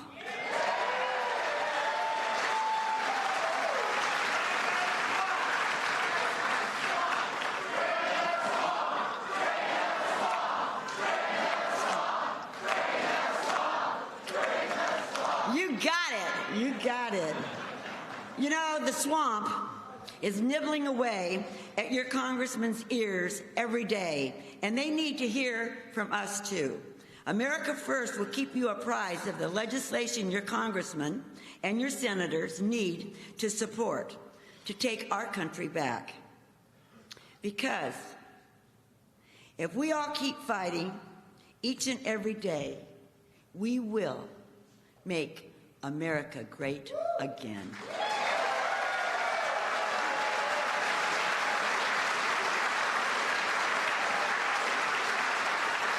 And without each and every one of you, it wouldn't happen. So you're here today to hear the policies on the tax reform. And then you have a responsibility to go out there and share that information to the people that don't quite get it.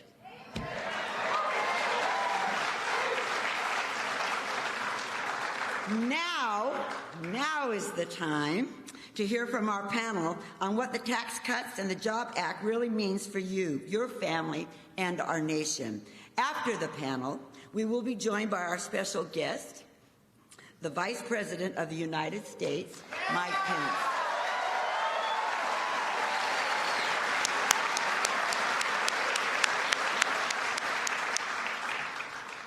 It is my pleasure to introduce the moderator and our panel for this very important discussion.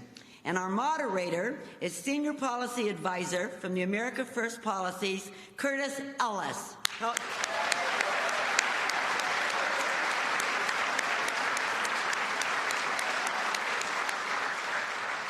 Next, we have someone that serves on the Judiciary Committee and the Science and Space and Technology Committee, representing the people of the 5th Congressional District of Arizona, Congressman Andy Biggs.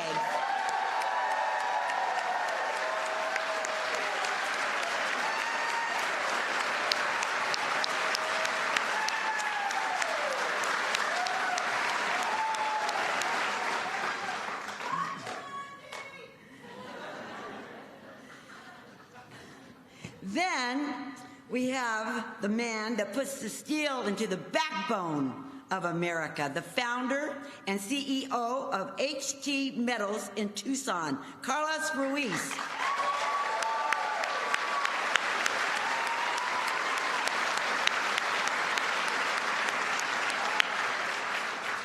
And we have an alumni from Arizona State University. She's the owner and president of Mongols Media, Michaela Rayner.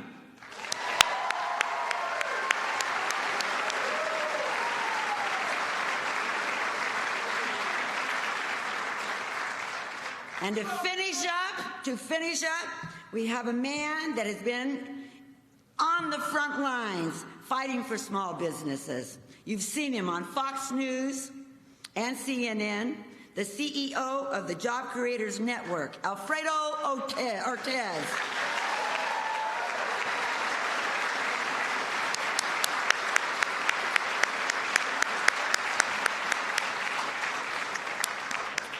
I'll get them settled down over there. And I just want to let you know and thank you all for joining us at this very, very special event. And with that, I will turn it over to you, Curtis. Game on. Yay, thank you, Governor. Thank you. And to all the veterans and members of the armed services in the audience, I'd like to say thank you for your service. Thank you for coming today.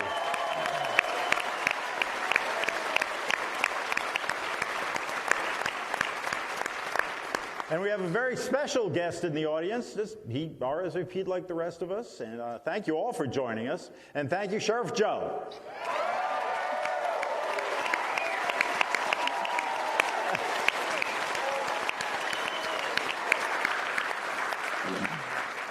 Thank you all for coming today. You know, we're here to talk about the Tax Cut and Jobs Act, and you will find out today, what's really going on with this, because you won't find out about that through the major media. I promise you that. You know, Ben Franklin said there's two things that are certain: death and taxes. Well, there's a third thing that's certain. You will never find out the positive things happening from the Trump administration through the major media. You can be certain of that. So we are here today to find out, and thank you all for coming out today. I know you're all very busy people running businesses, running the government, running the Job Creators Network, but we're here. So let's start with a simple question, Congressman, and to the rest of the panel. Why did we need a tax cut? Why was it so important for America to have such a significant tax overhaul? Well, there's really three features that come to my mind immediately. First of all, we have an incredibly complex tax code, so we needed to simplify it, and that was important. That's one of the things we shot for. The other was we had too high tax rate. We had the highest corporate tax rate basically in the industrialized world. We needed to reduce rates, and we needed to do it on individuals as well. So we were trying to make it simpler, and we were trying to reduce the rates so we could actually create a tax code that would stimulate job growth and economic viability. But, you know, I had a note here, and maybe I'll find it in my notes, that the tax rate in America was the highest in the world, as you said. Mexico had a 30% tax rate, Canada 26.5%. Japan, 30%. Now, Japan's not a cheap country, by the way. It's a very expensive place to live. But even they had lower taxes than we did. So I guess it's no wonder that America was really uncompetitive. Right. We couldn't compete in the international environment.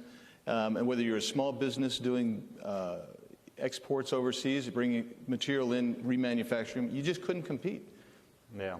So we've all heard about the hundreds of companies around the country big, the big companies, they make the headlines. American Airlines giving people a $1,000 bonus, whatever.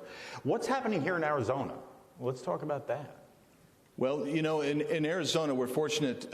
We've been impacted with over $200 million in wage increases and bonuses.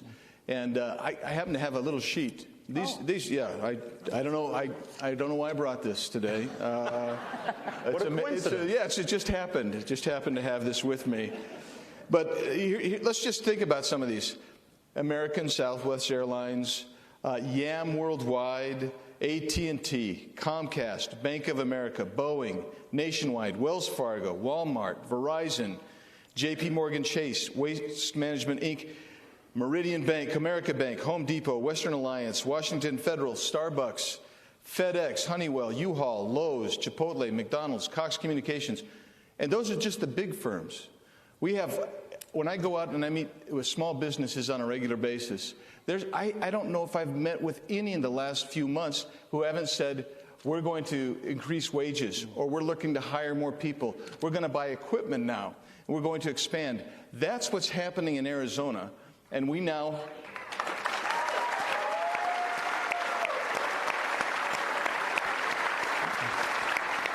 and you may be aware of this, but Maricopa County is going to continue to grow. We are the fastest growing county in the country. And we have the jobs, and we need jobs for these people who are coming in. And that's one of the blessings and benefits of what's going on in Arizona. But that isn't the end of it. You probably heard that APS has gone to the rate-setting group called the Arizona Corporation Commission, $120 million rate reduction from APS. That's huge. SRP is also going in asking for a rate reduction.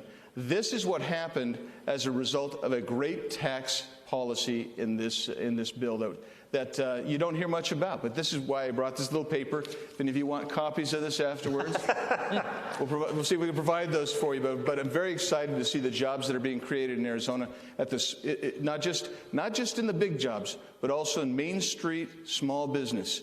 They're creating jobs, they're increasing wages, and that's fantastic. That is fantastic. Well, it just so happens we happen to have a couple of Main Street business people right here to my right. Carlos and Michaela, tell us about what's going on in your companies. First of all, what does HT Metals do? And tell us about the company, and then how has the tax cuts affected your company? Well, right now, this is the best time in the 15 years that I started this business from scratch.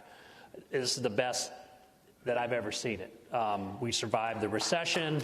I'm serious.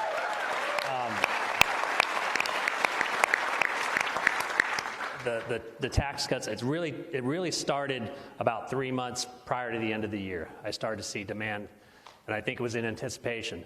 After January, it's never been like this. What do you do exactly? Well, what does HT Metals do? I'm a metal distributor. I pretty much custom cut metal for aerospace, some medical equipment, and actually there's also some commercial applications. So we bring metal in either in bar form, and we cut it up into smaller pieces, and then we sell those pieces pre-cut to machine shops. Or we have a couple abrasive water jet machines, so we'll buy sheet and plate and do some custom cut shapes that we'll sell to machine shops, and then they'll make the components for aircraft or other components. So you get big pieces of metal and big pieces of metal, big pieces of plate, and cut them down into smaller pieces. This year so far, because of the demand, I purchased my second water jet machine, and these are not cheap pieces of equipment. How does a water jet machine work? It takes high pressure water and abrasive, and it cuts the metal, so there's no heat. You cut steel with water? Yes. And he's a magician as well. Look at that. Let's give him a big hand. There's no heat. It cuts from thin pieces of metal to very thick pieces of metal, so it's versatile. It's easy to use. And we're just getting demand from everywhere. How much did one of these water jet machines cost? They're a couple $100,000. Couple $100,000? Yeah. And somebody got a big boost out of that when you bought that. Yeah, and we get to expense it immediately. My suppliers, which are much larger businesses, they're putting in big plate saws in their distribution centers. So I mean, there's just millions and millions of capital being purchased and implemented this year. And let's make the point. The fact that you can write that off immediately as a result of this tax cut, that made a difference. And that made a difference. It benefits because I had the demand. I'm not going to go out and buy that piece of equipment just for a tax cut. But the thing is I had the demand that necessitated me buying that piece of equipment. Right. And I also hired one employee, and the plan is, we get one shift going, and because we were running 2 shifts on one machine, we'll run 1 shift on 2 machines. But then as we grow, then we'll add a second shift, and maybe we'll need to buy a 3rd machine, or I'll buy a new saw or something. But it's just that's great. Able to perpetuate. That's the fantastic. Growth. Yeah, that's great.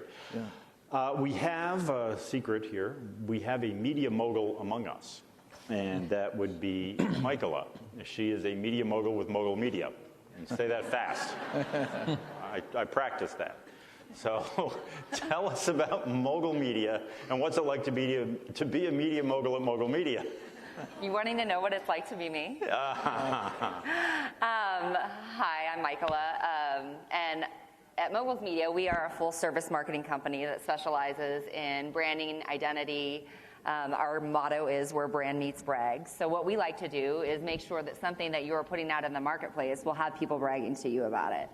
So that's something that we do. Go ahead. So so who are some of your clients or customers? So we work with small, medium, and large-sized businesses, but just so some of that you are aware, some of the businesses that we work with are Tech Data, Avnet, Gannett, for example. I've heard of them. Yeah, They do Arizona USA Republic. Today, newspapers. Yeah, Right? Newspapers. AZ Central, all that kind of fun. There's still a few newspapers left, right? There are. Okay. Barely. Yeah. I'm sorry, I don't want to interrupt you. Keep going. Keep going.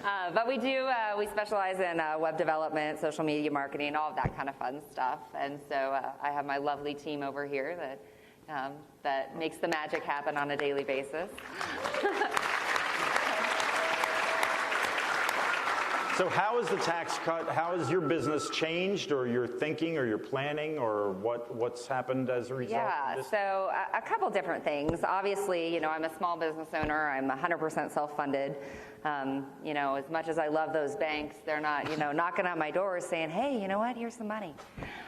So with that being said, some of the things that have been a real great benefit to me, and I know that my employees can attest to this, is, just for example, they were given, come the first of the year when they got their first paycheck, there was a significant increase. Not significant to most of you, but for them it was a huge increase for them. So opposed to Moguls Media and me taking that financial increase and bringing it back into the company, I actually just provided them an instant raise. And so not only does that help them, on their day-to-day, but at the same time, it enables, company morale. It provides, positive company morale for us and all of that kind of fun stuff. Well, slow down a second there. Company morale. Did you just say that you gave your employees a raise? Basically, and they didn't even know it. Well, that's very nice. I mean, you gave them something you weren't even expecting a thank you for. You didn't even. No. I actually, when I was doing payroll, and I told them, I said, hey, by the way, did you know that those new tax cuts have actually given you an increase? So they were excited about it. Thank you. Yeah. You all say thank you now. Another thing that obviously equipment is expensive. You have some of the things that we do promotional items, and sometimes we'll have companies come to us and say, hey, we just need a couple different one-off shirts and whatnot. So I invested in a cutter and a heat press. So I have that equipment that I was able to, I'll be able to write off immediately this year. And then there's this thing called a vehicle. I don't know if any of you guys have heard of one. Called what? A vehicle. A vehicle? Yeah. Oh, okay. So I happen to have one. It wasn't working very well, and so I had to get a new one. And it was one of those things where you're like, ugh, I don't want to have to, have a car payment or anything like that. But knowing that these tax laws were going to be something that were coming to effect, it was the best time for me to purchase. So, at this time now, when I do my taxes next year, I'll be able to write off my new vehicle for. Oh, very good. That's a business use vehicle. Good. Great.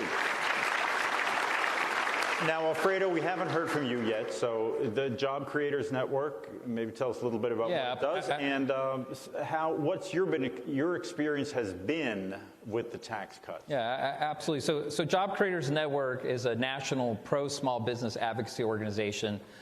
This is actually, we're doing a tax tour, actually. I'm sure most of you saw the bus on your way in. So this is the third year that we're doing that.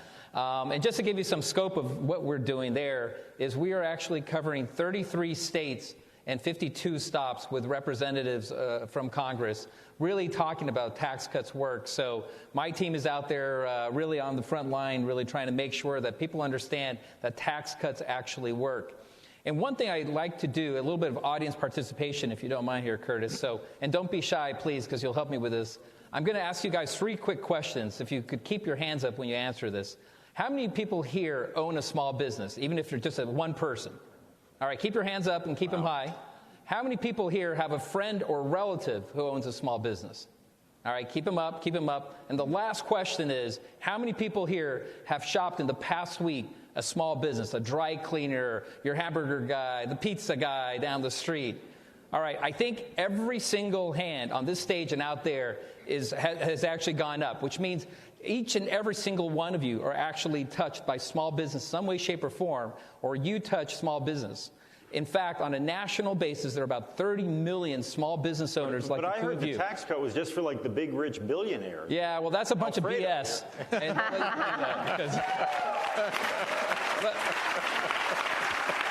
I mean, you got 60, like I said, 30 million people in this country own a small business. And here's the more impressive stuff. 60 million people work for those small businesses. So we're almost talking that 100 million hardworking Americans are dependent on the success of small business. And I have to tell you, across the country, as we've gone out there, time and time again, we've gotten hundreds and hundreds of stories. You hear about these great stories of large companies, but the stories of the small businesses are incredible. And 2/3 of new job growth is in the hands of small businesses, which is amazing. So for all of those out there who are small business owners or work for small businesses, employees, give yourselves a hand because you are the backbone of this country.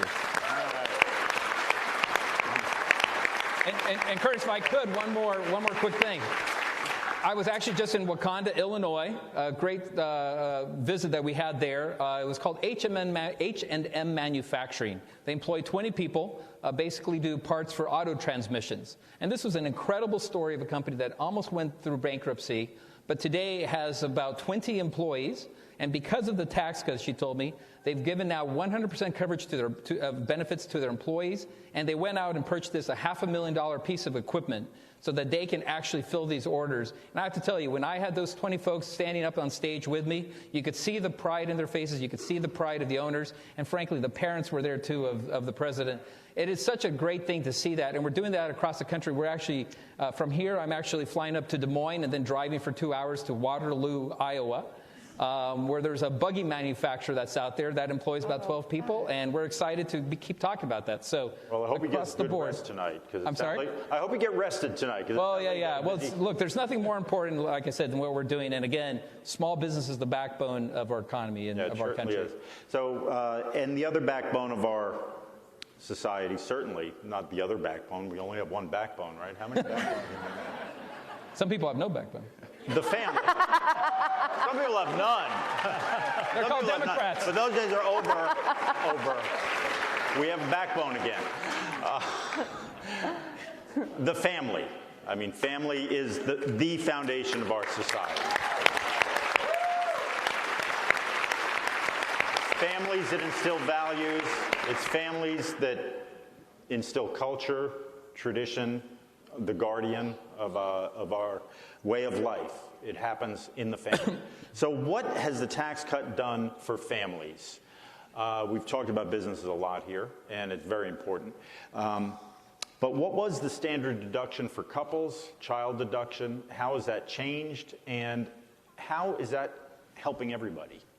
Yeah, well, what we've done is we've doubled the standard deduction for people. So what that does is that means that the first roughly $12,000 to $20,000, depending on how it goes, that doesn't get taxed. And that is huge for families, and it's huge for individuals because you feel that. You feel that almost immediately. And so that's really critical. That's one thing that we've done. And that has a net impact of reducing your overall tax, right? Then the second thing we've done is we actually increased the tax credits for childcare, right? So what that does is that actually provides a break for those who are trying to get their kids taken care of so they can get out and work. So it provides an incentive to work. And that is great because when families have someone working and earning money, that stabilizes that family, gives them hope, gives them something to dream about, and gives them self-esteem. Really, these things are effective results of a very economic tax plan.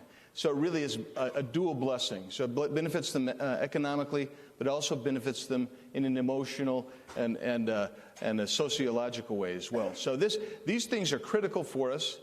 And you meet people that are taking advantage of this. They're thrilled, they're happy, and it's best for our community as well.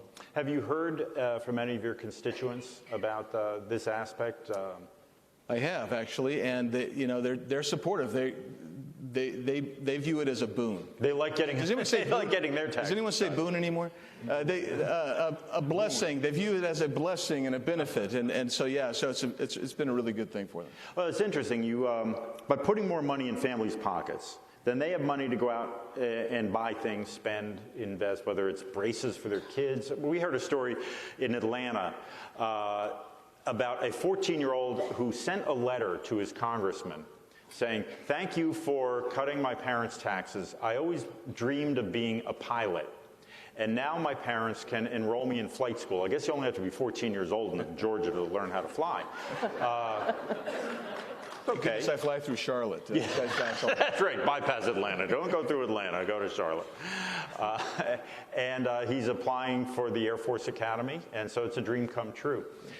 This is sort of like a private sector stimulus, right? I mean, instead of having the government determining what are the shovel-ready projects, and we're now going to dole out some checks here, you let the private sector make these decisions, whether it's a water jet machine or a new car. Or Zoper didn't give you one. No, she didn't, no. There's another aspect to this that the administration has been very clear. President Trump, when he was on the campaign trail, talked about this. I was there when they wrote this speech. A program of tax cuts, regulatory cuts, trade reform, and energy reform. Fix all those things, put them all together, and you're going to bake a nice cake. I mean, you're going to get the economy moving again. Put those four ingredients together. So let's talk about how the tax cuts work with these other parts. There's more going on here along with the tax cuts to get this going. So whoever wants to start off there. I mean, I'll chime in quickly. I mean, from a small business angle specifically, a couple of things that you mentioned definitely were on the top of the list of small business owners in terms of what impacted them. And let me kind of recap really at least what we're hearing from small businesses across the country that this administration has really nailed. Too much red tape, first of all. For those of you who have small businesses out there, you know that red tape sucks for your business, right? So the Trump administration, I think, has done a great job of addressing the regulatory environment. The tax piece, obviously, way too high, and small business owners were saying that. And then the last piece, which is actually you've brought up, and when we were talking, is the access to credit. I'm not sure if people know this, but since Dodd-Frank, about 12. Now, what's Dodd-Frank? Dodd-Frank was some crazy idea of we need to regulate banks even more so that the big banks get even bigger, while the community banks pretty much go out of business, and folks like yourself can't access credit. So I have to tell you that really the Trump administration has done a tremendous job, really a trifecta of fixes for small businesses by bringing down regulations and red tape, cutting taxes, and then really addressing the whole issue of the loss of community banks. And so we're excited, and small business owners are seeing that. So I just wanted to make sure that folks understand that this administration has done more for small businesses than has happened for the past 31 years.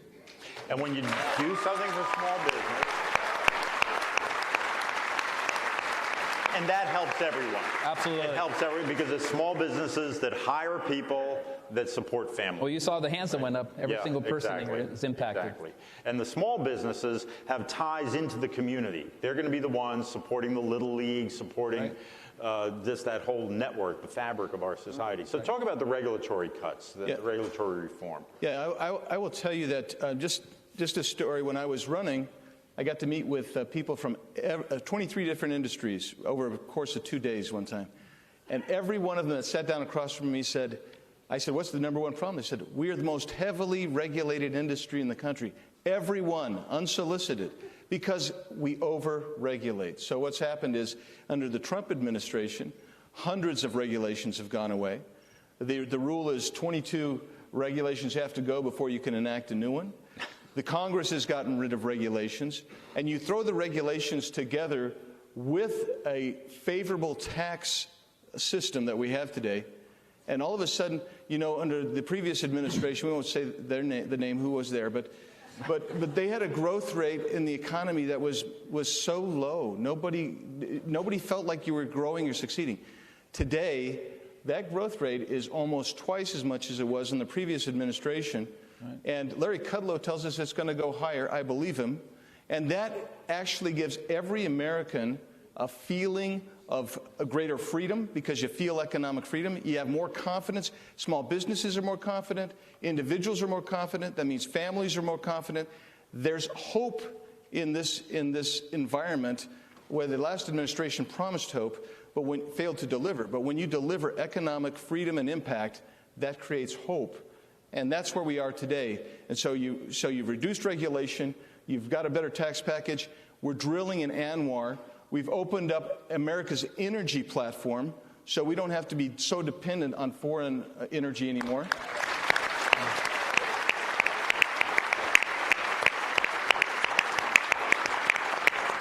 And so when you hear the words "Make America Great Again," these are three aspects that let you know we're on the correct path to making America great again. Yay. Yep.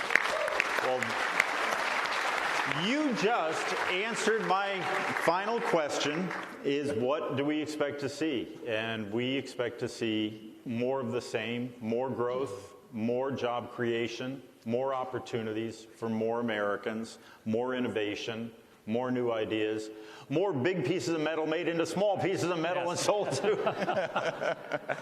Well, look, let's give this panel a great big hand. Thank you all for a great job. Give them a big hand. Give them two big hands. Put those hands together.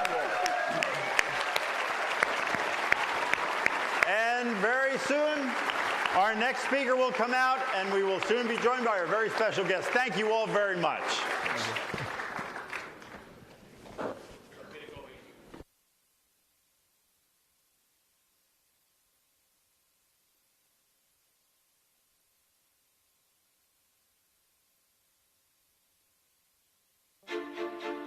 Before tax reform, Americans were paying more taxes than ever, and our businesses were being taxed higher than any other nation in the industrialized world. Our self-destructive tax code cost Americans millions and millions of jobs, trillions of dollars. The tax code is so complicated that more than 90% of Americans need professional help to do their own taxes. This enormous complexity is very unfair.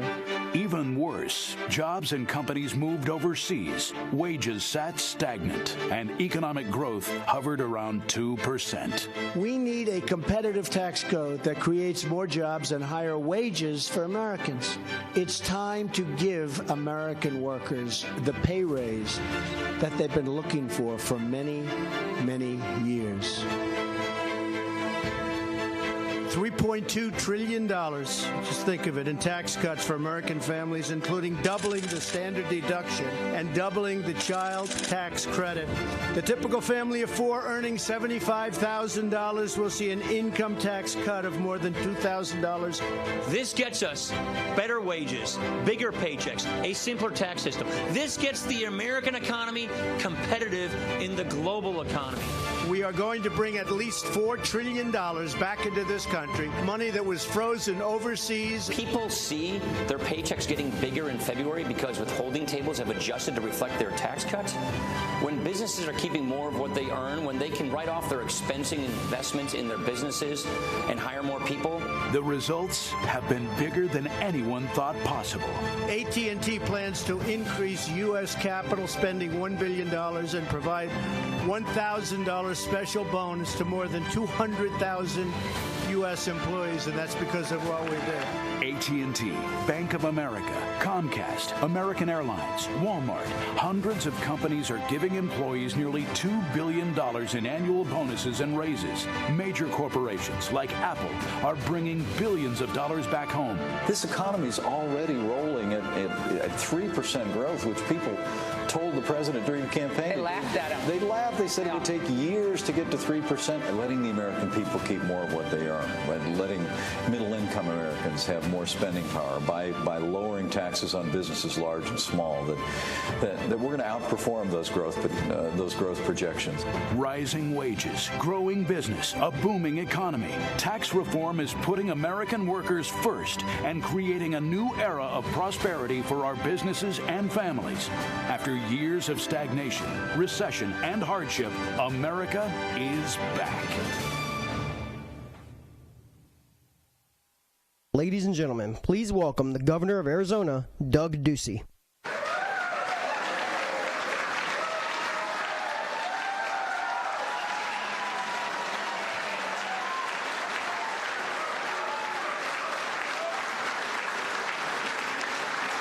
Thank you.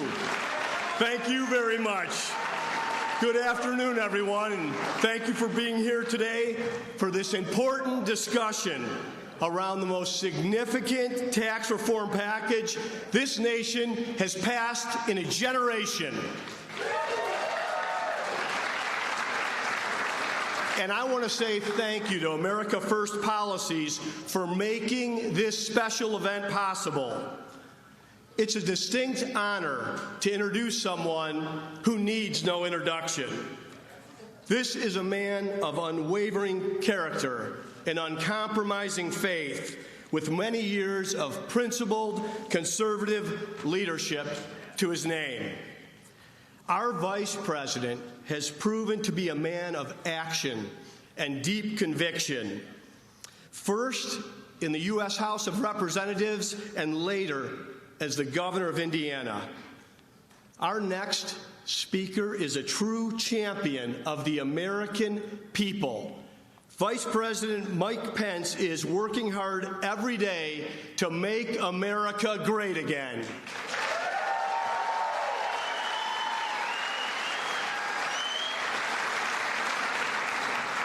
And I've got to say that it's just absolutely fantastic having such a great friend of mine and such a great friend of Arizona sitting at the right hand of President Donald Trump.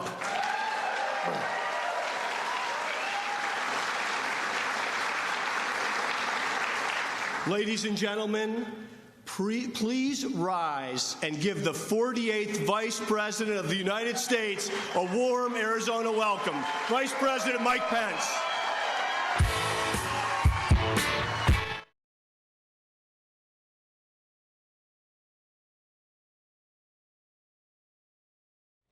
And for those of you watching, the audio has not gone out. Don't you worry, we just cannot play the popular music here on the stream. You will hear Mike Pence in full right here on News Now. We have you covered.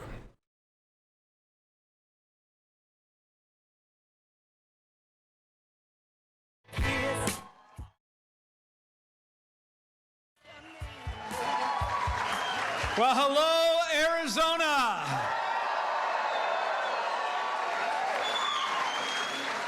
Wow.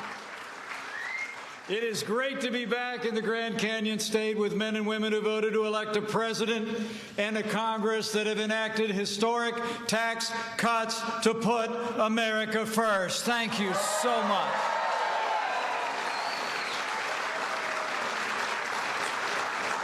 Thank you so much for being here today. And before I get started, I want to bring greetings from a man who loves the great state of Arizona. and a leader that you voted to make the 45th President of the United States of America, a man who is making America great again. I bring greetings from President Donald Trump.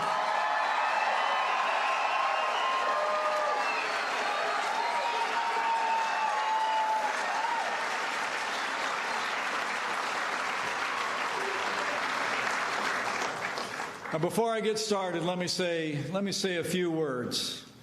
First and foremost, about an issue I know is on the hearts and minds of people all across Arizona.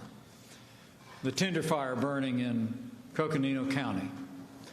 It's already forced hundreds of Arizonans from their homes, and it's threatening houses and businesses and churches and public utility facilities and more. Now, I want to thank Governor Ducey and local officials for acting swiftly to declare a state of emergency to respond to the tinder fire. Great job. And I'm pleased to report that our administration has already approved federal funds to help fight this fire. You know, America already knows that Arizona is home to some of the best and bravest firefighters in the world. It's true. All of America remembers the 19 heroes from the Prescott Fire Department who lost their lives fighting the blaze at Yarnell, the Granite Mountain Hotshots. Now, I have to tell you, carrying on their tradition, the Hotshots' proud legacy today, more than 550 personnel are working to fight and contain this fire. And I know all of you and all the people of Arizona couldn't be more grateful for their courage and sacrifice. And in the days ahead, know that our administration will continue to work closely with Governor Ducey and your courageous first responders to put this fire out. Let's hear it for all the heroic firefighters who are on the job in Arizona at this very hour.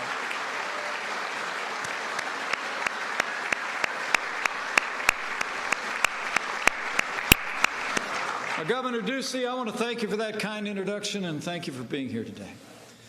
I came to Arizona today to talk about the progress that our administration has been making all across America. But first, let me talk about the positive changes your governor has been making right here in Arizona. It's been remarkable. I mean, just like our president, your governor's a man of his word and he's a man of action. Governor Ducey promised to unleash Arizona's job creators and slash red tape, and last year, Governor Doug Ducey eliminated 676 state regulations on businesses and job creators. It's amazing. And Governor Ducey pledged to grow jobs and expand opportunities for all Arizonans, and last year unemployment in Arizona fell to a 10-year low.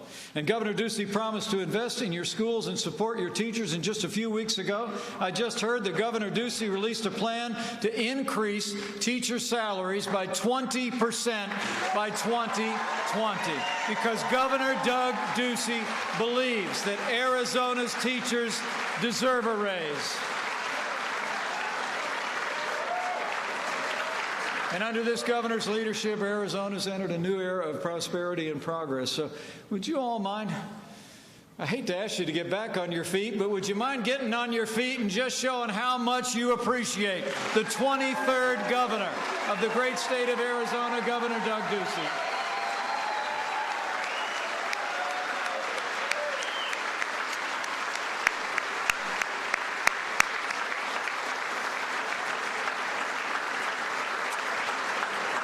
And I know Governor Ducey will be the first one to say that all the progress he's made has been built on a strong foundation.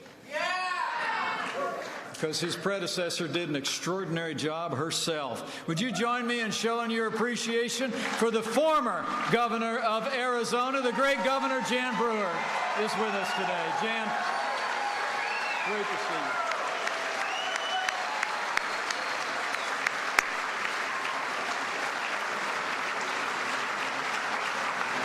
A few other people I want to mention before we get down to business. I want to recognize another Arizona leader who's here today, who's been standing literally shoulder to shoulder with our president to advance the agenda that's putting Arizona first. Join me in thanking Congressman Andy Biggs. Would you please? He is a great conservative in the Congress.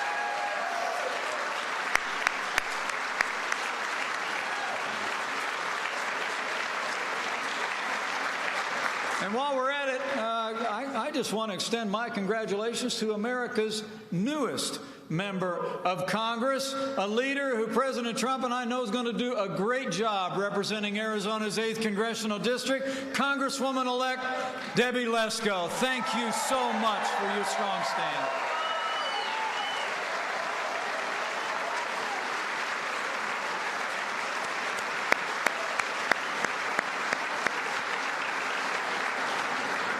And I just found out when I was walking through the door that we were also going to be joined today by another favorite. A great friend of this president, a tireless champion of strong borders and the rule of law, who spent a lifetime in law enforcement, Sheriff Joe Arpaio. I'm honored to have you here.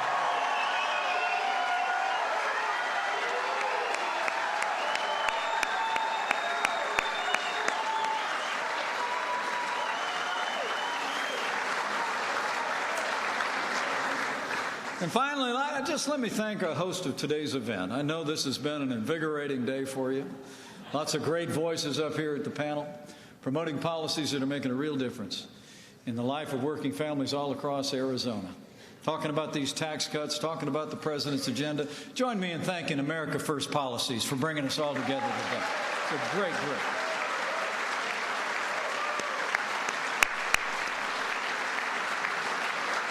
But I'm here today, first and foremost, just to say thanks. Thanks to all of you. Because of your support, because of the partnership of Arizona's conservative leaders in the Congress of the United States, and because of the relentless leadership of President Donald Trump, you can sum up this administration in one simple phrase. It's been 15 months of promises made and promises kept.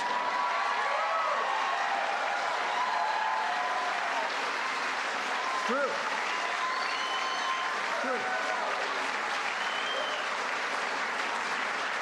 I mean, think about it. Think about it.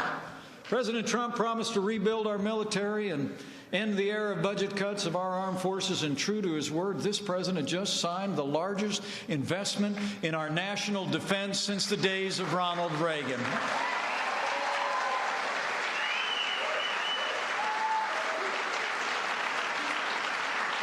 This president also promised to stand with those who served in the uniform of the United States in years past. And we've been working with these great conservative leaders in Congress. I'm proud to report that we've given the VA the resources it needs to end the backlog for veterans once and for all. And we will not rest or relent until every hero has access to the world-class health care that you earned when you wore the uniform of the United States. It's a promise.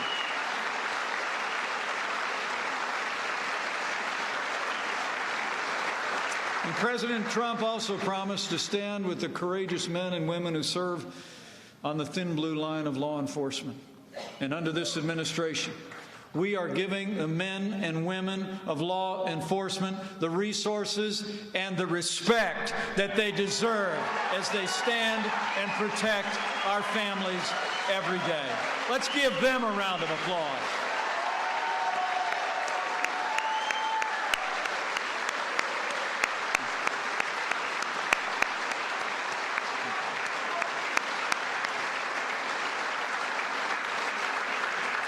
And our president also promised to secure our borders and enforce our laws. And with the help of Governor Ducey, we're doing just that. You know, yesterday I was on our southern border in California, and I met with the men and women of Homeland Security who serve on the front lines of border security every day. They got a tough job. They got a dangerous job. And every American is grateful every day for the courageous men and women of our Border Patrol. And I told them that.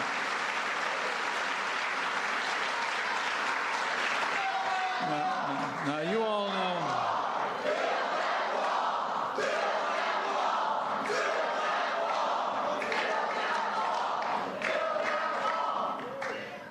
Oh, we'll build the wall. Don't worry about it.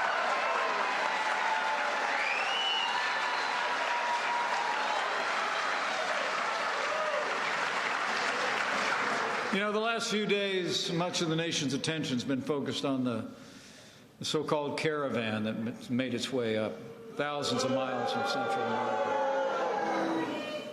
You know, but the president said rightly, this situation is a direct result of our weak immigration laws and our porous border. And make no mistake about it, this is a deliberate attempt to undermine the laws and weaken the sovereignty of the United States of America. But under this president, we will uphold our laws, defend our sovereignty, and we will protect the borders of the United States of America.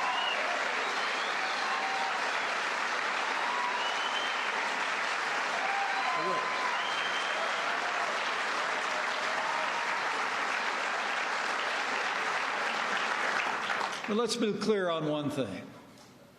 These people, particularly vulnerable families with small children, these people are victims.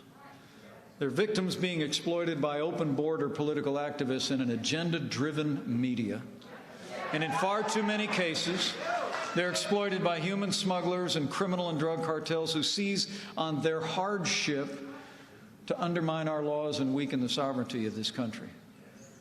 And I'm going to make you a promise. This president and I are going to continue to keep the pressure on the Congress to do their job and take the steps necessary to secure our border and close the dangerous loopholes in our immigration laws.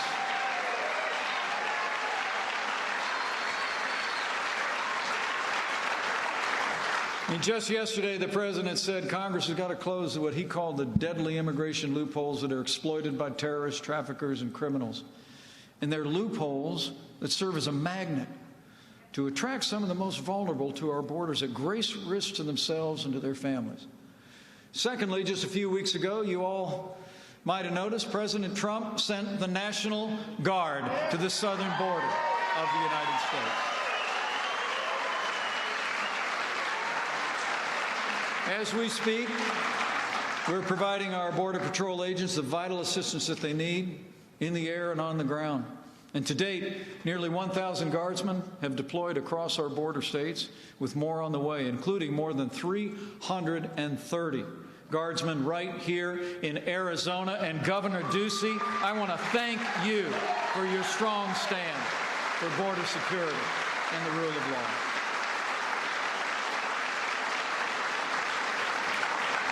With these decisive actions and the courage of our Border Patrols, I'm pleased to report to you that illegal crossings at our southern border are down by more than 40%. And thanks to the leadership of President Donald Trump and the support of conservatives in Congress, just like I said before, we are building that wall, starting with the first 100 miles of construction. And when it comes to the wall, we're going to build it all.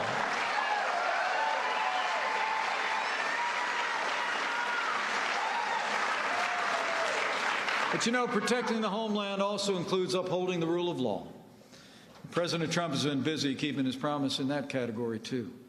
We've been appointing strong conservatives to our federal courts at every level, starting with Supreme Court Justice Neil Gorsuch. And last year, we set a record for more Court of Appeals judges confirmed in a single year than any president in American history.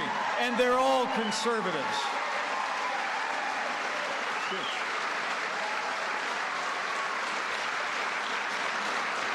So it's been promises made, promises kept. But since day one of this administration, what brings us here today is this president has been working every day to keep our promise to get this economy moving again. I mean, President Trump promised to roll back the heavy hand of government, and working with Arizona's great conservatives in Congress, this president has signed more laws cutting federal red tape than any president in American history. Good. I mean, some of you might remember from the campaign, the president used to say that for every new federal rule on the books, we'd repeal 2 federal rules, and I got to come clean with you. We haven't done that. We've actually eliminated 22 federal regulations for every new federal rule put on the books.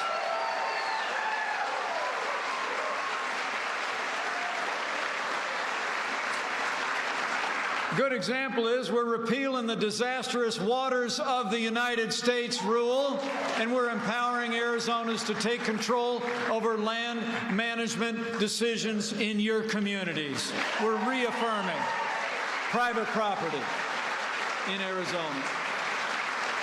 This president also promised to unleash American energy, so vital to powering this economy. He approved the Keystone and Dakota pipelines. He rolled back the Clean Power Plan. And President Trump put America first when he withdrew the United States from the disastrous Paris Climate Accord. It's promises made and promises kept.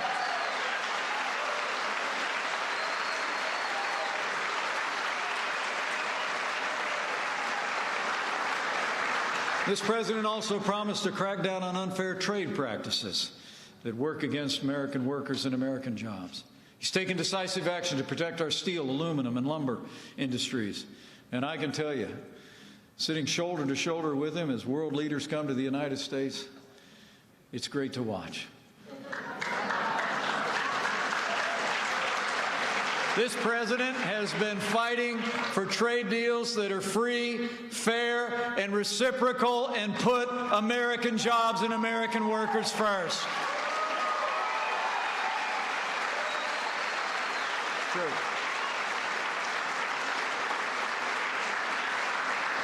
And finally, what you all heard a lot about earlier today and what mostly brings me here today.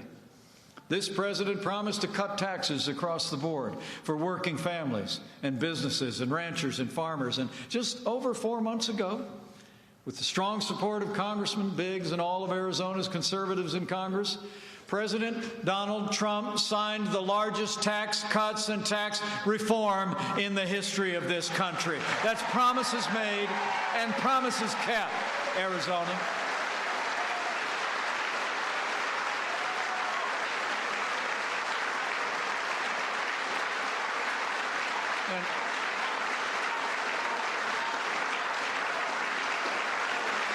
You know, all these actions are really already making a remarkable difference. Since Election Day, businesses large and small have already created nearly 3 million new jobs, including more than 85,000 new jobs right here in Arizona. The unemployment rate hasn't been this low in 17 years, and in Arizona it's fallen by nearly 10% in the last year. The truth is, jobs are coming back. Confidence is back. As I stand before you today, I say with confidence, under President Donald Trump, America is back, and we're just getting started.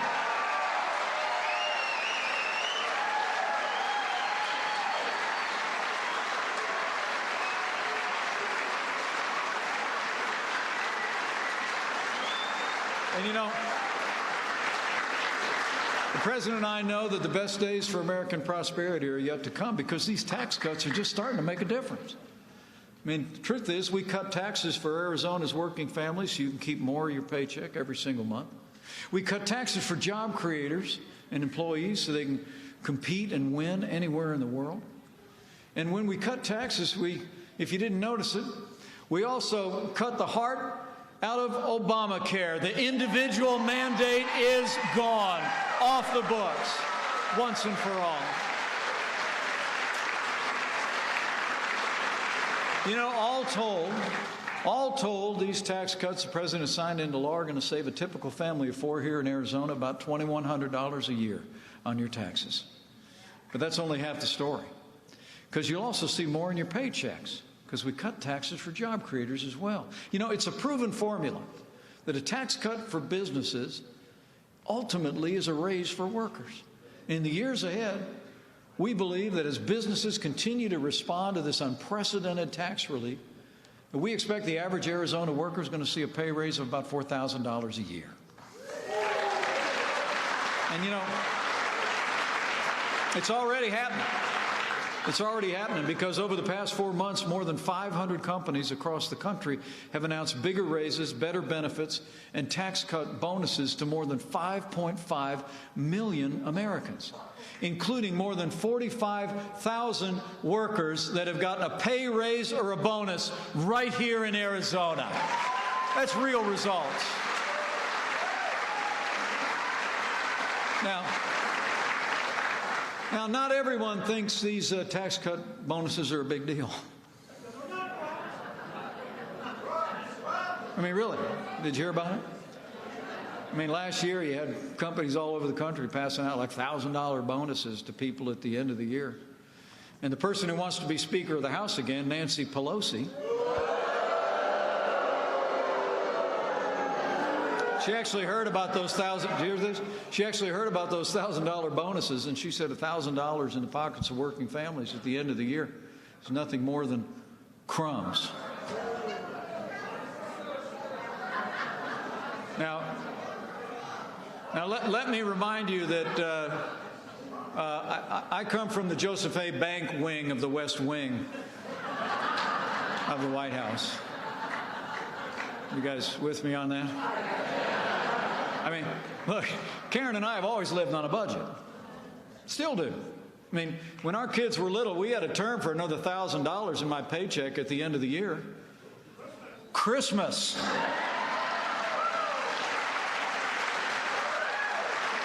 True.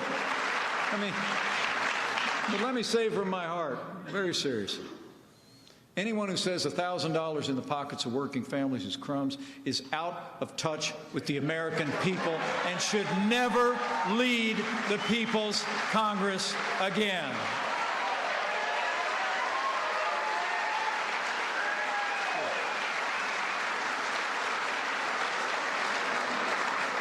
I mean, I don't know if you all remember the last time liberals ran the Congress. I do. I was actually there. I mean, they nearly ran the country into the ground, truth be told. I mean, they raised taxes. They cut military spending. They tried to pass cap and trade. They gave us the nightmare of Obamacare. And here's the thing. These liberals today aren't your parents' liberals. Okay? I mean, the Democratic Party today has gone further to the left than ever before. I mean, you only have to look at Arizona's liberals in Congress for proof. I mean, while Arizona's got some great conservative representatives like Congressman Andy Biggs, Congressman Paul Gosar, Congressman David Schweikert, and Congresswoman Martha McSally.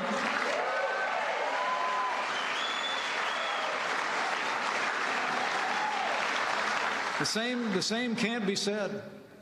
The same can't be said of two of Arizona's other representatives, Congressman Ruben Gallego and Congresswoman Kyrsten Sinema. I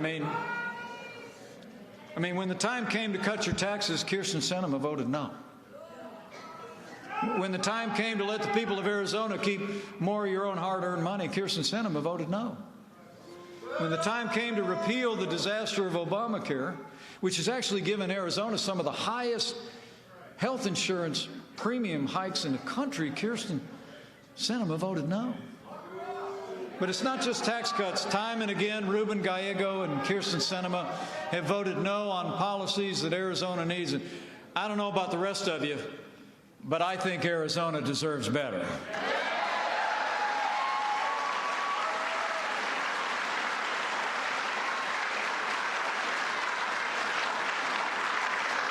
You know, this is a pivotal year in the life of our nation. So I want to challenge each and every one of you. I mean, I hope you found the discussions today encouraging and enriching. I hope you're leaving here better informed and better encouraged than you were when you arrived. But I hope you also leave here with a little burden on your heart to go tell the story of what you've heard here today, about the progress that Arizona's been making under your great state leadership and the progress America is making under President Donald Trump. I want to challenge you to make your voice heard. I want you to exercise all your rights in this year and this fall. But in the meantime, I want you to tell the story of what's happening to your friends, your loved ones, and your neighbors. I mean, the truth is, tell them what they don't hear from most of their cable television stations about what we've accomplished in America and the difference that we've made.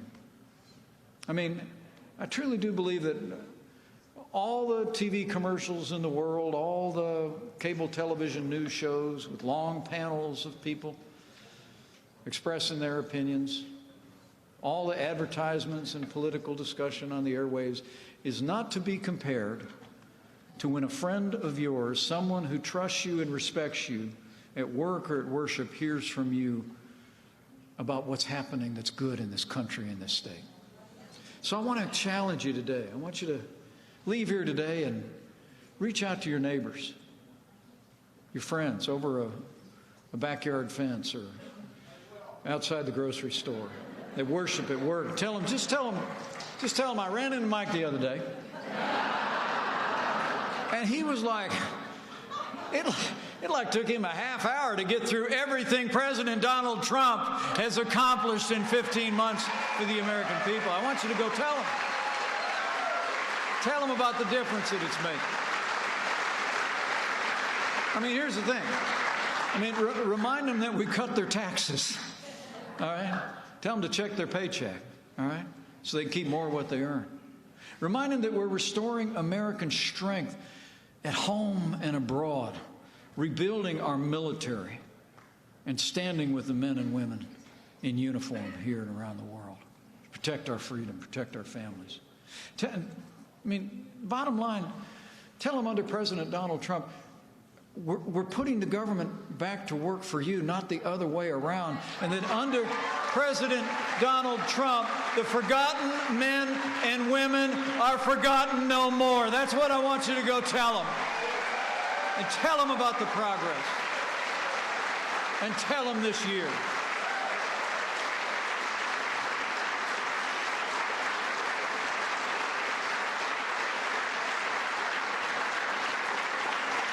Because we've got a great story to tell. We've got a great story to tell. But how will they know if they do not hear? So I encourage you. Avail yourself, Arizona, of that rugged individualism for which you are known so well. And go tell the story of the progress we're making. You know, as I wrap up, I look forward to saying hello to as many of you as I have an opportunity before they slip me away. But let me just make mention of one issue before I close. As I stand before you today, I know I do so at a time when a longtime Arizona leader who's dedicated his life to this country is on the hearts and minds of people all across this state, Senator John McCain.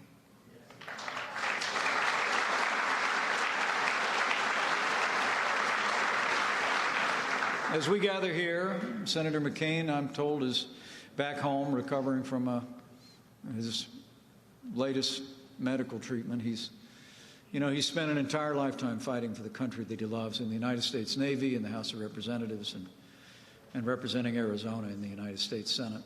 Now I know he's fighting this illness with courage and with strength. Let me just say, I know I speak on behalf of everyone here and people all across the country when I say that Senator McCain, Cindy, and their entire family are on our hearts during this difficult time. And people all across America are praying for Senator John McCain.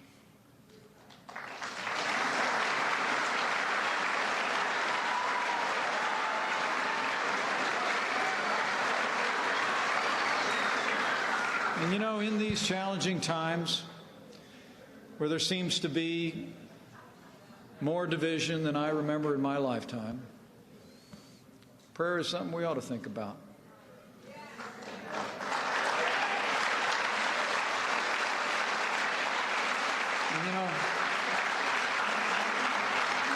And if you're of a mind to bow the head and bend the knee from time to time, I encourage you to do it, to pray for America. Because I'll always believe that those words inscribed millennia ago, that Americans have clung to throughout our history through much more challenging times than we face today, are still true today. That if his people who are called by his name will humble themselves and pray, he'll do like he's always done through the long and storied history of this great nation. He'll hear from heaven, and he'll heal this land, this one nation, under God, indivisible, with liberty and justice for all.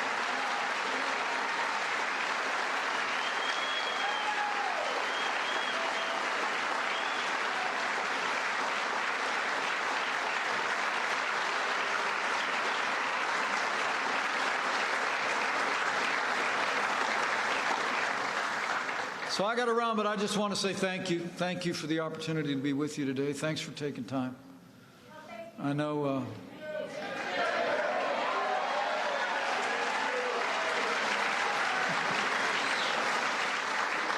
you know, I leave here, I hope you're leaving here encouraged, because I sure am. And I'm absolutely convinced, with the continued support of the good people of Arizona and your great conservative leaders in the Congress, with President Donald Trump in the White House, and with God's help, I know we will make America safe again. We will make America prosperous again. And to borrow a phrase, we will make America great again. Thank you very much. God bless Arizona, and God bless the United States of America. Ladies and gentlemen, please welcome to the...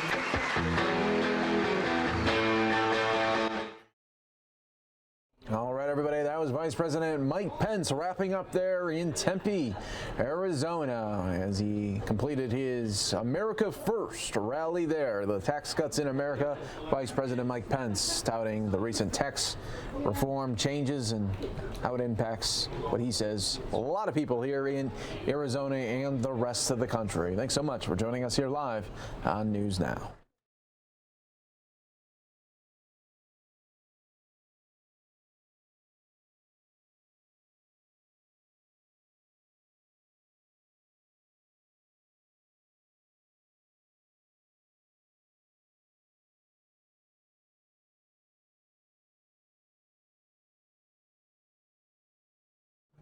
And for everybody here on Fox 10 Phoenix, we appreciate everybody joining us here live. I didn't get to show this to you because I only got to show you 2 minutes of it, because we did have that first police chase of the day if you were with us a little bit earlier. But I do want to show you President Trump talking to the Southwest crew. Yeah, thank you very much, and a really fantastic job in so many ways. While I'm en route from New York, and while they were fun, I've taken that route many times. I've landed at LaGuardia many times. They went from LaGuardia to Dallas's Love Field last month. An engine failed, crippling the aircraft, piloted by Captain Tammy Jo Schultz. And her son, who's, come here, going to the Air Force Academy, right? Yes, sir. I tell you, good genes. You believe in genes? He's got good genes. But Tammy did an incredible job. And First Officer Darren Ellisor, who joins us today also. Darren, great job. Is he pretty good? He's excellent. That's what I do. Good. Thank you very much. Our hearts break for the family of the passenger who tragically lost her life, Jennifer Reard. We send our prayers to Jennifer's husband and their 2 beautiful young children. We ask God to hold this family close as they grieve the loss of a loving wife and mother. And I've seen so much about Jennifer, and she must have been a fantastic woman, really a fantastic woman. So. We're also joined by crew members Catherine Sandoval, Sanique Mallory, and Rachel Fernheimer, who displayed exemplary leadership in making an emergency landing in Philadelphia. And I want to just thank you folks. Fantastic job. That's really fantastic. You were a little bit nervous up there? Not at all. You knew who was piloting the plane, so you had no problem, right? That's a fantastic job. Really, they said you were calm and strong and cool. Thank you very much. Thank you. Captain Schultz, I especially want to commend you for your life-saving actions. Everybody's talking about it. They're still talking about it. They'll be talking about it for a long time. I understand you were one of the first women ever to fly tactical fighter aircraft in the United States Navy. You drew from years of training and safety, and you knew how to land that plane. We salute you and every member of this crew. Thank you very much.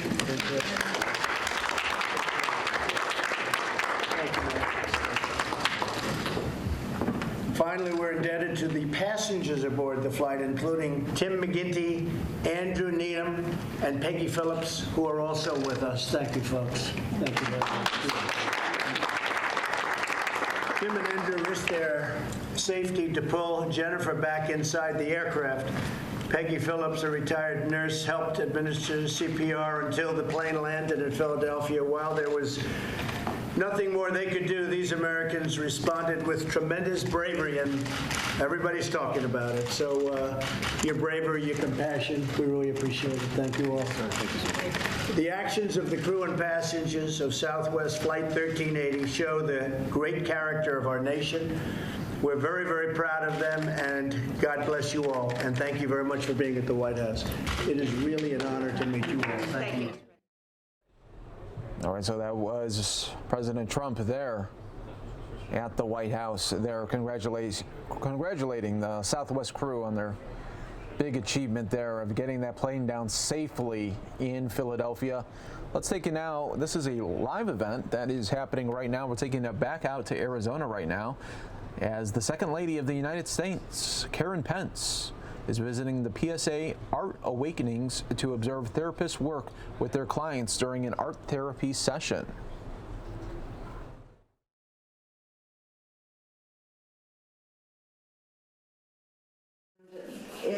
Life is beautiful, and I'm so happy. I'm so pleased, and even if there are the moments, I mean, nobody's life is perfect, so I can put myself in other people's shoes now and know that everyone has a story and help others and be a member of society and contribute, and because I finally have the right diagnosis, and I'm just so grateful.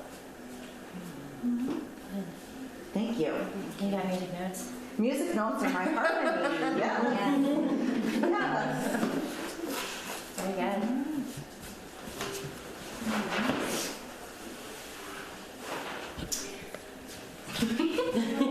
This is my unfinished art. What this means to me is I kind of had a very dark, hard, rocky road of a life to begin with.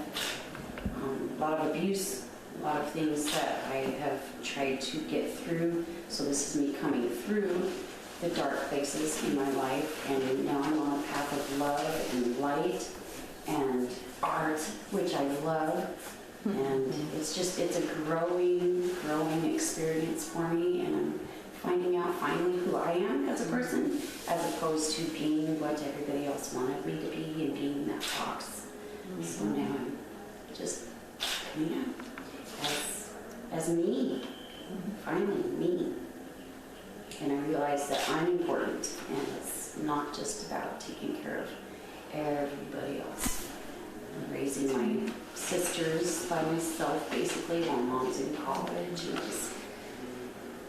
just being the caretaker of everyone else. And now I'm the caretaker of me, and it was really hard at first to figure that all out, because I felt selfish, like I'm taking care of me.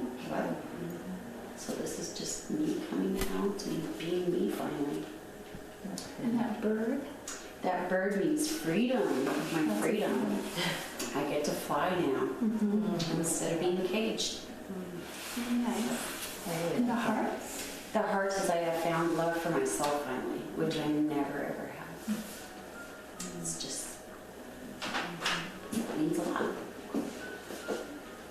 I need those tissues. I do think we need them. Wow, we came up prepared. Thank you. Thanks for sharing. Yeah, absolutely.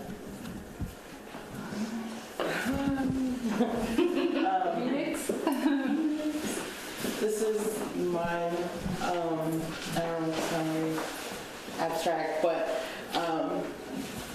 for me, when I think about the road to recovery, I want to think with the end in mind, and so this is kind of the end of the road for me. I love water. I love being by water. I love swimming and everything having to do with water. So I always have water. And everything that I do, there's always water somewhere. And then it's kind of like my little chair with my colors to lounge in. And then this is just kind of representative of my daughters. and that, you know, they're with me. They've kind of been traveling this road with me, and it's been a struggle for them as much as it's been a struggle for me. It's like they're around, you know, and mom is just not doing good and feeling bad and everything else. And so this just for me is them there with me. Like, this is just us kind of in a place of peace and tranquility and fun too, and play with toys and all that other stuff. And hopefully they won't be grown when I get there. But if they are grown by the time I get it together, then maybe it'll be grandkids or something. So yeah, that's.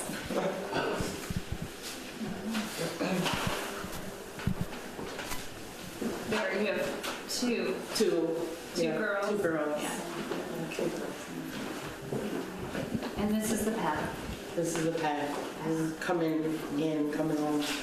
To the beach. Yeah, to the beach. I don't know. So on the beach together. Yeah. Well, you have water on yours. This makes you feel, this is like... Water's very calming. Yeah. And it kind of, it flows, you know, like my life is flowing upward. It's so, you know, onward and upward.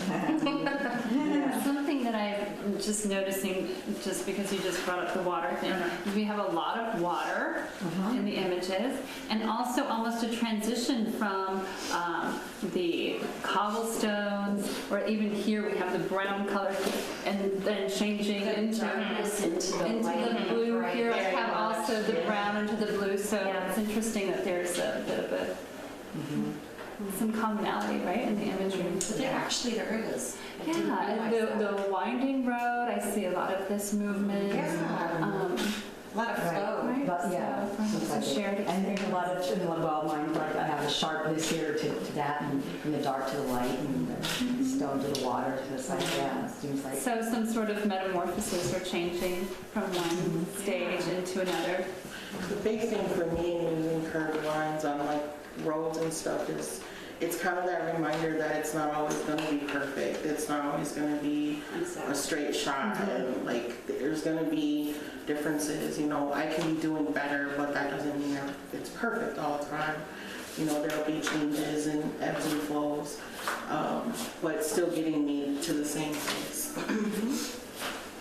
To me, it's just, I realized just, I mean, probably, you know, just a few days ago that it's like, what it was I was looking for, it's like, I'm just trying to heal. I was like, you know, it's like, there's not, what's the big hurry? It's like, I just give me this time to heal. And art is what's doing that for me. Yeah. You know, every time that there's been a lot of chaos in my life, I have not been creative. I have not had that space of, you know, I'm making something pretty. You know, I mean, whether it's, you know, making your home pretty or making, you know, whether you're sewing or, you know, whatever, you know, it's making something. It's like, so that the whole art concept is just, that is the mending things, you know.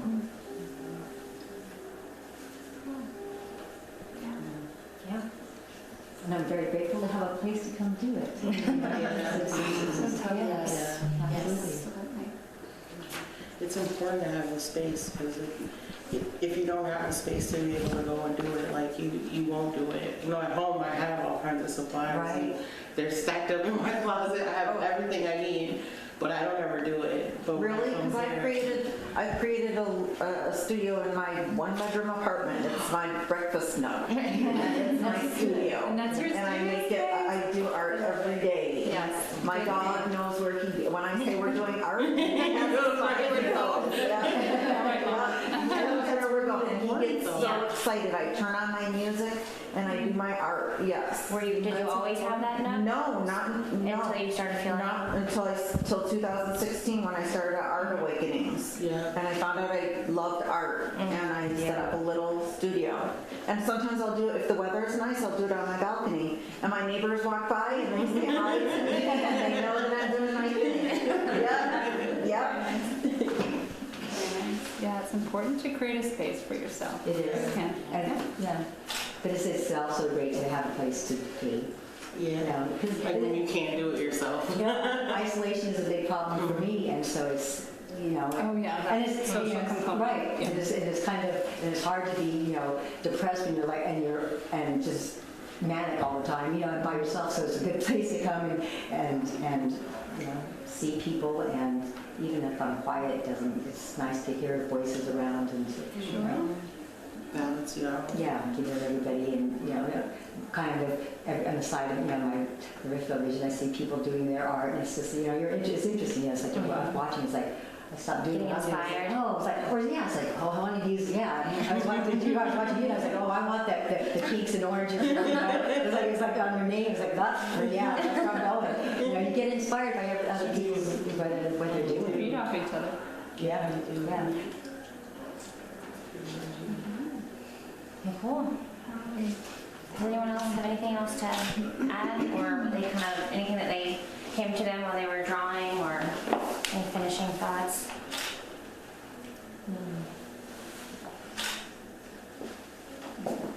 These all look really great. All so different. Very, very different. But they all have a little bit of flow. Mm-hmm. I don't know that what was saying. just Absolutely. Except yours.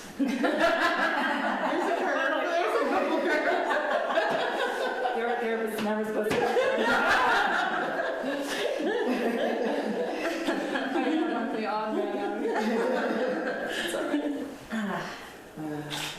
All right. Well, thank you all for coming and being part of this very unique group. Thank you. It's been lovely, exciting. Yes, and you guys are more than welcome to take these home with you. And we have to fix it if you need to fix it. Okay. So the chalk is Yeah, my kids will have it all with us, you know. Yeah. It's a big blur of colors. And we'll definitely spray it after this. Cool.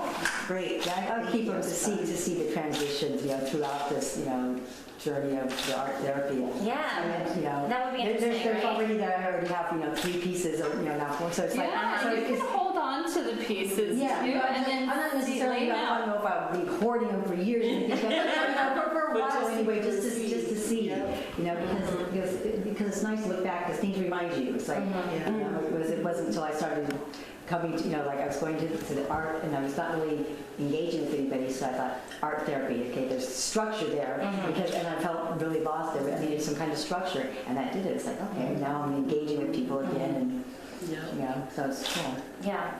And we were talking about last week about having like conversations with people. Yeah, or it's like things like, okay, flexing those muscles a little bit. right, you know, or even saying like, you know, like all week, you know, to myself, I'm saying, okay, I've got to get this done, I've got to get this done. You know, art therapy, you say, oh yeah, well this week I'm going to, and it's like, now I have to do it because it's out there in the world, you know? It's not just between, you know, Get the ball rolling. yeah, exactly. And, you know, it's like, you can pray all you want, but it's like, you know, it's like, you want someone else to hear it, you know, that it's like, I don't know, it's like I want someone else to know that I'm trying to do this for, you know, myself, and, you know. Absolutely. All right. Is everyone feeling okay? Yeah? Yes. Good. Check one last check-in before we send you on your way to the rest of the day. All right. Cool. I was just hoping I wasn't going to be the one that teared up. And You never know. You never know. Mind if I say? Oh. I just want to say thank you to all of you for letting me come and share this with you. I first learned about art therapy in 2006, and I saw how children with cancer wanted to go back to the hospital, and I thought there has to be something to this. And the more I see it, the more I hear the success stories. There's something about art therapy, and I'm not an art therapist, so I always admire when I see art therapists, but there is something to the art therapy that actually reprograms the brain. I mean, it actually changes the channels in your brain, changes the pathways, and to hear how it's made such a difference in your life, and it just gives order, and it gives stability, and it gives that creativity and freedom. And it's just fascinating to me every time I hear, and a lot of times it is just you giving a directive, and then you see what came out. You don't know what you're going to do. You don't know. Yes. You don't know.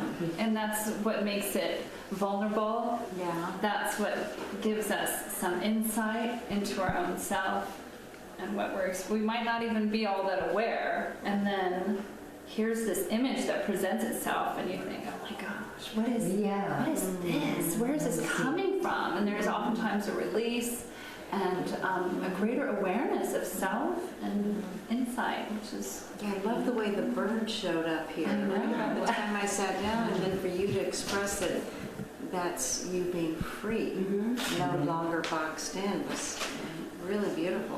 Well, thank you. Thank you. And it's been an honor to have you here. It's my honor. It's absolutely my honor to be here. I mean, just to see the images and what they mean to you, and they all said something to me. I always draw beach. I love the water. It's my love language. Yeah. So, I mean, seriously, it's just, they're all just, to see the flow and the words that you're expressing. I love the words you wrote. I know. Those were beautiful, really. Heart touching. It's nice. What does this one say? It's just the road less traveled is a way to heal the soul. Oh, I like that. That's nice. You know, it's like the road, it's like the road to recovery. It's like, okay, the book, the road less traveled, the yellow brick road. And what long and winding road I buy, I'm just like, over. I was like, oh, like, that's why I started tearing the paper. I was like, what am I going to do? So too much, so then I just, yeah.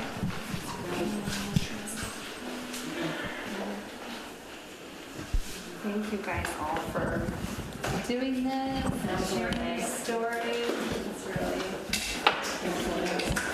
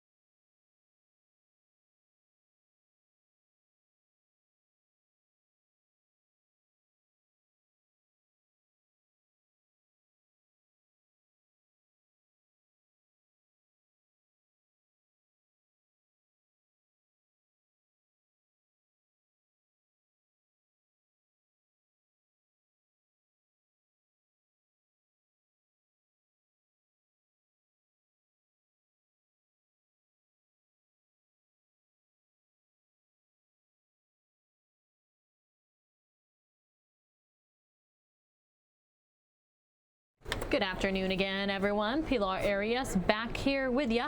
Were any of you watching both News Now streams at the same time? Well, let me know. We do have more News Now here on deck, everybody. Any moment now. Remember, when we were talking to John Hook earlier and he said he may be able to get a one-on-one with Vice President Mike Pence, we're waiting to see.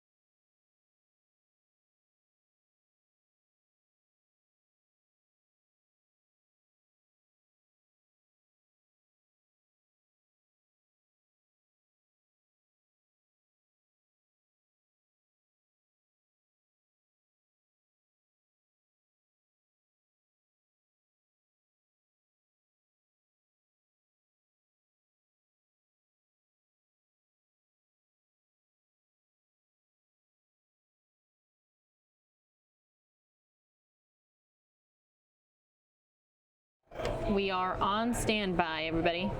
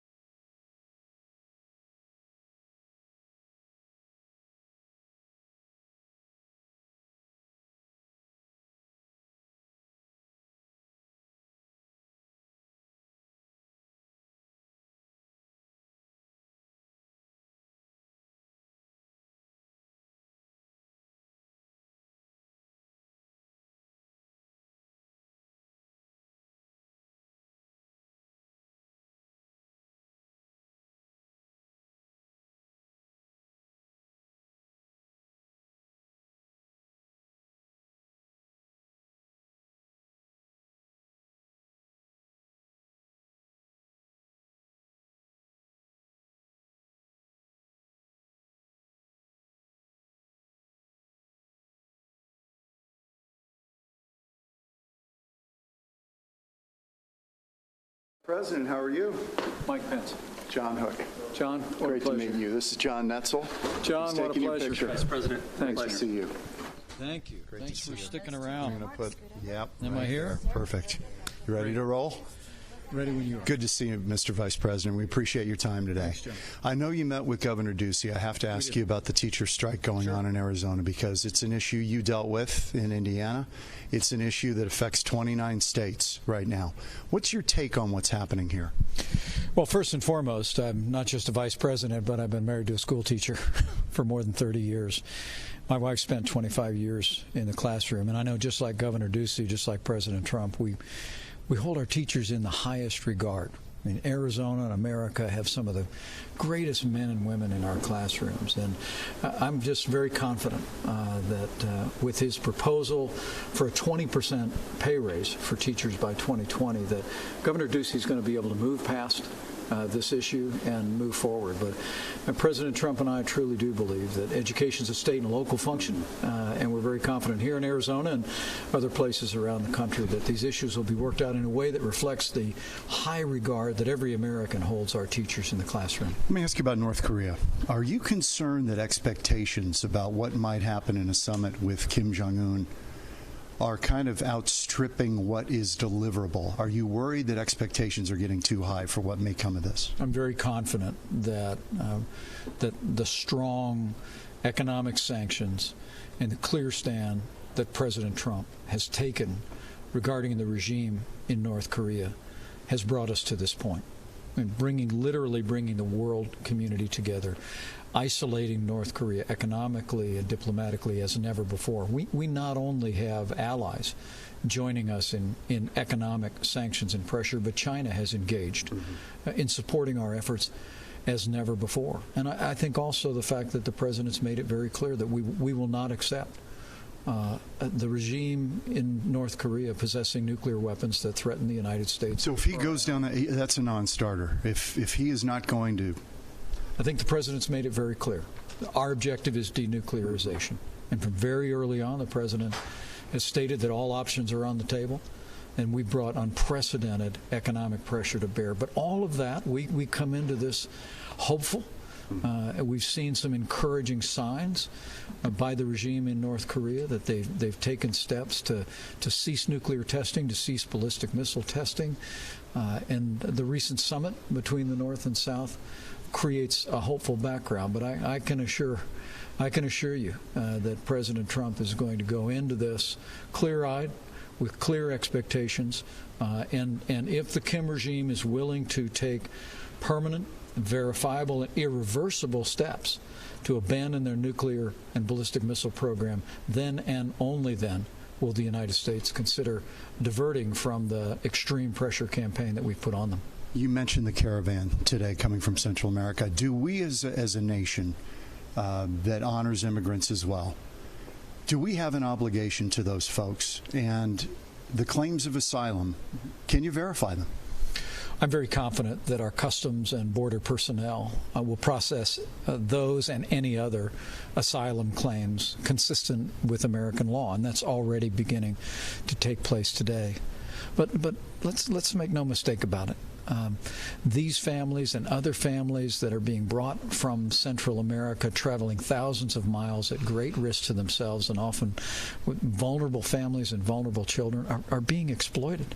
They're being exploited by organizations that are attempting to use these families to force change in America's immigration laws. And it's the reason why we need to build the wall. It's the reason why we need to close the loopholes that serve as a magnet for people to be enticed to make that long journey to the north.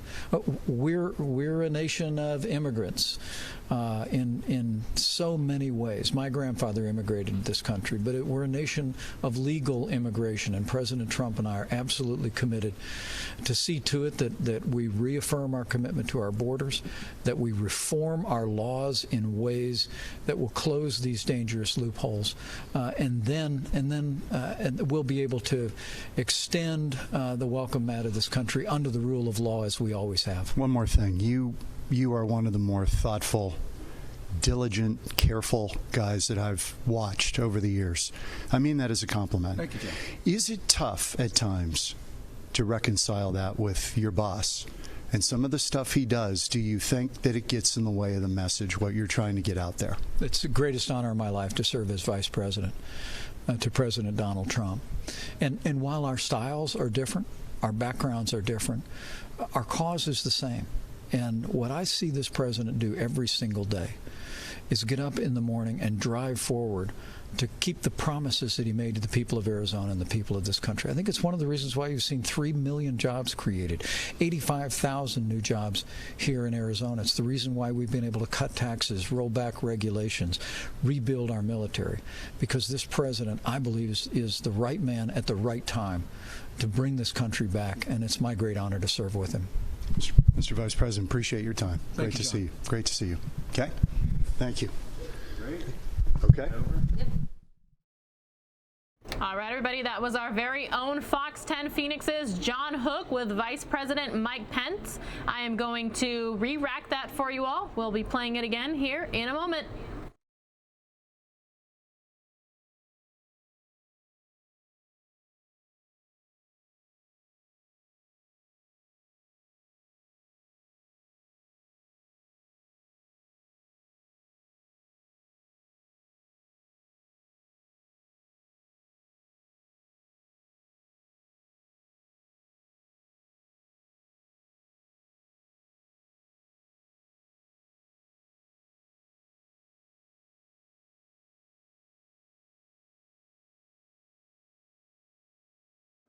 John, great to meet you. This is John Netzel.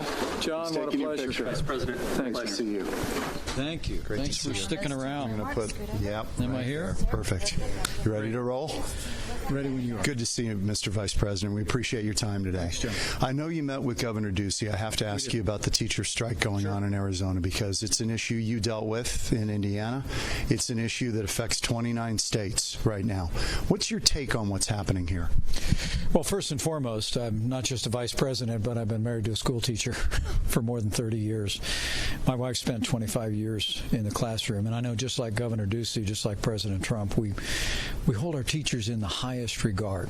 I mean, Arizona and America have some of the greatest men and women in our classrooms, and I'm just very confident that with his proposal for a 20% pay raise for teachers by 2020, that Governor Ducey is going to be able to move past this issue and move forward. But President Trump and I truly do believe that education is a state and local function, and we're very confident here in Arizona and other places around the country that these issues will be worked out in a way that reflects the high regard that every American holds our teachers in the classroom. Let me ask you about North Korea.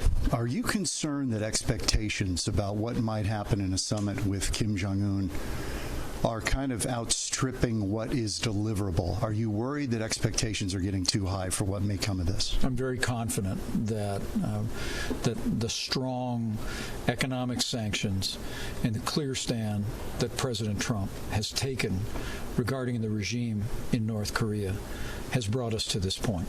And literally bringing the world community together, isolating North Korea economically and diplomatically as never before. We not only have allies joining us in economic sanctions and pressure, but China has engaged in supporting our efforts as never before. And I think also the fact that the president's made it very clear that we will not accept the regime in North Korea possessing nuclear weapons that threaten the United States. So if he goes down, that's a non-starter. If he is not going to...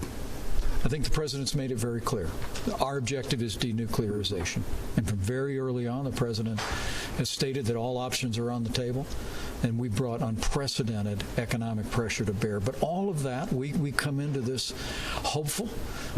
We've seen some encouraging signs by the regime in North Korea that they've taken steps to cease nuclear testing, to cease ballistic missile testing. And the recent summit between the North and South creates a hopeful background. But I can assure you that President Trump is going to go into this clear-eyed, with clear expectations. And if the Kim regime is willing to take permanent, verifiable, and irreversible steps to abandon their nuclear and ballistic missile program, then and only then will the United States consider diverting from the extreme pressure campaign that we've put on them. You mentioned the caravan today coming from Central America. America, do we as a nation that honors immigrants as well, do we have an obligation to those folks? And the claims of asylum, can you verify them? I'm very confident that our Customs and Border personnel will process those and any other asylum claims consistent with American law, and that's already beginning to take place today. But let's make no mistake about it. These families and other families that are being brought from Central America, traveling thousands of miles at great risk to themselves and often with vulnerable families and vulnerable children, are being exploited. They're being exploited by organizations that are attempting to use these families to force change in America's immigration laws. And it's the reason why we need to build the wall. It's the reason why we need to close the loopholes that serve as a magnet for people to be enticed to make that long journey to the north. We're a nation of immigrants in so many ways. My grandfather immigrated to this country, but we're a nation of legal immigration, and President Trump and I are absolutely committed to see to it that we reaffirm our commitment to our borders, that we reform our laws in ways that will close these dangerous loopholes, and then we'll be able to extend the welcome mat of this country under the rule of law as we always have. One more thing. You are one of the more thoughtful, diligent, careful guys that I've watched over the years. I mean that as a compliment. Thank you, Jim. Is it tough at times to reconcile that with your boss and some of the stuff he does? Do you think that it gets in the way of the message, what you're trying to get out there? It's the greatest honor of my life to serve as vice president to President Donald Trump. And while our styles are different, our backgrounds are different, our cause is the same.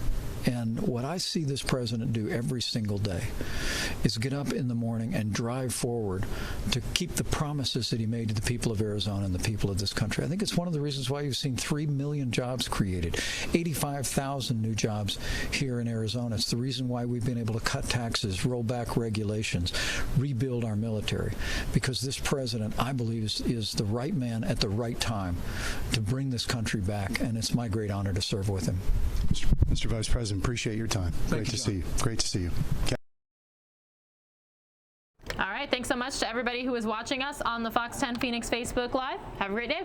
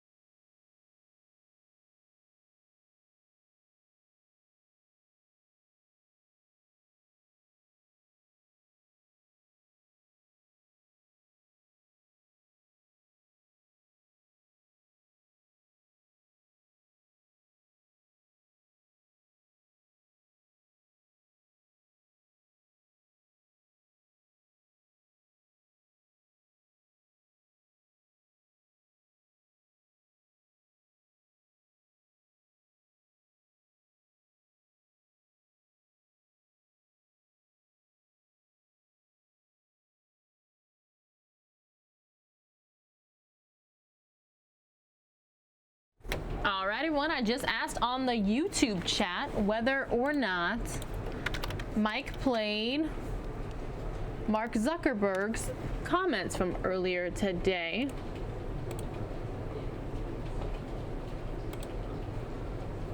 Now, it appears that he spoke about F8. It's a dating service coming to Facebook. And a clear history privacy tool ahead of Facebook's F8 conference. Let's listen in to his remarks from earlier today for just a little bit here on News Now, part of Fox10Phoenix.com.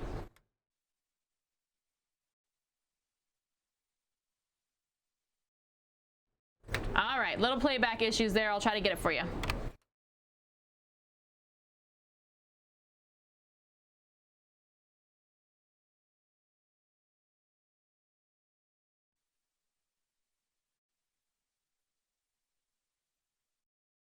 Still working on it, everybody.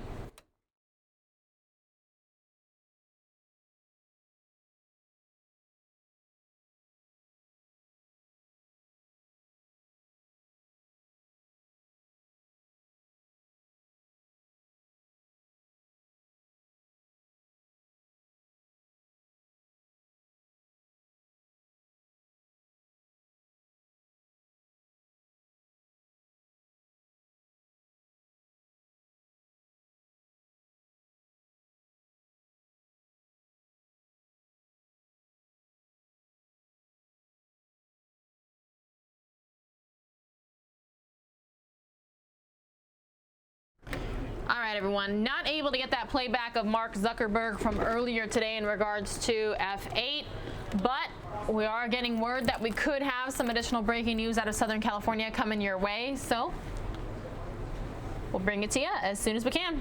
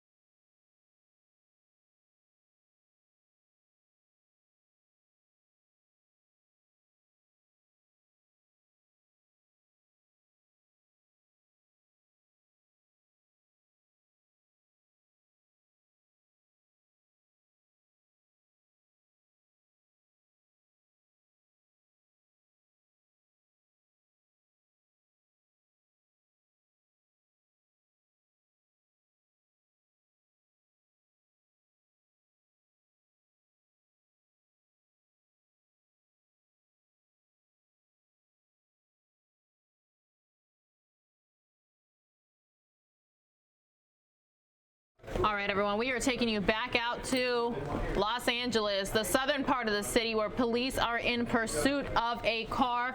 Just a heads up, I'm getting word right now that as soon as I'm trying to bring it to you, it's over. So I'm going to show you the end here really quickly. Here it is. Suspect is surrendering. Getting it from KTTV, which is Fox 11 Los Angeles's Facebook Live right now, everybody. This is the third pursuit in the Los Angeles area today. The third pursuit. But as you can see, this one ended very similar to the first.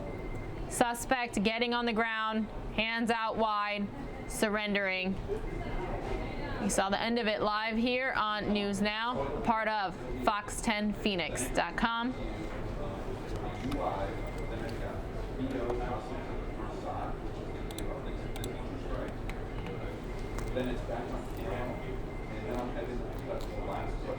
And there was a passenger in that vehicle as well. Looks like a woman.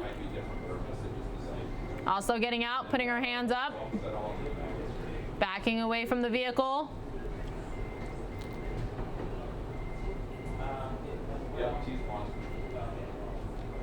Taking a few steps towards whoever was driving. And also looks like she is surrendering. So a man and a woman who came out of that gray car.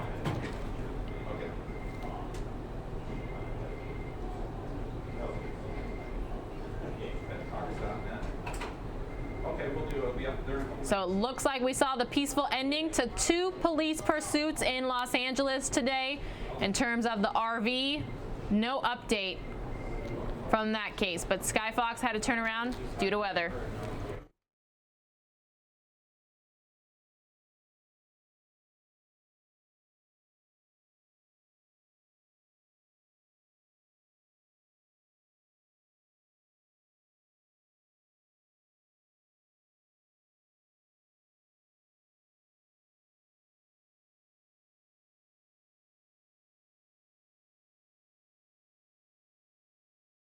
And there police are approaching the vehicle, making sure nobody else is inside. Likely going to approach a suspect as well. Suspects. And there we go. From as far as we can see, ended peacefully, everybody.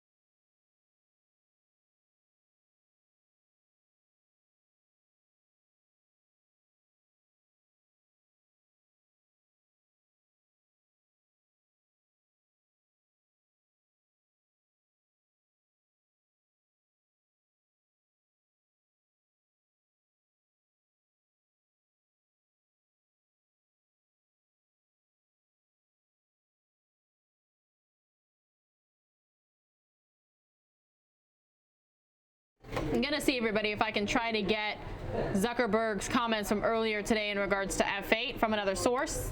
That way we can watch it.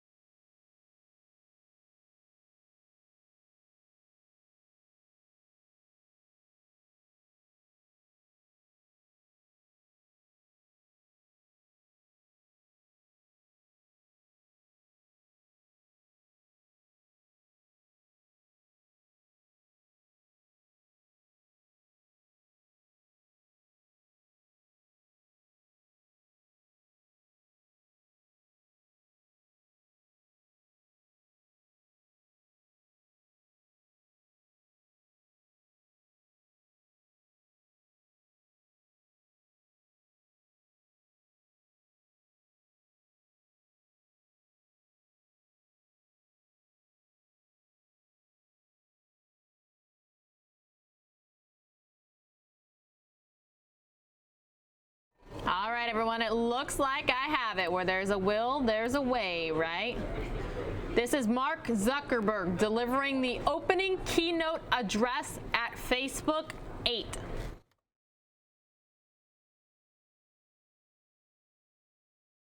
Hey, everyone. Hey. Welcome to F8. This has been an intense year. I can't believe we're only 4 months in. Before we get started, I just want to take a moment to say how much it means to us that you're all here with us today. Now, I know that it hasn't been easy being a developer these last couple of months, and that's probably an understatement. But what I can assure you is that we're hard at work, making sure that people don't misuse this platform so you can all keep building things that people love. And today, I am happy to share that we are reopening app reviews so you can all keep moving forward. Now, I'm looking out, and I see a lot of people that we've worked with for a long time here. And a lot of people who've traveled to be here from around the world, and a lot of you are building great tools that help people connect in new ways. And I just want to take a moment up front to thank each and every one of you for all that you're doing to help bring the world closer together. Thank you so much.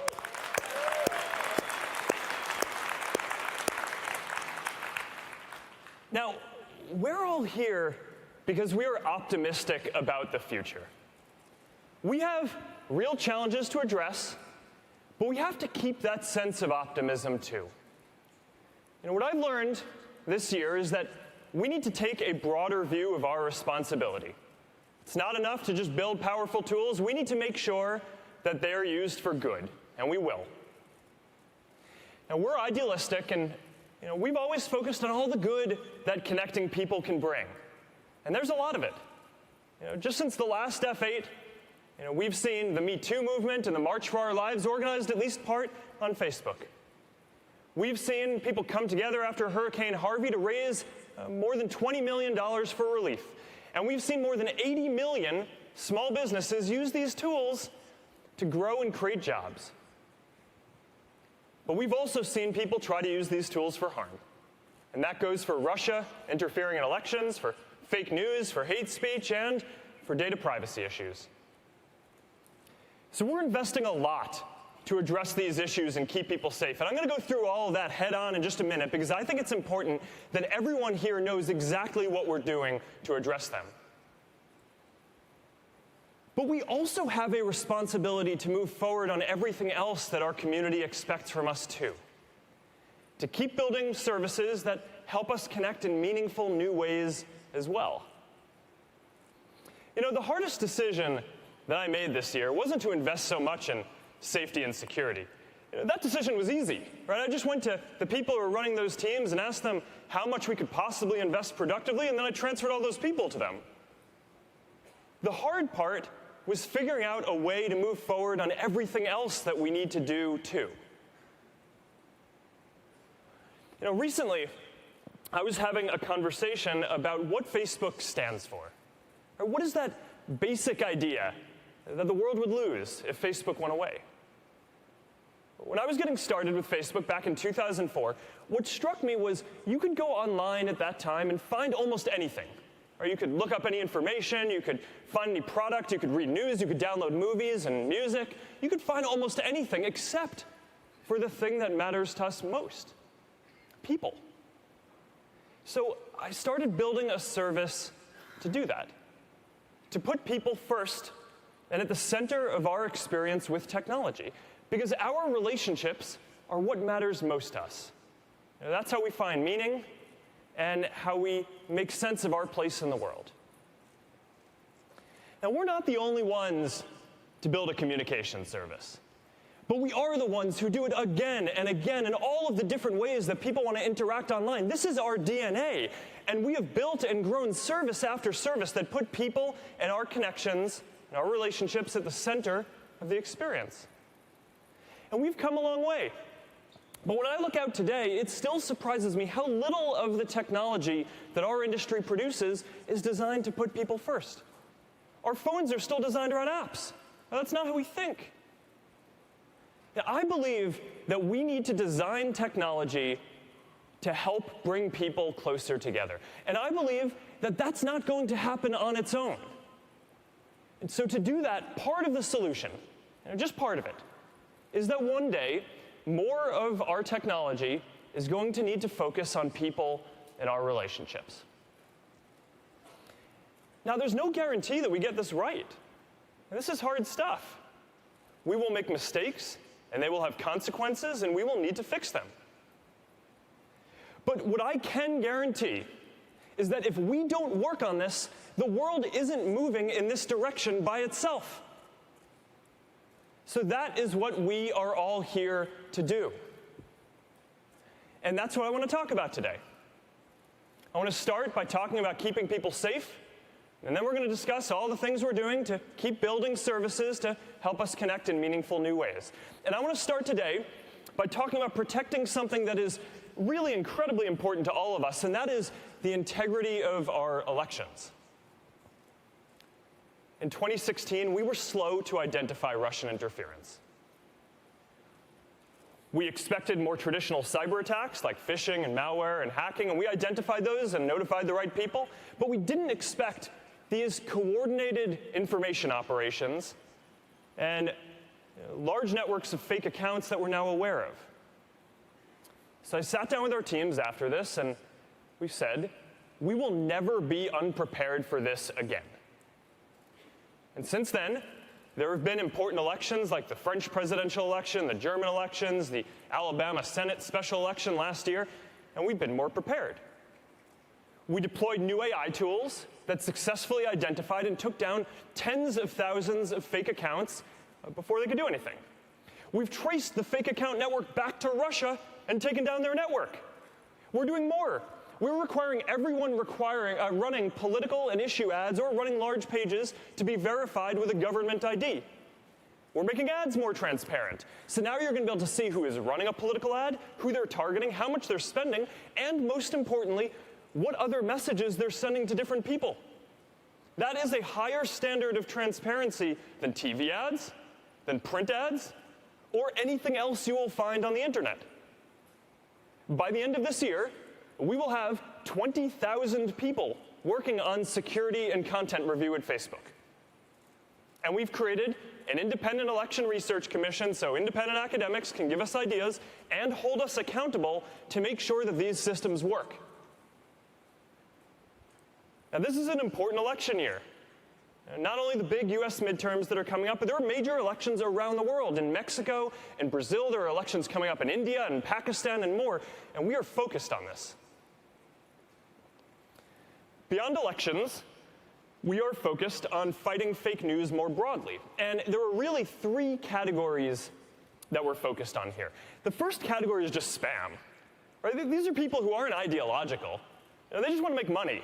Hucking the most sensationalist junk that they can come up with to get you all to click on it. These are the people who in the 90s would have been sending you Viagra emails. And the playbook here is pretty simple. Right? It's to take down their ads on their sites so they can't make money, build tools to detect and reduce the distribution to remove their economic incentive, and then eventually they just go do something else to go make money. And we're starting to see this. The second category is fake accounts. And the idea here is less focused on looking at the content specifically and more focused on trying to find bad actors and getting them off the network. So some of this is nation states who are politically motivated, like we talked about before. But all of this we're fighting in the same way, with AI tools, with thousands of content reviewers, and verifying people who are running large pages and running sensitive ads.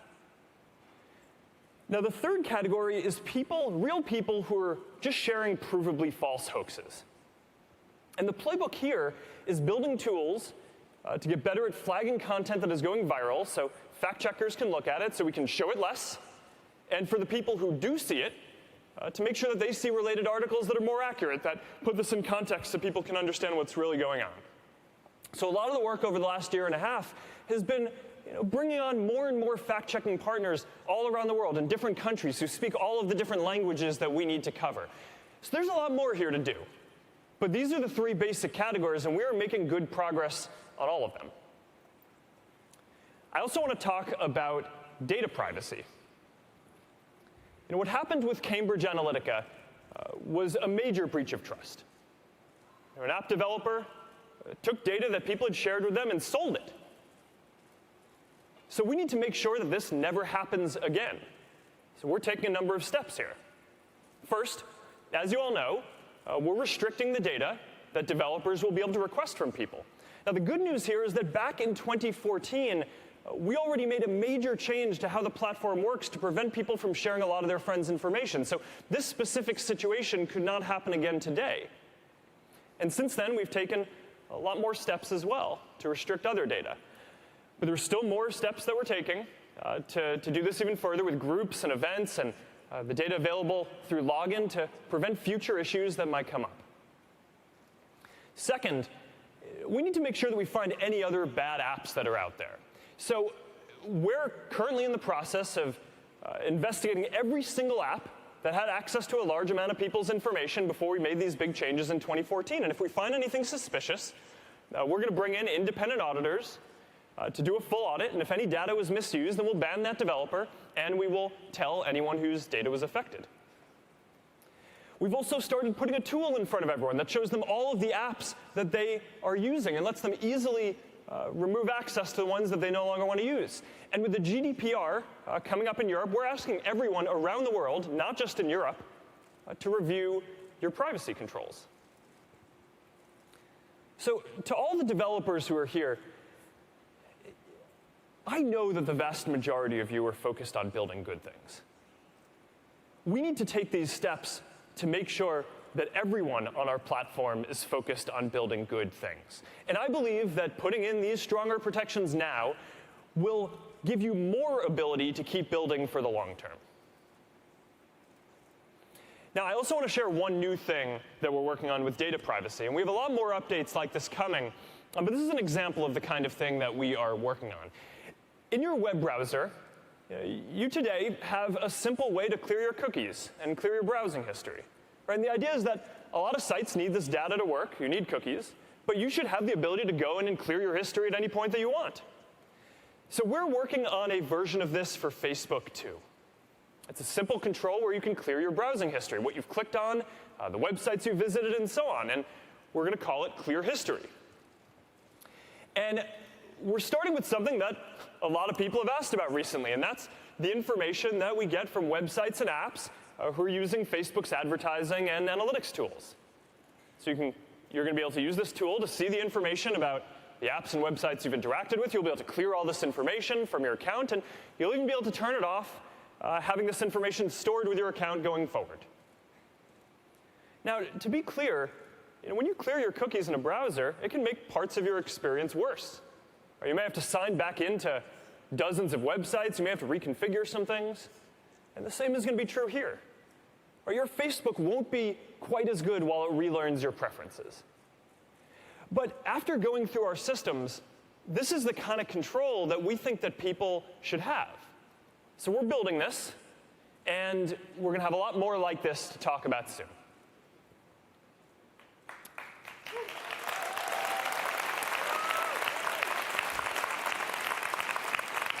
So overall, we're going to keep investing heavily in security and privacy. But security isn't a problem that you ever fully solve. Right? This is an arms race. And we're going to be working to stay ahead of our adversaries forever. So while we're doing this, we also have a responsibility to keep building services that bring people together in new ways. Now, if you've been to F8 before, you've seen this. This is our 10-year product roadmap, and it sets out all the different areas that we're working on and when we expect these ecosystems to be fully developed. And across all our products, our goal is to give everyone in the world the power to share anything they want with anyone, anywhere. To build stronger relationships, to break down geographic barriers, and to meet new people and interact in new ways. We have a lot to do here. So we are going to focus on we're going to keep building, even while we focus on keeping people safe. And we're going to talk about what we're going to be doing across the rest of the family of apps for the rest of today. So let's start with the Facebook app. Like all of you, we want to build something that's not just fun to use, but is good for people. So we've done a lot of research to understand what parts of the internet and social media are good for our well-being and which parts aren't. And the summary is that when you're using the internet to interact and to build relationships, then that is associated and correlated with all of the positive aspects of well-being that you'd expect. Better long-term health, better long-term happiness, feeling more connected, feeling less lonely, and so on. But when you're just using the internet to consume content passively, whether that's video or news, then that is not associated with these same benefits to well-being. And we've heard this feedback from a lot of people too. People want Facebook to be about friends and interacting with people, so we're going to do that. And I'm going to talk about a few new ways that we're focused on taking the experience in this direction. We're rolling out something that we call Watch Party, which lets you watch video and chat with your friends. So, let's say that your friend is testifying in Congress. For example.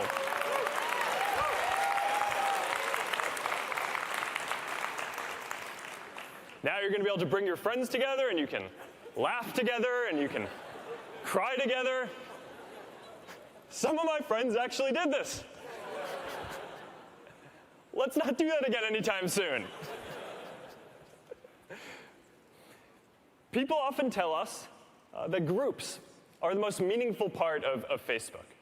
You know, you can feel like you belong in a community. You can meet new people who share your values. For some people, this might be a support group for new parents. For others, it might be about a disease you have. For others, it might be about finding people to come together and volunteer with.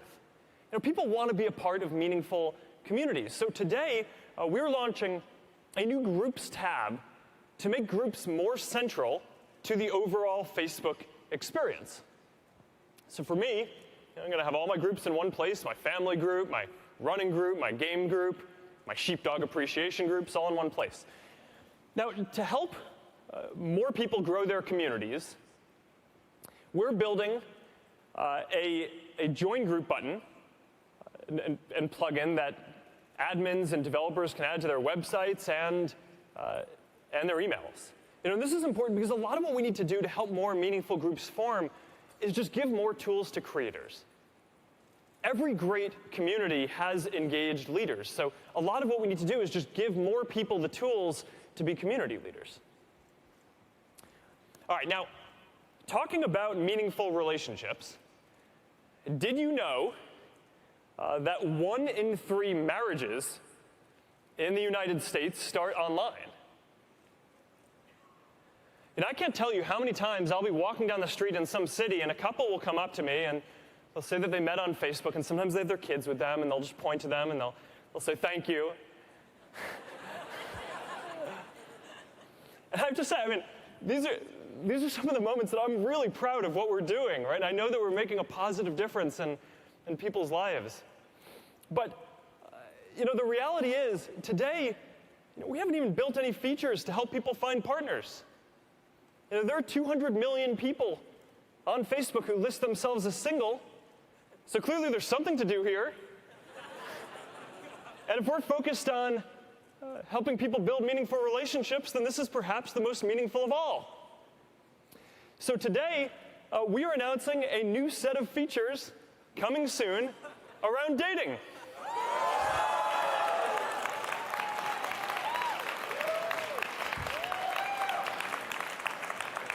Now, this is going to be for building real long-term relationships, all right, not just hookups.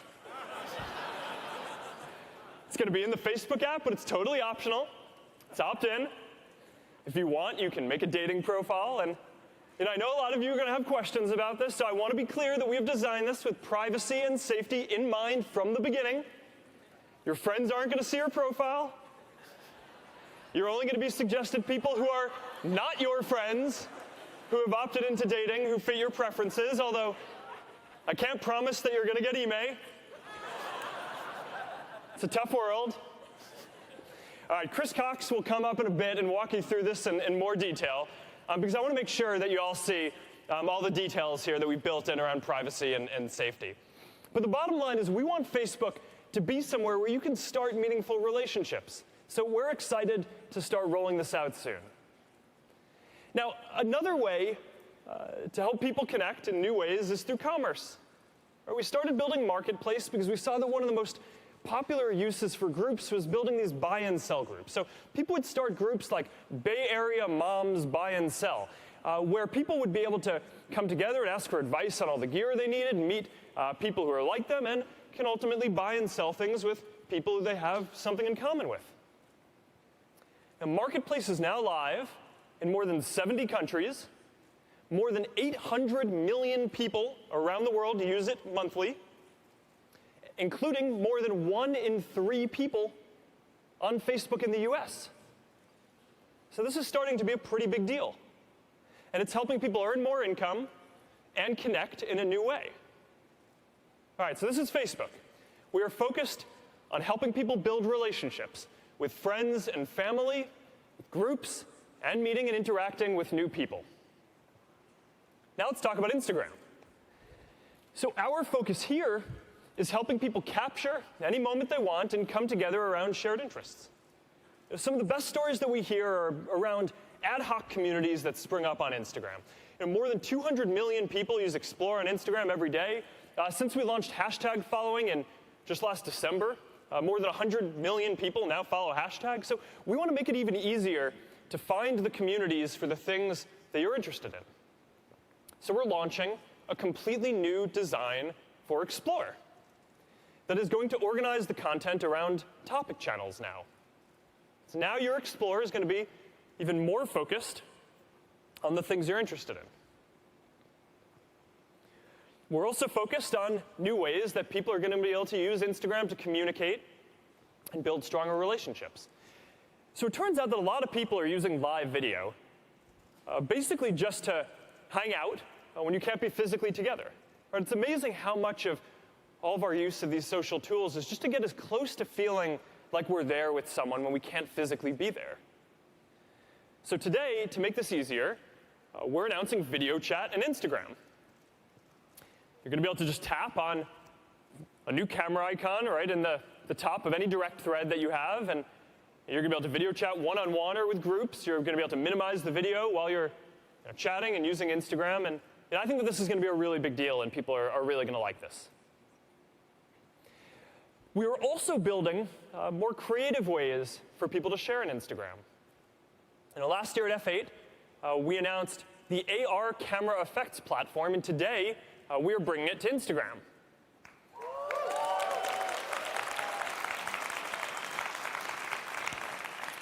So now anyone is going to be able to build face filters and effects, and when you go to your camera, you're going to be able to see effects that are relevant to you and from the accounts that you follow. And if you're browsing stories and you see a cool effect, you'll always be able to try it on.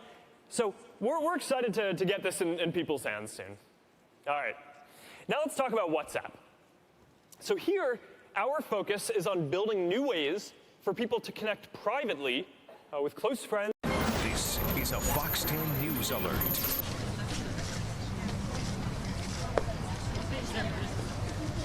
Joe? Okay, any press that does not have red on, you're going to have to leave. Now you got the lanyard, you can stay for like 10 minutes. That's okay. Joe, short outrageous soundbites, remember. Yes. Short outrageous soundbites. No long philosophical. Me? Hallie. Oh, okay. Hi, everyone. Thank you for coming to our press conference. My name is Sheena Shannon. I am the Communications Director for the Arizona Education Association. And we have 3 speakers here today.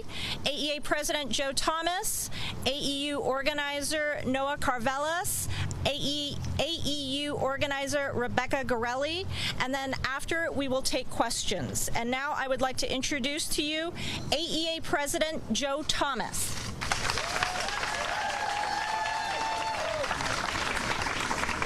Hello, everyone. My name is Joe Thomas. I'm a social studies teacher for Mesa, and I currently serve as the Arizona Education Association president. We have seen over the last 4 days an unprecedented 150,000 proud educators, parents, students, and education supporters that have come down to fight for the students in their schools. We've marched from Phoenix all the way down to the Capitol. We have set up on the governor and the legislature's front lawn trying to bring a message that our students need help, they need better schools, that our educators need supported so they can do the job they were hired to do. We have told stories. We have had legislators listen to us. We have unfortunately not had the pleasure of talking to the governor, who remains in his tower. As educators, students are the center of everything we do. Every thought we have, every decision we make, every lesson plan is designed around the students in our classroom. And this fight that we are in the middle of is about our students. It's about their opportunity, it's about their success, and it's about their future. If we have the resources to support us, we will have the ability to support our students.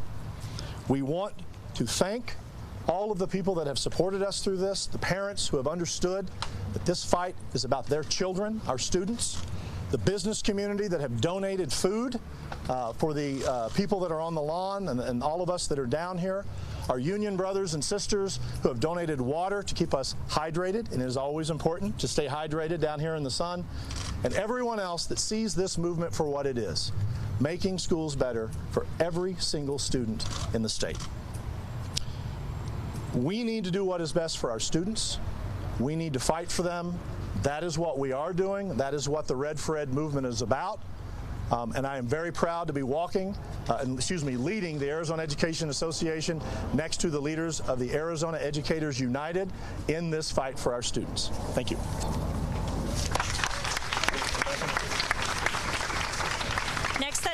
introduce Arizona Educators United organizer and Littleton Elementary music teacher Noah Carvelis.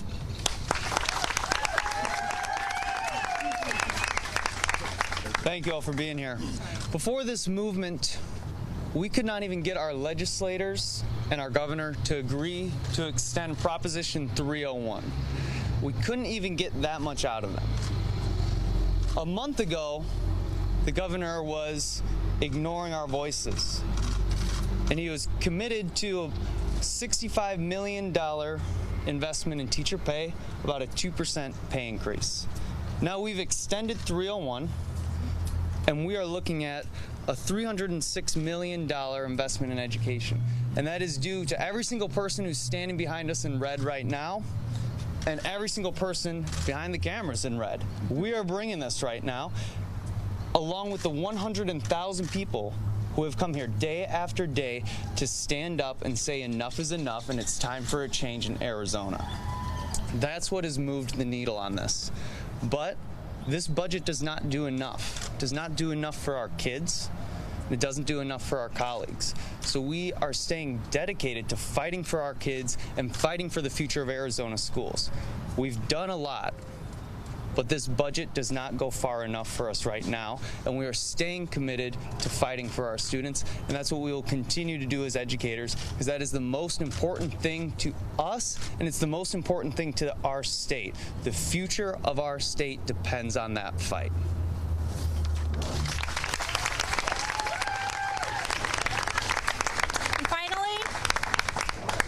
Finally, I'd like to introduce Rebecca Gorelli, Arizona Educators United organizer and elementary school teacher from the Alhambra School District.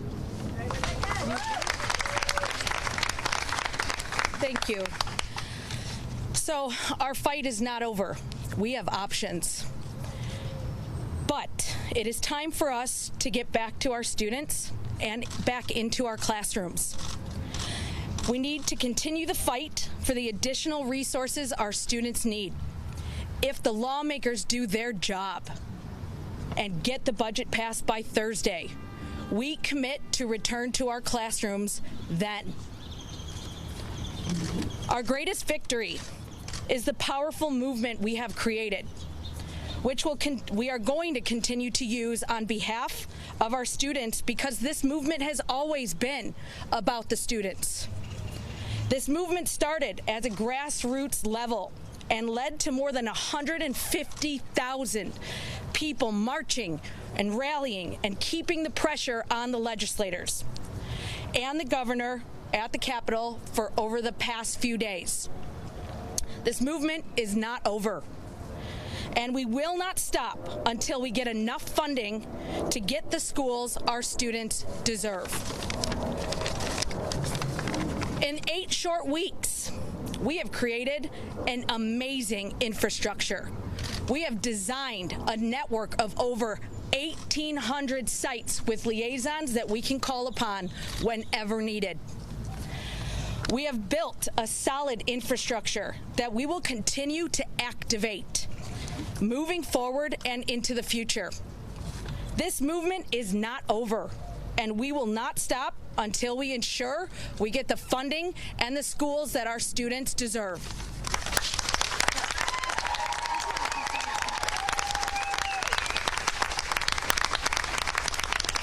And now we will take a few questions, Howie. Oh, come on down. let's pick on the tall, skinny kid. Yeah. Okay, what I heard was, and I want to make sure, that if they adopt the budget by Thursday, we will go back on when? I'm not sure. What is the plan for going back, and what are the conditions here? We're looking at Thursday right now, and as Rebecca said, we need this to move forward. We need them to do their jobs and get this done. We've done our jobs. We've gotten it this far. We need the people in the legislature to get this done. They're still not doing enough, that's for sure. But we need them to at least do this much right now, and we'll be ready to go back by Thursday. Okay, so that means they have to final read the bills tomorrow, send it to Dougie. Yes. And then Thursday morning. So I also noticed many of the districts are reopening tomorrow which suggests that they've talked to some of their people who are starting to get ready to go back. I mean, are you losing membership? I don't think. Yeah, yeah. They answered that one for me. No, we're not. And you can tell just by the amount of people who are gathered here all day. They've been waiting to have their voices heard. They've been waiting to be recognized, and they're going to keep that fight up. They're not going to end anytime soon. And one thing that's becoming crystal clear to us is the people who are elected to solve these things are not doing it, and it's the people in red who are getting it done, and they're going to continue.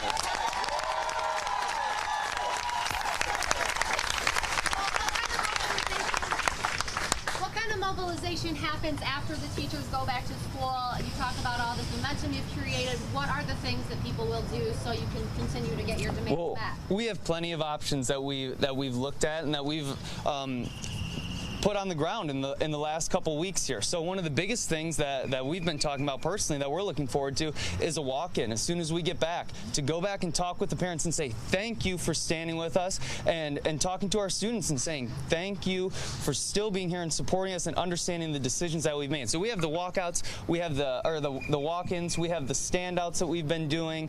There are tons of options, and educators are learning now just from this experience that we have to do it, and there are options for us and ways to get this done. And what about the Invest in Education Act and support for that measure that could be on the ballot this November to raise income tax on high earners? Yeah, I've been talking to a lot of educators who are interested in that because we have an option now. And what we're seeing is the legislature is only going to go so far. And so there are certainly options out there right now. And if you talk to the people who are out here, they're interested in these sorts of options for sure.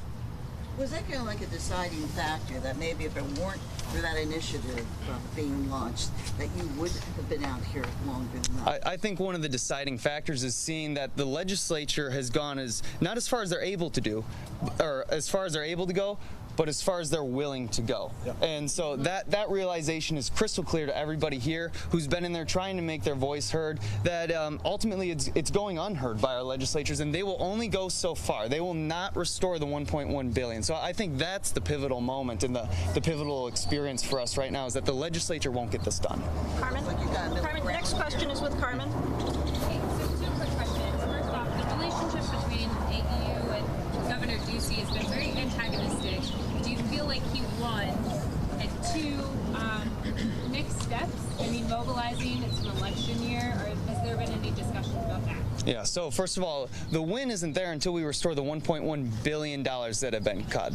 That's not a win until we get to that point. But we have delivered a win in this session. As I said earlier, the governor wasn't even going to extend 301. He was going to give us a 2% pay increase. I mean, that's ridiculous. And we have moved him further than anybody could have ever even imagined a month ago. So yeah, we are victorious in that, certainly, but we're not going to give up because, as I said, our students need more, our kids need more, and that's where our focus is right now on what are the next steps here, how do we continue this fight, and I'm looking forward to those discussions with the incredible educators who have come down here and showed their resolve in this fight. So any plans, I mean, to get super involved ahead of the elections? We don't have anything concrete right now. No, we're taking it one day at a time right now. And one thing that I'm looking forward to is getting back down here tomorrow, making sure that they do their jobs. That's where my focus is right now.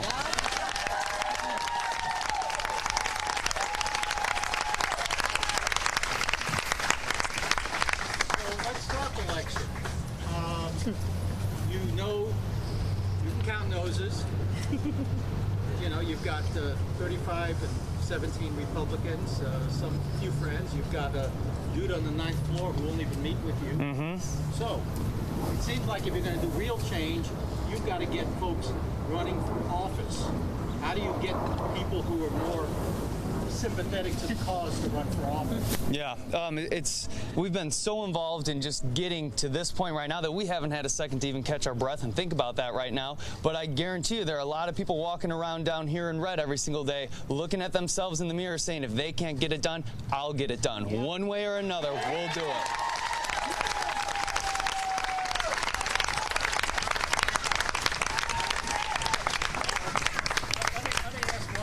Because I'm a pain in the ass. Go ahead. I go back to the days where we decided the way we declare victory in Vietnam was we pulled out just so we declared victory. You started out with 5 points. We got sort of one.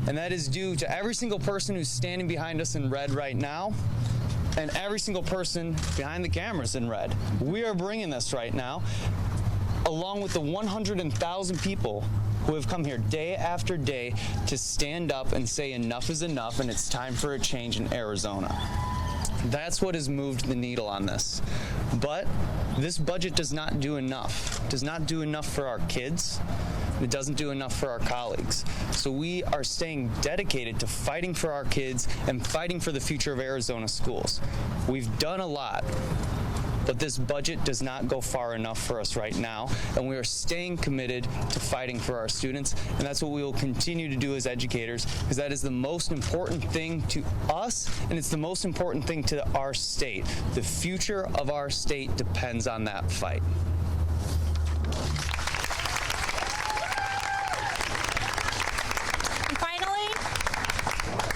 Finally, I'd like to introduce Rebecca Gorelli, Arizona Educators United organizer, an elementary school teacher from the Alhambra School District.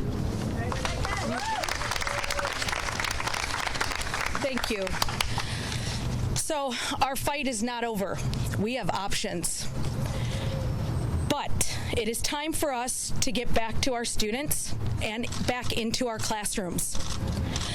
We need to continue the fight for the additional resources our students need.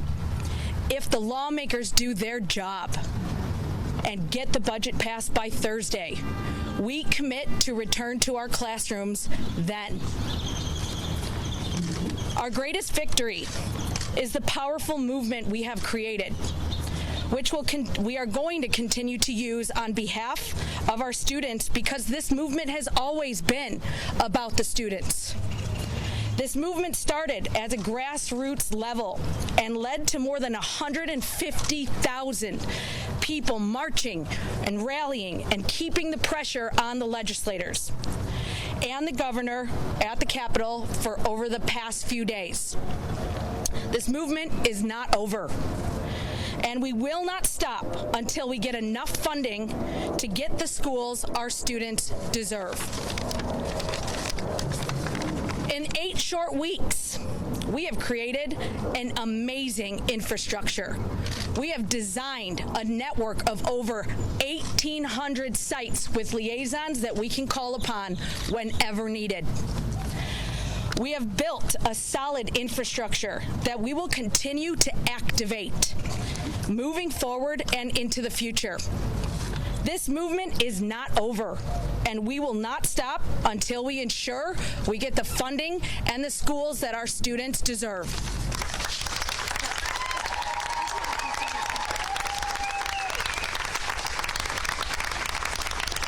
And now we will take a few questions, Howie. Oh, come on down. Let's pick on the tall, skinny kid. Yeah. Okay, what I heard was, and I want to make sure, that if they adopt the budget by Thursday, then it will back on when? I'm not sure. What is the plan for going back, and what are the conditions to it? We're looking at Thursday right now, and as Rebecca said, we need this to move forward. We need them to do their jobs and get this done. We've done our jobs. We've gotten it this far. We need the people in the legislature to get this done. They're still not doing enough, that's for sure. But we need them to at least do this much right now, and we'll be ready to go back by Thursday. Okay, so that means they have to final read the bills tomorrow, send it to Dougie, yes, and then Thursday morning. So I also noticed many of the districts are reopening tomorrow, which suggests that they've talked to some of their people who are starting to get ready to go back. I mean, are you losing membership? I don't think, yeah, they answered that one for me. No, we're not. And you can tell just by the amount of people who are gathered here all day, they've been waiting to have their voices heard. They've been waiting to be recognized, and they're going to keep that fight up. They're not going to end anytime soon. And one thing that's becoming crystal clear to us is the people who are elected to solve these things are not doing it. And it's the people in red who are getting it done, and they're going to continue.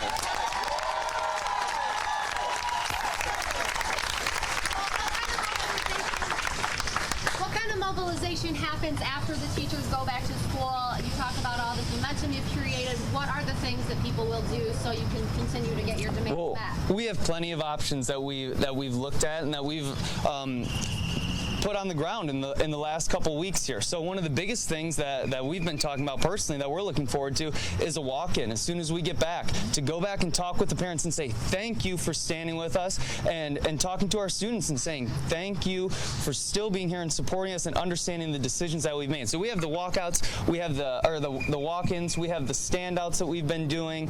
There are tons of options, and educators are learning now just from this experience that we have to do it, and there are options for us and ways to get this done. And what about the Invest in Education Act and support for that measure that could be on the ballot this November to raise income tax on high earners? Yeah, I've been talking to a lot of educators who are interested in that because we have an option now. And what we're seeing is the legislature is only going to go so far. And so there are certainly options out there right now. And if you talk to the people who are out here, they're interested in these sorts of options for sure. Was that kind of like a deciding factor that maybe if it weren't for that initiative being launched, that you would have been out here longer than that? I think one of the deciding factors is seeing that the legislature has gone not as far as they're able to do, or as far as they're able to go, but as far as they're willing to go. Yeah. And so that realization is crystal clear to everybody here who's been in there trying to make their voice heard, that ultimately it's going unheard by our legislatures, and they will only go so far. They will not restore the $1.1 billion. So I think that's the pivotal moment and the pivotal experience for us right now, is that the legislature won't get this done. Carmen, the next question is with Carmen. Okay, so two quick questions. First off, the relationship between AEU and Governor Ducey has been very antagonistic. Do you feel like he won at two mixed steps? I mean, mobilizing, it's an election year, or has there been any discussion about that? Yeah, so first of all, the win isn't there until we restore the $1.1 billion that have been cut. That's not a win until we get to that point. But we have delivered a win in this session. As I said earlier, the governor wasn't even going to extend 301. He was going to give us a 2% pay increase. I mean, that's ridiculous. And we have moved him further than anybody could have ever even imagined a month ago. So yeah, we are victorious in that, certainly, but we're not going to give up because, as I said, our students need more, our kids need more, and that's where our focus is right now on what are the next steps here, how do we continue this fight, and I'm looking forward to those discussions with the incredible educators who have come down here and showed their resolve in this fight. So any plans, I mean, to get super involved ahead of the elections? We don't have anything concrete right now. No, we're taking it one day at a time right now. And one thing that I'm looking forward to is getting back down here tomorrow, making sure that they do their jobs. That's where my focus is right now.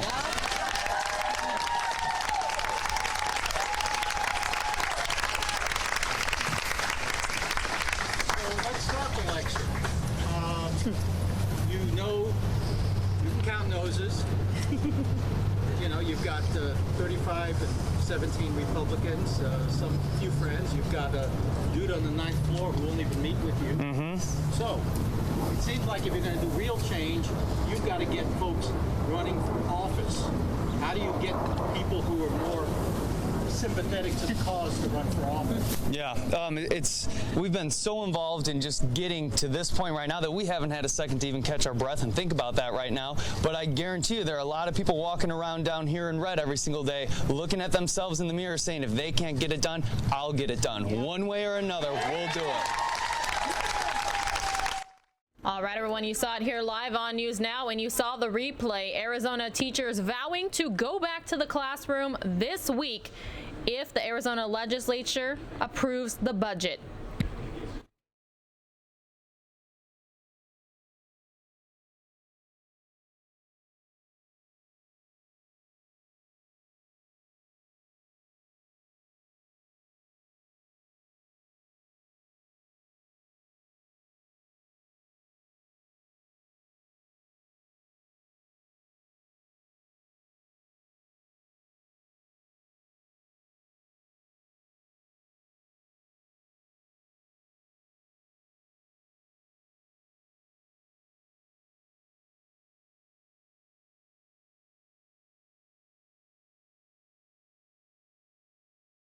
All right, the 165 still with us on the stream. Woo, what a busy day. First day of the month, only second day of the week. How's your week been, your day been? What's new in your communities? Feel free to let us know where you're watching from and what your thoughts are on that Red for Ed news conference.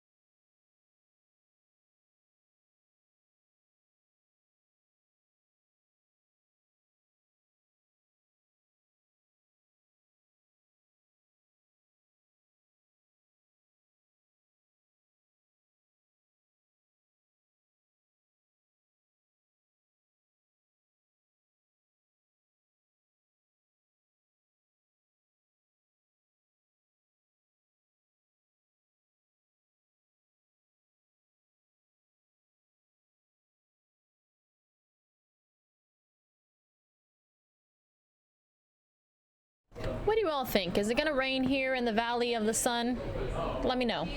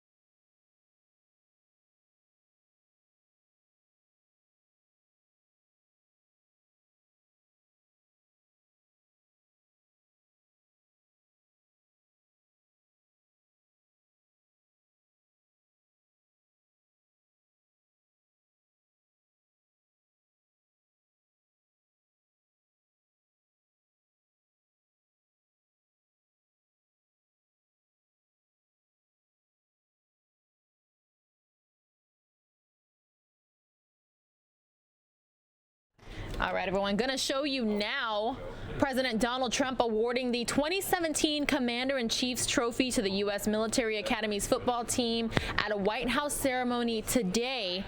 Every year, the trophy goes to the military academy that wins the most football games in head-to-head competition with the other academies. Do you know who it is? Let me know in the chat.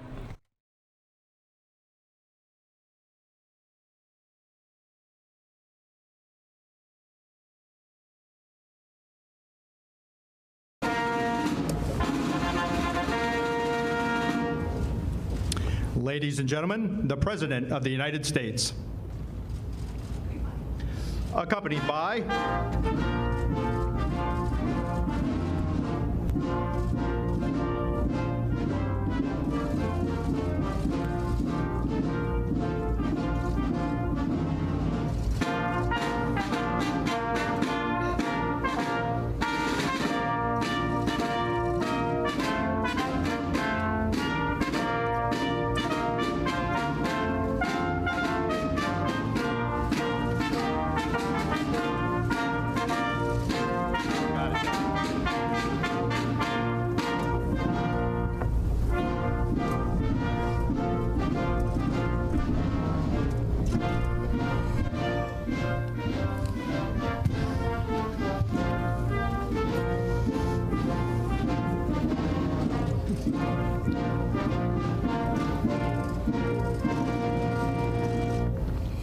At ease. Good afternoon and welcome to the White House. And this is officially, for you, most of you know, the Rose Garden. Very special, very, very special place. Today is a day of celebration, so relax and have a good time.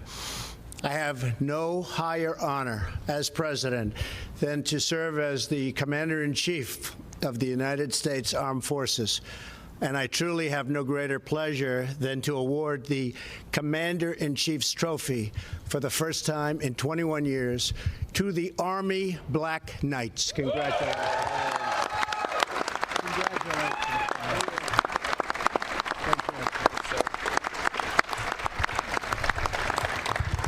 A special thanks to West Point Superintendent, Lieutenant General Bob Cashin. Where's Bob? Where's Bob? Come here, Bob. How do you like it, Bob? Bob Castle, you know, you remember our meeting. Yes, sir. Right? I do. That was a good meeting, right? It was. It was great. But I'm glad you did what you did. Yes, sir. And you have done a fantastic job. Thank you, Bob. You made the right choice. Huh? Made the right choice with you. General, you're a great leader and a legendary institution that has been a source of pride and strength for our country for more than 2 centuries. I'd like to welcome 2 West Point grads serving in my administration who are here today to celebrate the Black Knights' history and really that historic victory. Secretary of the Army, Mark Esper.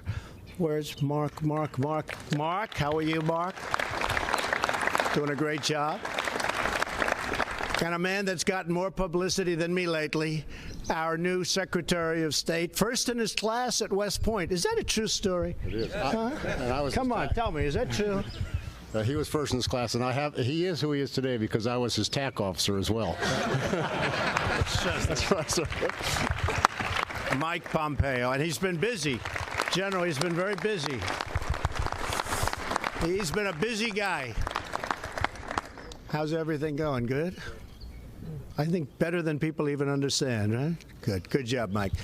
A warm welcome to Deputy Secretary of Defense Patrick Shanahan. Patrick, thank you very much. Thank you, Patrick. As well as the Army Chief of Staff, a very special guy, General Mark Milley. Thank you. Thank you, General. Finally, and most importantly, welcome to Coach Jeff Monken. See, they say most important. Today is a very important day. He's a great coach, and the 2017 Commander-in-Chief Trophy winning team, the Army Black Knights. That really is something very special. Coach, thank you very much. What a job.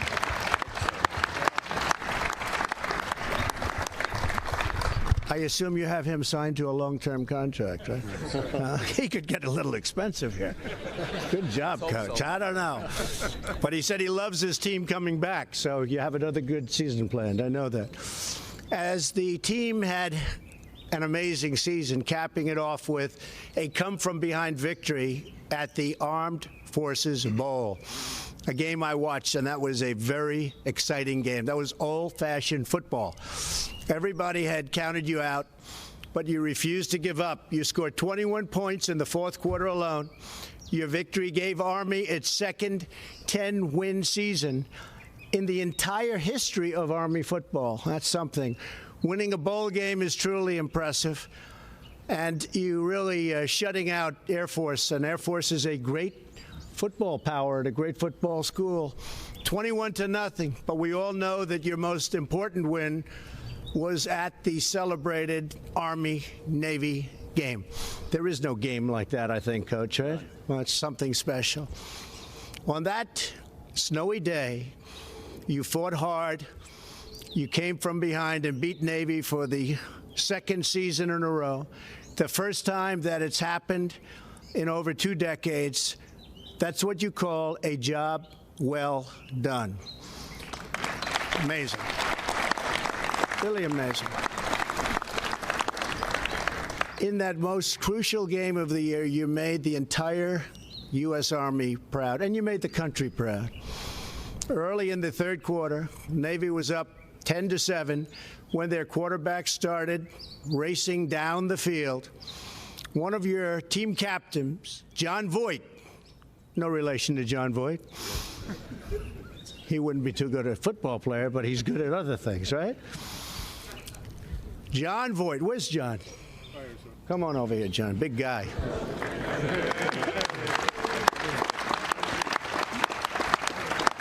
Think he's good looking enough, Mike? I don't know.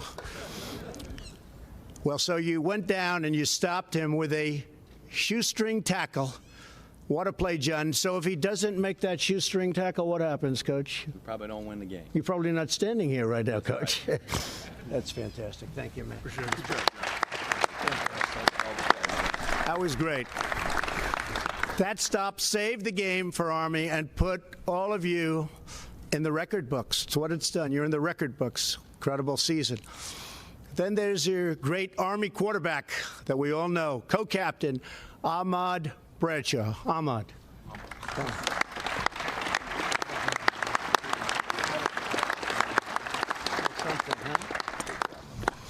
Oh, I could just see the NFL. I don't know, Ahmad. I don't know, Ahmad. I think you'd rather be doing what you're doing, and you're doing an unbelievable job. What a great game you had.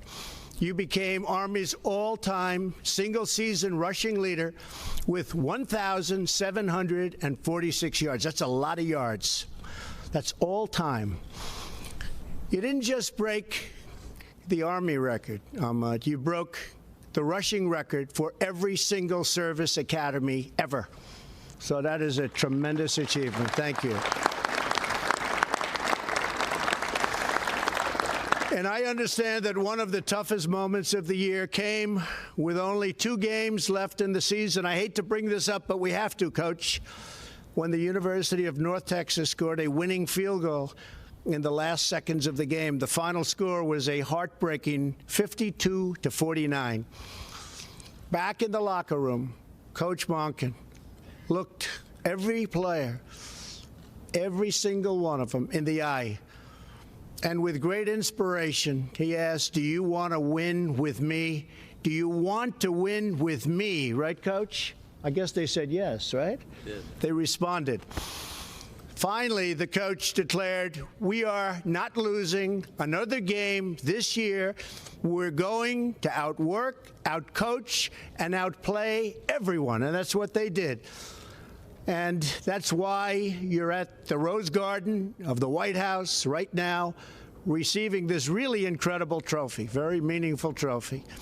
Each of you is part of a great tradition of Army football, excellence that goes back many generations, and it's true excellence. Here today is one of the great examples of that tradition, a key member of the legendary 1958 team. Exactly 60 years ago, Army went totally undefeated. That's pretty good, General, right? Good team. I don't know. You think they could have beaten you guys? I don't know. They might have been smaller and not as fast. But I'd like to recognize a member of that historic team, former All-American guard. A lot of people know this name if they know football even a little bit. Great linebacker, Bob Novogratz. Where's Bob? Where is Bob? Come here, Bob. Hey, Bob, come here, Bob. Come here. He's a big guy. He's a big guy. Come on up here, Bob. Come on up.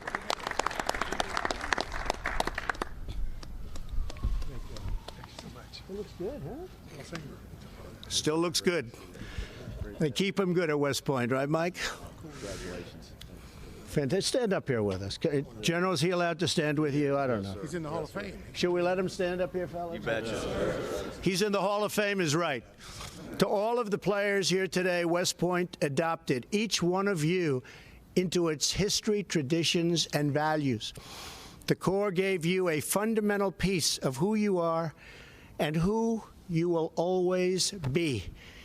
You have given back to the Corps with dedication and teamwork, with every effort to achieve physical and academic excellence, with your embrace of those 3 most hallowed words, duty, honor, country. When each of you stepped out on the field, you had the pride of knowing that you played for Army. You won for Army. And very soon, you will be officers and leaders in that incredible group of heroes called the United States Army. And they really are a group of heroes. You look at the world, by the way, we are respected again. Is that right, General? We are respected again at the highest level. You can see what's going on. You see a big difference. There's a big, big difference. And fellas, we just got approved $700 billion this year, $716 billion for next year. And that's for you and the armed forces. And we've never had that before. Stronger than ever before. That's what's happening, right? Is that a correct statement, General? I see there's one very happy general sitting right there. He's definitely an Army guy, too, isn't he? You were very happy with this game, weren't you, General? I know you well. The lessons you've learned on what General Douglas MacArthur called the fields of friendly strife, you will soon put into service for our nation. I know that each of you will serve with the same commitment, determination, and character that have earned you distinction on the gridiron. You will be courageous members of the long gray line that stretches back to the earliest days of our republic. You will be part of the 5 proud branches of the United States Armed Forces: Army, Navy, Marines, Space Force. Does that make sense? The Space Force, General. You probably haven't even heard that. I'm just telling you now. This is perhaps because we're getting very big in space, both militarily and for other reasons. And we are seriously thinking of the Space Force. And you'll join the greatest force for peace and justice the world has ever known. You will keep us safe. You will keep us strong. You will keep us free. And thank you for your service, and go Army. I'll be watching you, Coach. I'll be watching you next year. I really believe that, from what I'm hearing, this team could go on and have another incredible season. You are a special group of people, and it's an honor to have you at the White House. Thank you very much, Coach. Please say a few words.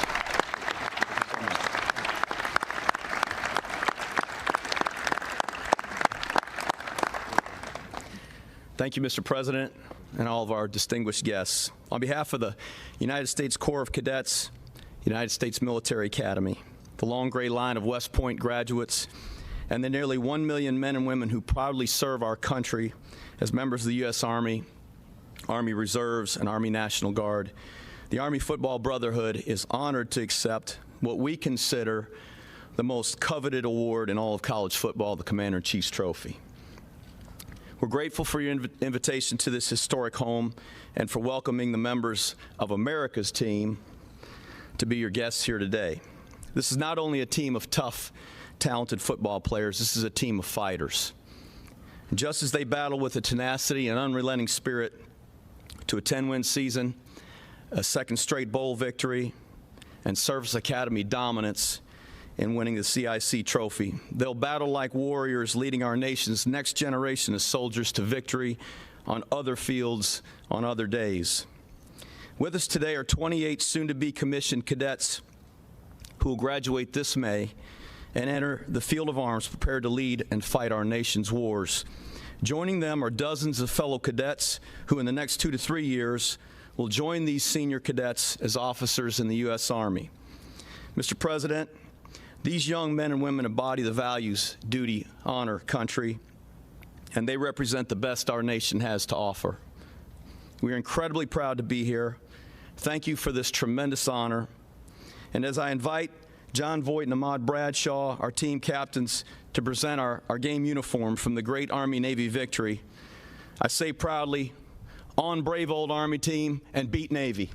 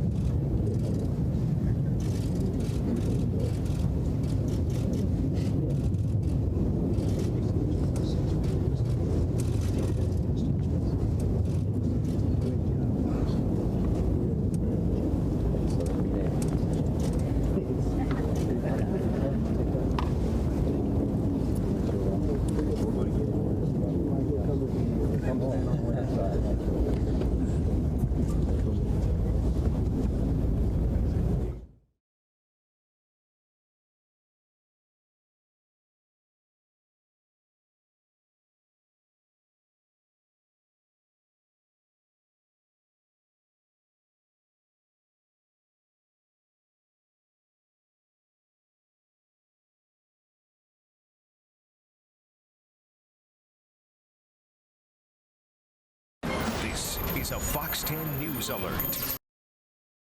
Good evening, everyone. Pilar Arias here with you. It looks like we have a chopper down. We're working to get you some more information. Meanwhile, Sky Fox providing us this footage, and our thoughts are with everybody involved. Again, another breaking news situation here on News Now this Tuesday evening.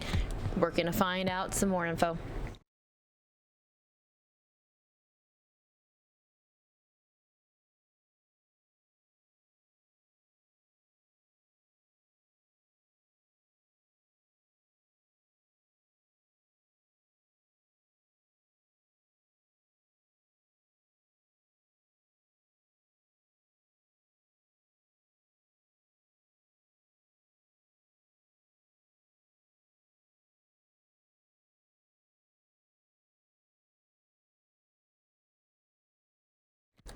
Just learning, everyone, that this is happening in Portland, Oregon. A helicopter is down in Portland. Still working to get you some more information, though, hoping no one's hurt.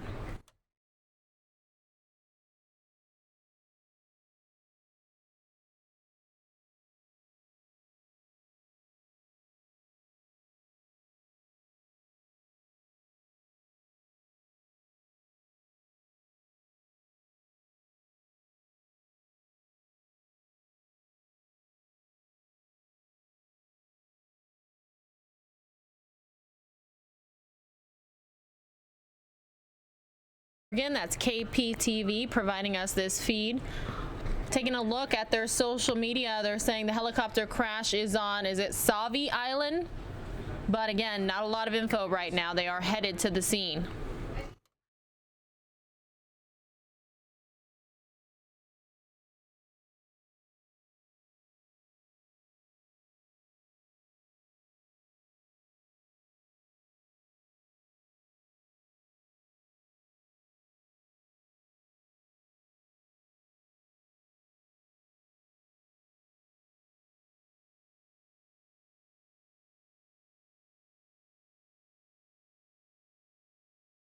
Good evening, everyone, and welcome to News Now, part of Fox10Phoenix.com. My name is Pilar Arias here with you, taking a live look at Sky Fox over the scene of a helicopter crash in Portland, Oregon. Fox 12 Oregon, that's KPTV, is providing us this feed, and we are hearing there may be one injury as a result of this.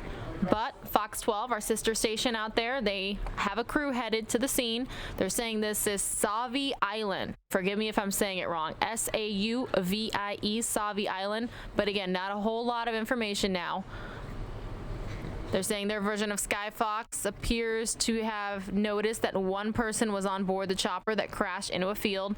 But the pilot is alive, and they are working to get him to an ambulance. So again, very breaking fluid situation here on News Now, part of Fox10Phoenix.com, but thanks for tuning in. No audio anytime we have Sky Fox in the air, but we can watch.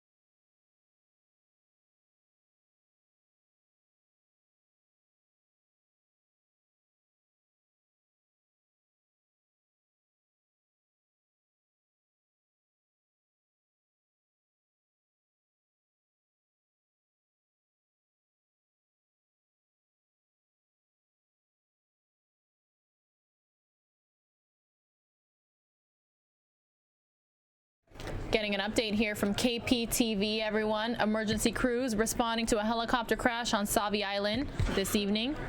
It happened near the 23,800 block of Northwest Oak Island Road. For those familiar with the area, around 5 p.m., so nearly an hour ago already. Firefighters have confirmed a helicopter went down in the area, their version of Skyfox then flying over the scene. There was one person on board who sustained unknown injuries, according to firefighters. No other details immediately available. Fox 12 has a crew on the way to the scene, and they will update us as those updates become available.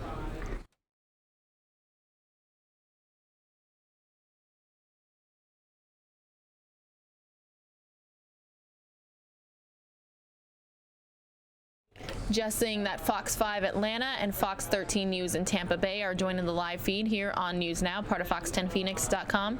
Good evening all and welcome.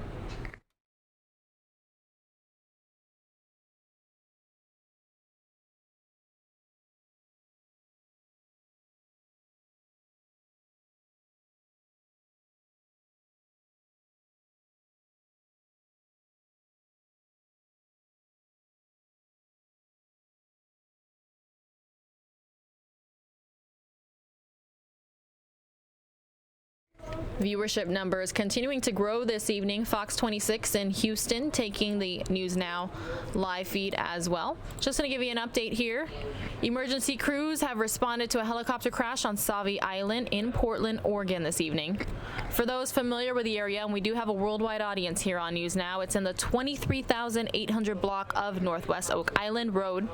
It happened almost an hour ago. Firefighters confirming one person was on board, but they did not tell us what type of injuries they may have sustained. No other details immediately available, but our sister station, Fox 12, that's KPTV, they have a crew on the way and will update us as more information becomes available.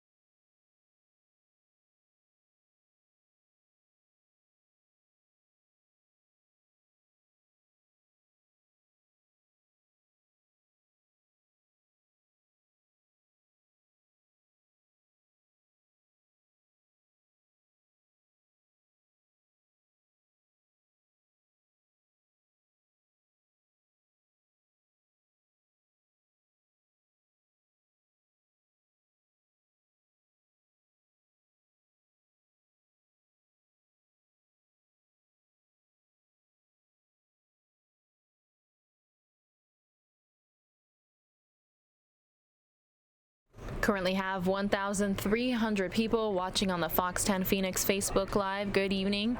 Thank you all for joining us. No audio anytime we have Skyfox up, but that is a-okay. Taking a look at some of the viewer comments. One saying very sorry.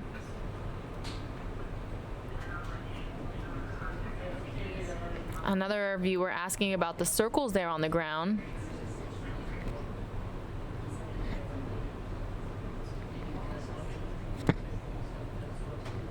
Some saying where they're watching from. Another saying, I hope the injured will be all right.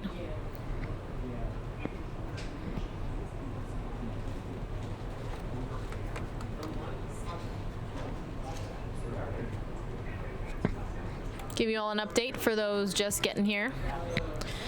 Emergency crews responded to a helicopter crash on Sauvie Island in Portland, Oregon this evening.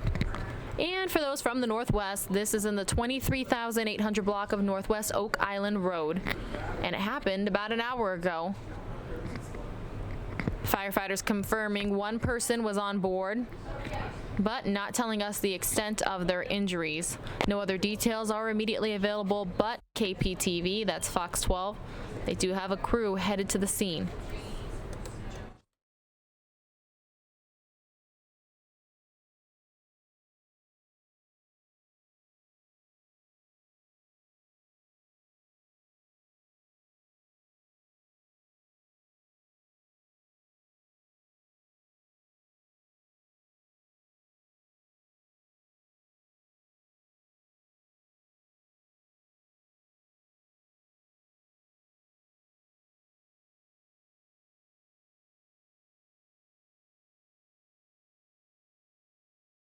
Some people who were with us earlier today and saw the motorhome chase here live on News Now are asking for an update. We do not have an update. Skyfox had to turn around due to inclement weather in the area, so that's why we lost that live picture. If you're a first-time viewer of News Now, welcome. We're happy to have you. Please do us a favor and click the subscribe button on YouTube. You can be alerted anytime we go live with breaking news, and since we have feeds from across the country, you never know when we might be in your neck of the woods. You can always find us on fox10phoenix.com. We stream from Monday through Friday, 9 a.m. to 6:30 p.m. Mountain Standard Time.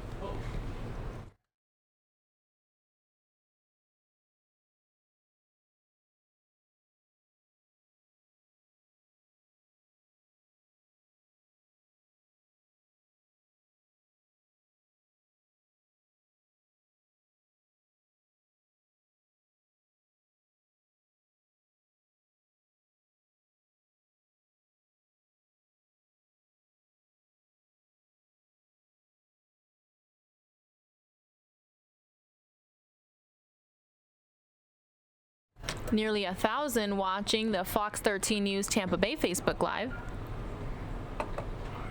Let's see what some of the viewers are saying. Someone's tuning in from Seaside, Oregon.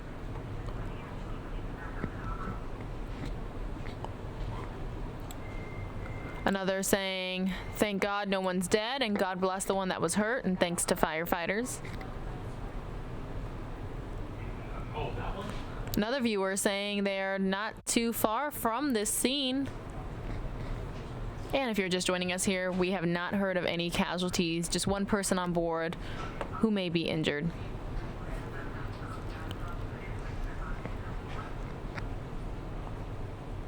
Thanks everybody for tuning in this evening. Hope you're having a great night. We had an extremely busy day here on News Now.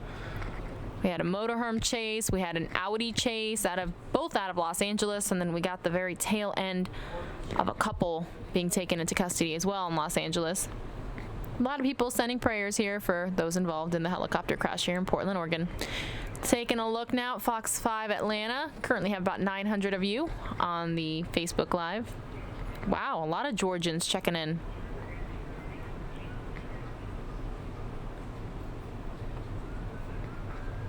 Yep, another person saying, yeah, 3 chases in Los Angeles today.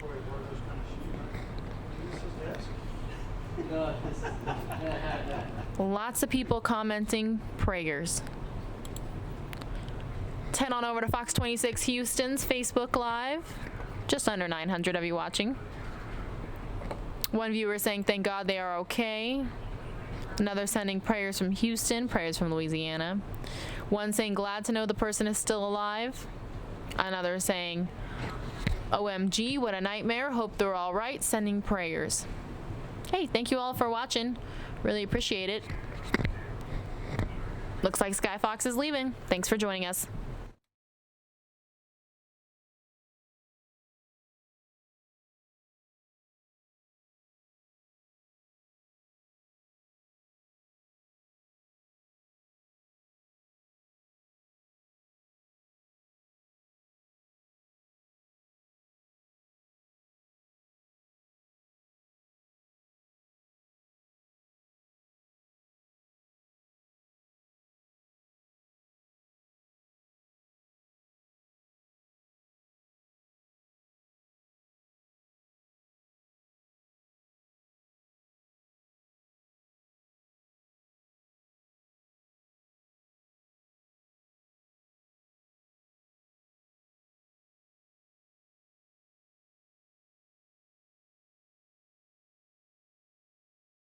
For those of you still with us on the News Now stream, we currently have about 113 of you. A beautiful picture here out of Oregon. We're going to fly with them as long as we can here. The picture likely will drop any second, though, so just a fair warning. Anytime we go to black or a screen turns blue or red or any other of the colors of the rainbow, it's not intentional. It's likely that we're taking something live and we lose the picture. The most important news of the evening here in Arizona is Red for Ed leaders saying that they will end the walkout. They will return to their classrooms on Thursday. So as soon as we're done flying with Skyfox in Oregon here, we're going to replay that because we have less than 20 minutes left with you here on News Now. Huge thank you to all of you for joining us, and hope to see you again tomorrow.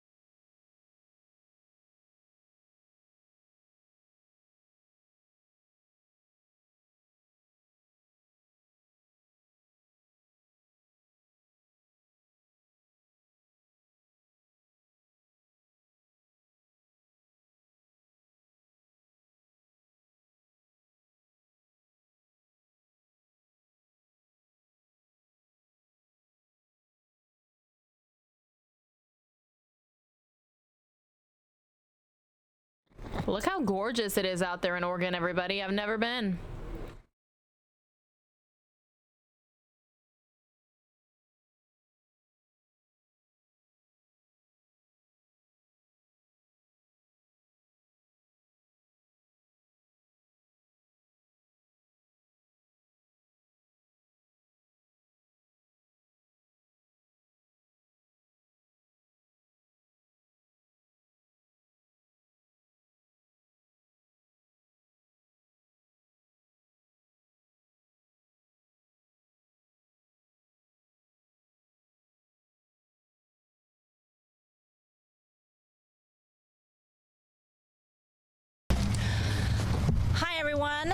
Thank you for coming to our press conference. My name is Shine Shannon. I am the Communications Director for the Arizona Education Association.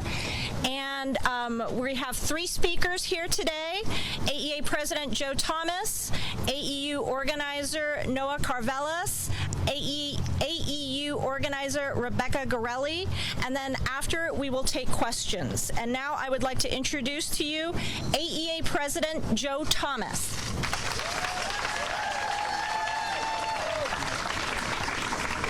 Hello, everyone. My name is Joe Thomas. I'm a social studies teacher for Mesa, and I currently serve as the Arizona Education Association president.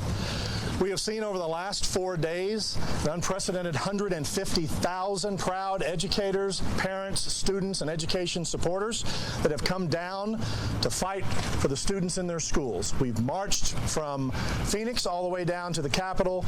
We have set up on the governor and the legislature's front lawn trying to bring a message that our students need help, they need better schools, that our educators need supported so they can do the job they were hired to do. We have told stories. We have had legislators listen to us. We have unfortunately not had the pleasure of talking to the governor, who remains in his tower. As educators, students are the center of everything we do. Every thought we have, every decision we make, every lesson plan is designed around the students in our classroom. And this fight that we are in the middle of is about our students. It's about their opportunity, it's about their success, and it's about their future. If we have the resources to support us, we will have the ability to support our students. We want to thank all of the people that have supported us through this, the parents who have understood that this fight is about their children, our students, the business community that have donated food for the people that are on the lawn and all of us that are down here, our union brothers and sisters who have donated water to keep us hydrated, and it is always important to stay hydrated down here in the sun, and everyone else that sees this movement for what it is, making schools better for every single student in the state. We need to do what is best for our students. We need to fight for them. That is what we are doing. That is what the Red for Ed movement is about. And I am very proud to be leading the Arizona Education Association next to the leaders of the Arizona Educators United in this fight for our students. Thank you.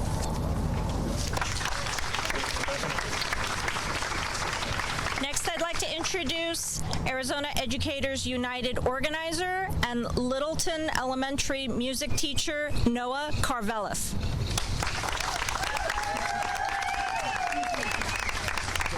Thank you all for being here. Before this movement, we could not even get our legislators and our governor to agree to extend Proposition 301. We couldn't even get that much out of them. A month ago, the governor was ignoring our voices, and he was committed to a $65 million investment in teacher pay, about a 2% pay increase. Now we've extended 301, and we are looking at a $306 million investment in education. And that is due to every single person who's standing behind us in red right now, and every single person behind the cameras in red. We are bringing this right now, along with the 100,000 people who have come here day after day to stand up and say enough is enough and it's time for a change in Arizona. That's what has moved the needle on this. But this budget does not do enough. It does not do enough for our kids. It doesn't do enough for our colleagues. So we are staying dedicated to fighting for our kids and fighting for the future of Arizona schools. We've done a lot, but this budget does not go far enough for us right now, and we are staying committed to fighting for our students, and that's what we will continue to do as educators, because that is the most important thing to us, and it's the most important thing to our state. The future of our state depends on that fight.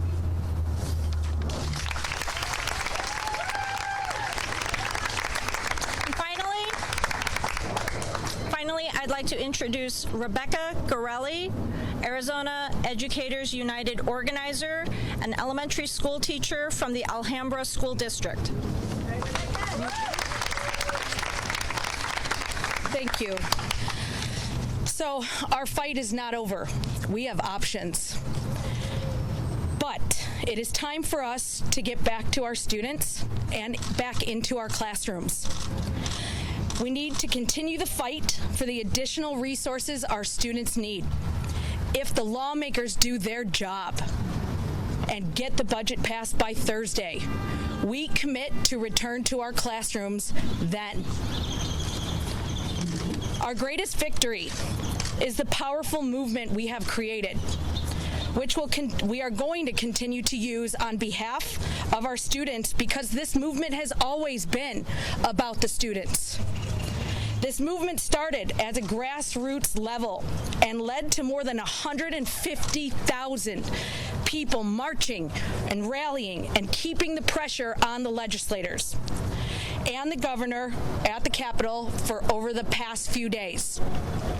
This movement is not over, and we will not stop until we get enough funding to get the schools our students deserve. In 8 short weeks, we have created an amazing infrastructure. We have designed a network of over 1,800 sites with liaisons that we can call upon whenever needed. We have built a solid infrastructure that we will continue to activate moving forward and into the future. This movement is not over, and we will not stop until we ensure we get the funding and the schools that our students deserve.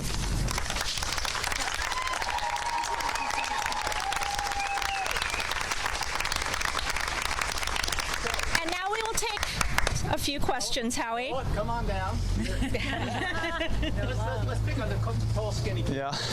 Okay, what I heard was, I want to make sure that if they adopt the budget by Thursday, then we're back on when? I'm not sure. What is the plan for going back, and what are the conditions to it? We're looking at Thursday right now, and as Rebecca said, we need this to move forward. We need them to do their jobs and get this done. We've done our jobs. We've gotten it this far. We need the people in the legislature to get this done. They're still not doing enough, that's for sure. But we need them to at least do this much right now, and we'll be ready to go back by Thursday. Okay, so that means they have to final read the bills tomorrow, send it to Dougie, yes, and then Thursday morning. So I also noticed many of the districts are reopening tomorrow, which suggests that they've talked to some of their people who are starting to get ready to go back. I mean, are you losing membership? I don't think. Yeah, they answered that one for me. No, we're not. And you can tell just by the amount of people who are gathered here all day. They've been waiting to have their voices heard. They've been waiting to be recognized, and they're going to keep that fight up. They're not going to end anytime soon. And one thing that's becoming crystal clear to us is the people who are elected to solve these things are not doing it, and it's the people in red who are getting it done, and they're going to continue.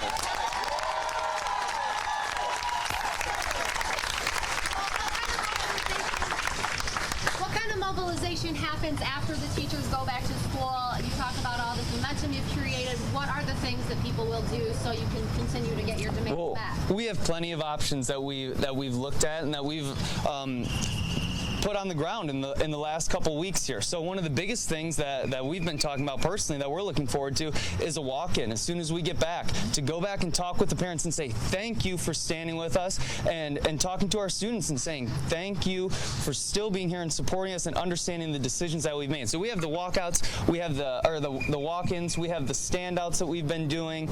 There are tons of options, and educators are learning now just from this experience that we have to do it, and there are options for us and ways to get this done. And what about the Invest in Education Act and support for that measure that could be on the ballot this November to raise income tax on high earners? Yeah, I've been talking to a lot of educators who are interested in that because we have an option now. And what we're seeing is the legislature is only going to go so far. And so there are certainly options out there right now. And if you talk to the people who are out here, they're interested in these sorts of options for sure.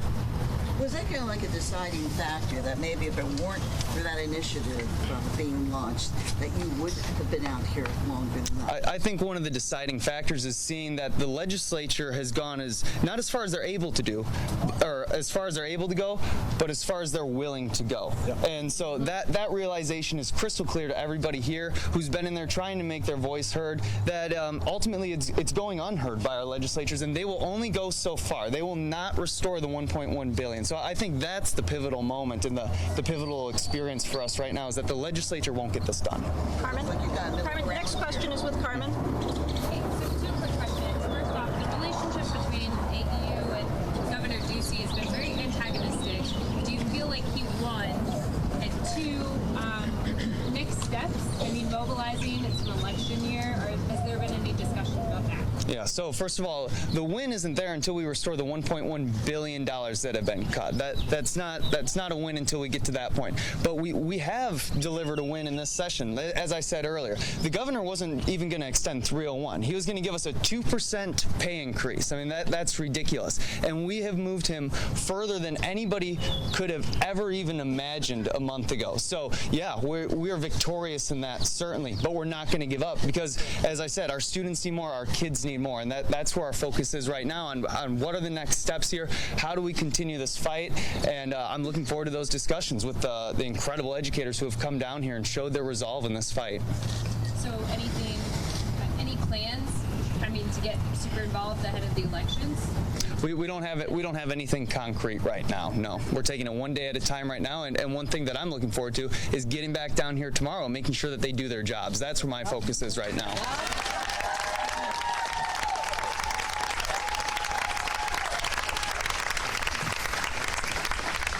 Let's talk election. You can count noses. You've got 35 and 17 Republicans, some few friends. You've got a dude on the 9th floor who won't even meet with you. Mm-hmm. So it seems like if you're going to do real change, you've got to get folks running for office. How do you get people who are more sympathetic to the cause to run for office? Yeah, we've been so involved in just getting to this point right now that we haven't had a second to even catch our breath and think about that right now. But I guarantee you there are a lot of people walking around down here in red every single day, looking at themselves in the mirror saying, if they can't get it done, I'll get it done. Yeah. One way or another, we'll do it.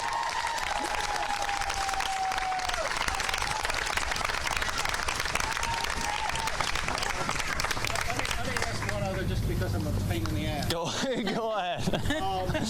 I go back to the days where we decided the way we declare victory in Vietnam was we pulled out and just declared victory. You started out with 5 points. You got sort of one. Mm-hmm. And you seem to be declaring victory. Tell us how we should explain to our readers how this is a great victory. Yeah. Well, I'll use your war analogy here. The war's not over, but we've won an important battle here to move the legislature this far. Yeah.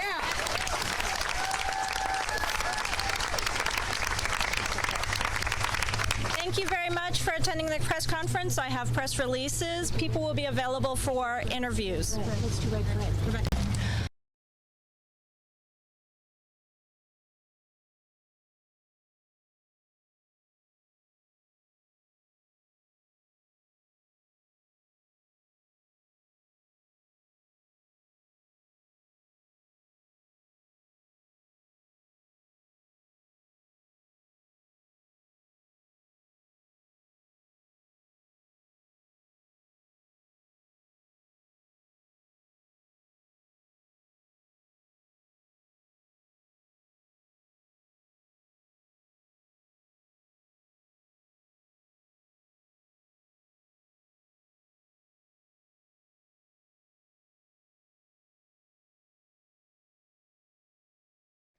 That's going to do it for us here on News Now this Tuesday, May 1st edition. Pilar Arias signing off. Thank you to everyone, part of the team who helped put the stream together today. We'll see you again tomorrow.